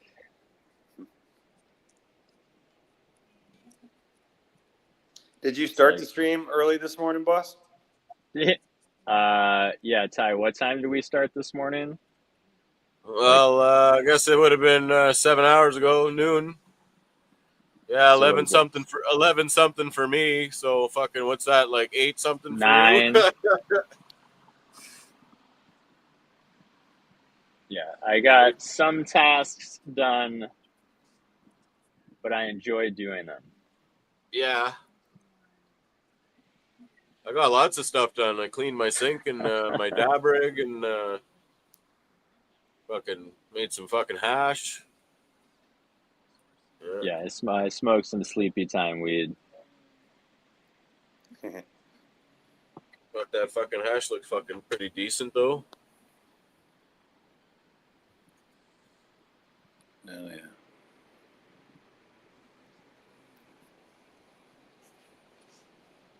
Keep me out of the dispensaries.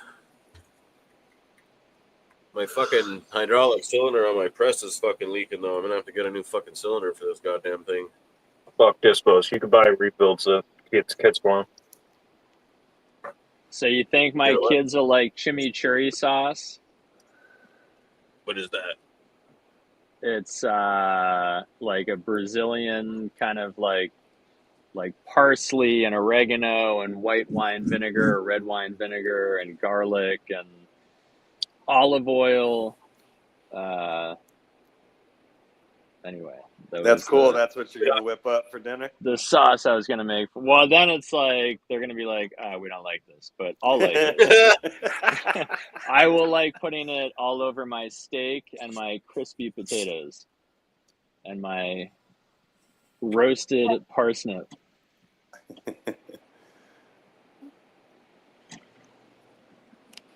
That's cool. Like the you with being my happy bottle of about red wine. I'm like, sucks for you guys.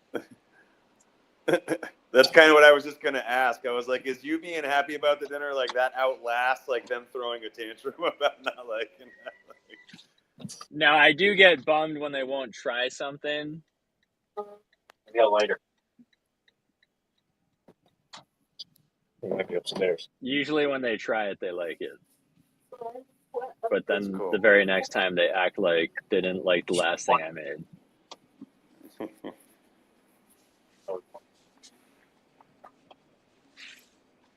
What do you do with the sauce? You put it on, or the steak and the taters, you said? You use it as like a dressing almost?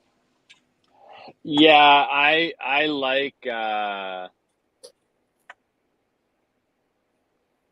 well, one, I like steak.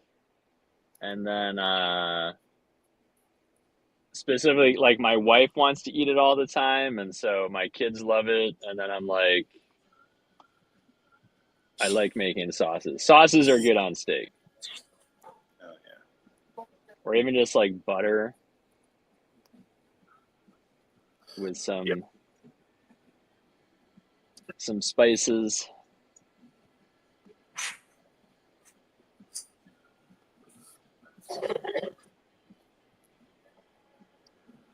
But yeah, I gotta go to the grocery store. But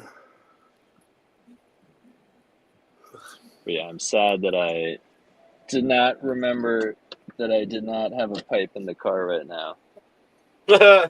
Because I cleaned it, and then I forgot to bring it back out.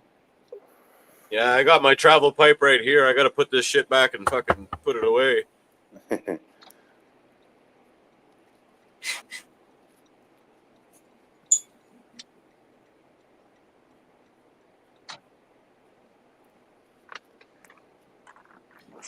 Yet another tour done here.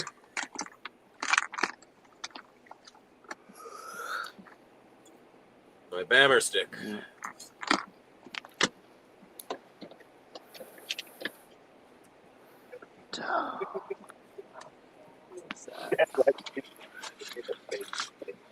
Got two bammer stick tips.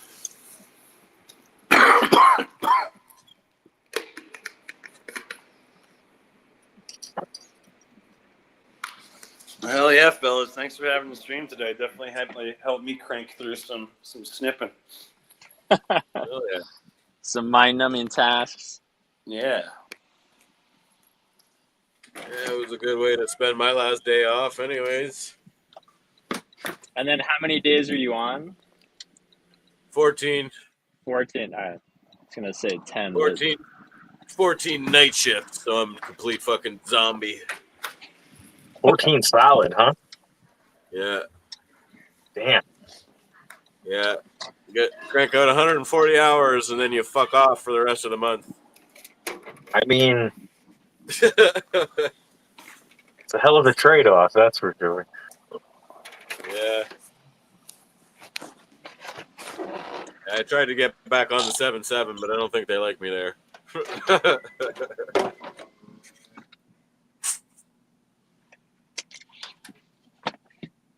All right. Where is... You gonna make it a you're gonna make it a 13-day week again? Yeah, try not to get fucking get sent home this this time. I can't afford to. You know what? No, I took 2 days off for that fucking tissue culture class too, so I ended up missing 3 days last fucking run. Yeah, so I started paying for it last pay. I'll finish paying for it this pay. Yeah, that's pretty brutal.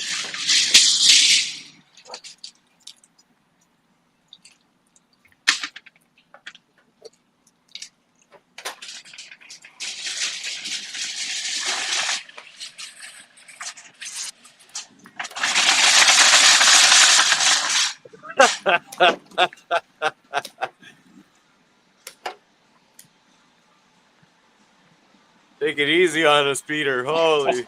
Let the shopping begin. Just run over the fucking train tracks or what? No, that was the pavement outside. That was hilarious. Which is a little rough. All right. Some flat leaf parsley. then maybe we'll do 2 of you. Or maybe a flat and a curly. There we go. Oh yeah, that's right.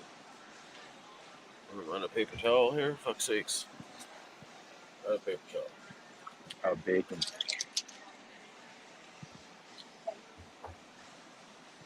Potatoes and... Emergency Jake Box. All right, one more.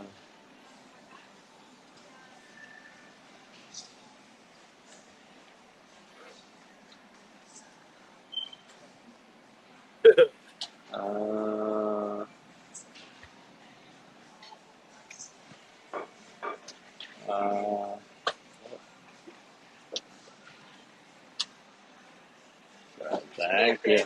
Yep. Sure. And that This one? That one, yeah. Yeah. And then that one. Far. This Yeah, one? that looks like it's good. Thank you very much. Yeah. No problem. Someday I'll get to No problem. All right. A cucumber.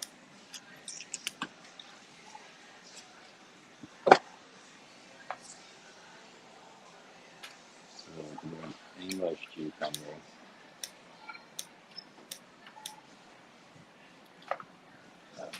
So, individual jalapenos.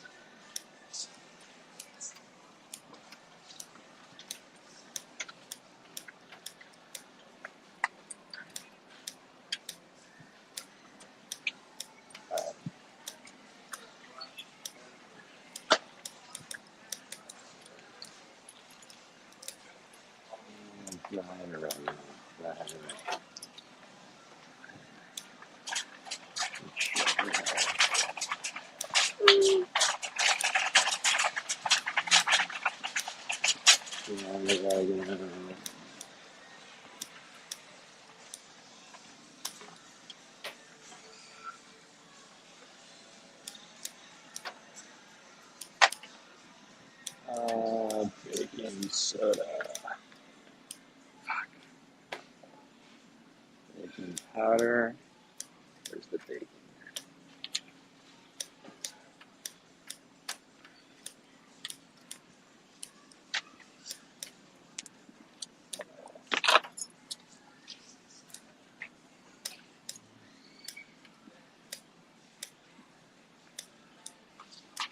I asked my wife if she's giving me like the headlines in the news. I'm like, "Are you over here doom scrolling?" And she's like, "I'm just looking at NPR." And I'm like, "Yeah, so you're doom scrolling right now. Stop fucking looking at it."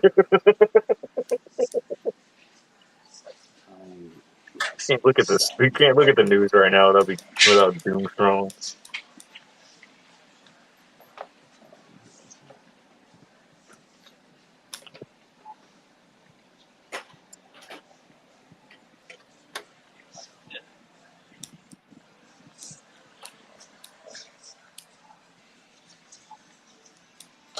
All right.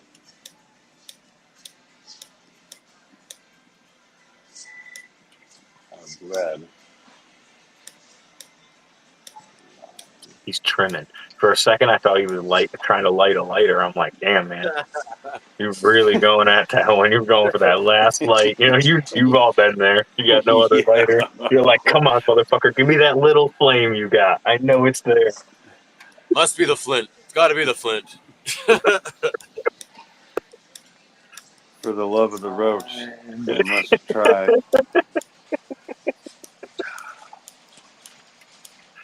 Sweet. There it is. No, I have time at home.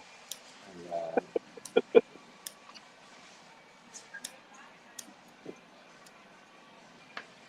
yeah.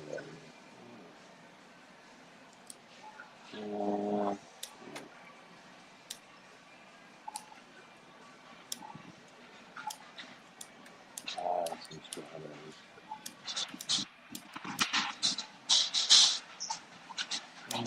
Yeah.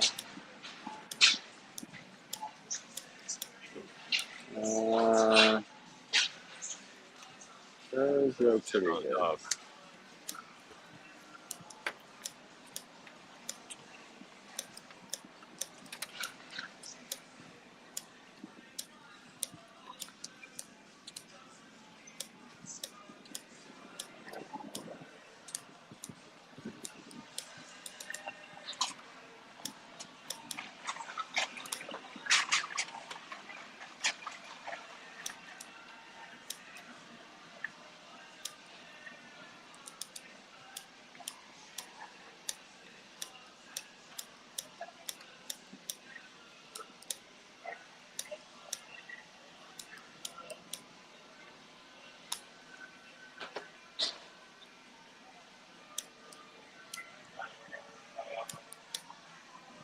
how you doing? Good. With the sorry, where'd the oh yeah, with the this is all New York strip, the front 5 or just the front 2?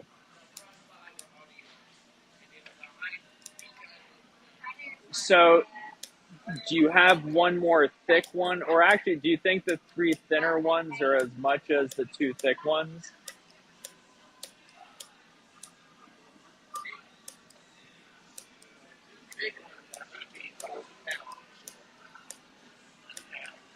Just over 2 pounds.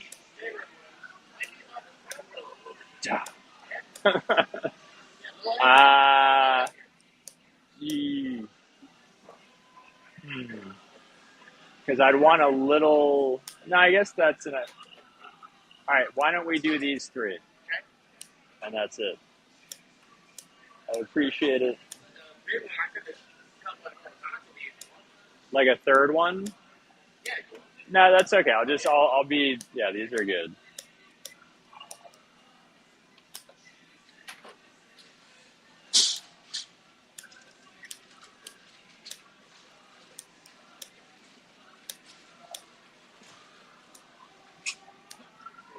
All right, I appreciate it.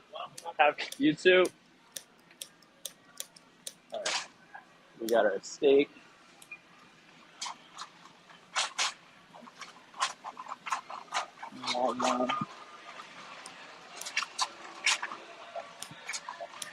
I like that pace. The sniffing.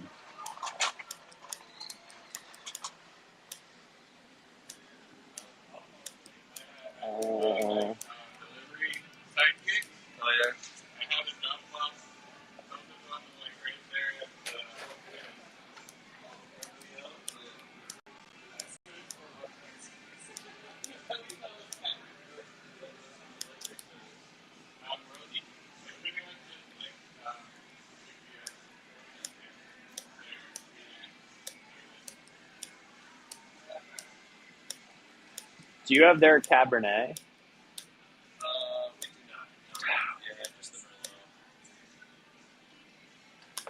All right, let's go with the Malbec.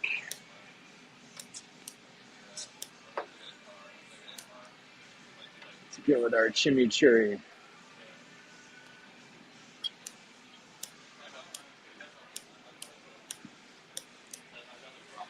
Oops, sorry.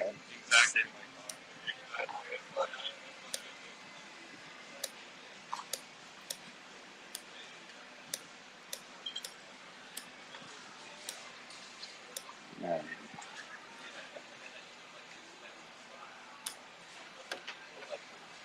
Okay.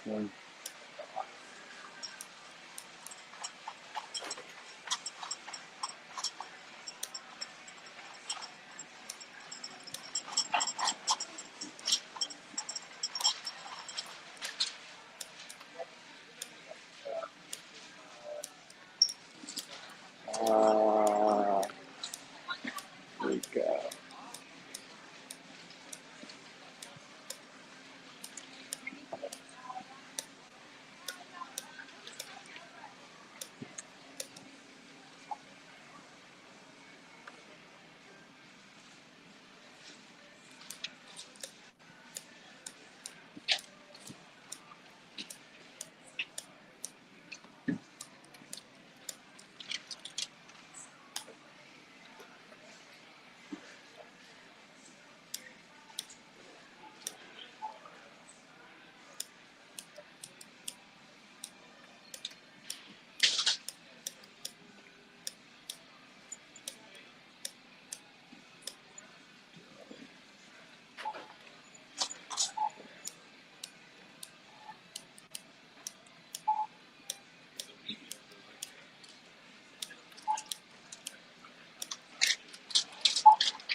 How are you?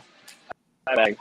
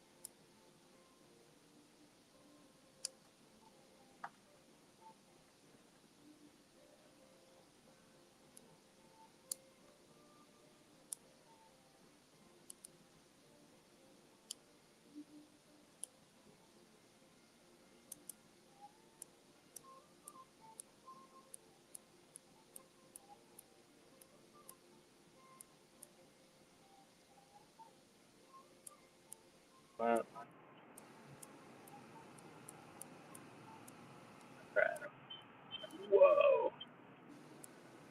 Traffic. Can you hear me? Whoops. Mic check. Yes.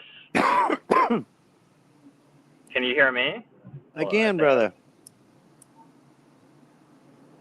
Yeah, I was slow high in the grocery store. How much more trimming do you have?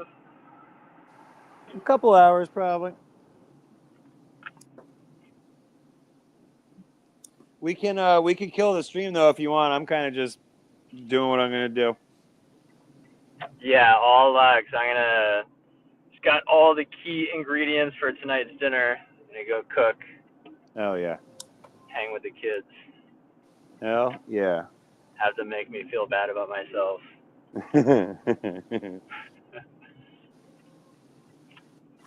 Well, cool. Stoked for right. the shows tomorrow. I appreciate you, brother.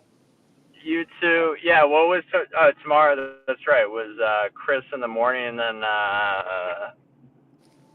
was the aspergillus, right, in the afternoon. Yep. With Kyle. Right. Nice. All right. Let me end it. Peace, y'all. Later.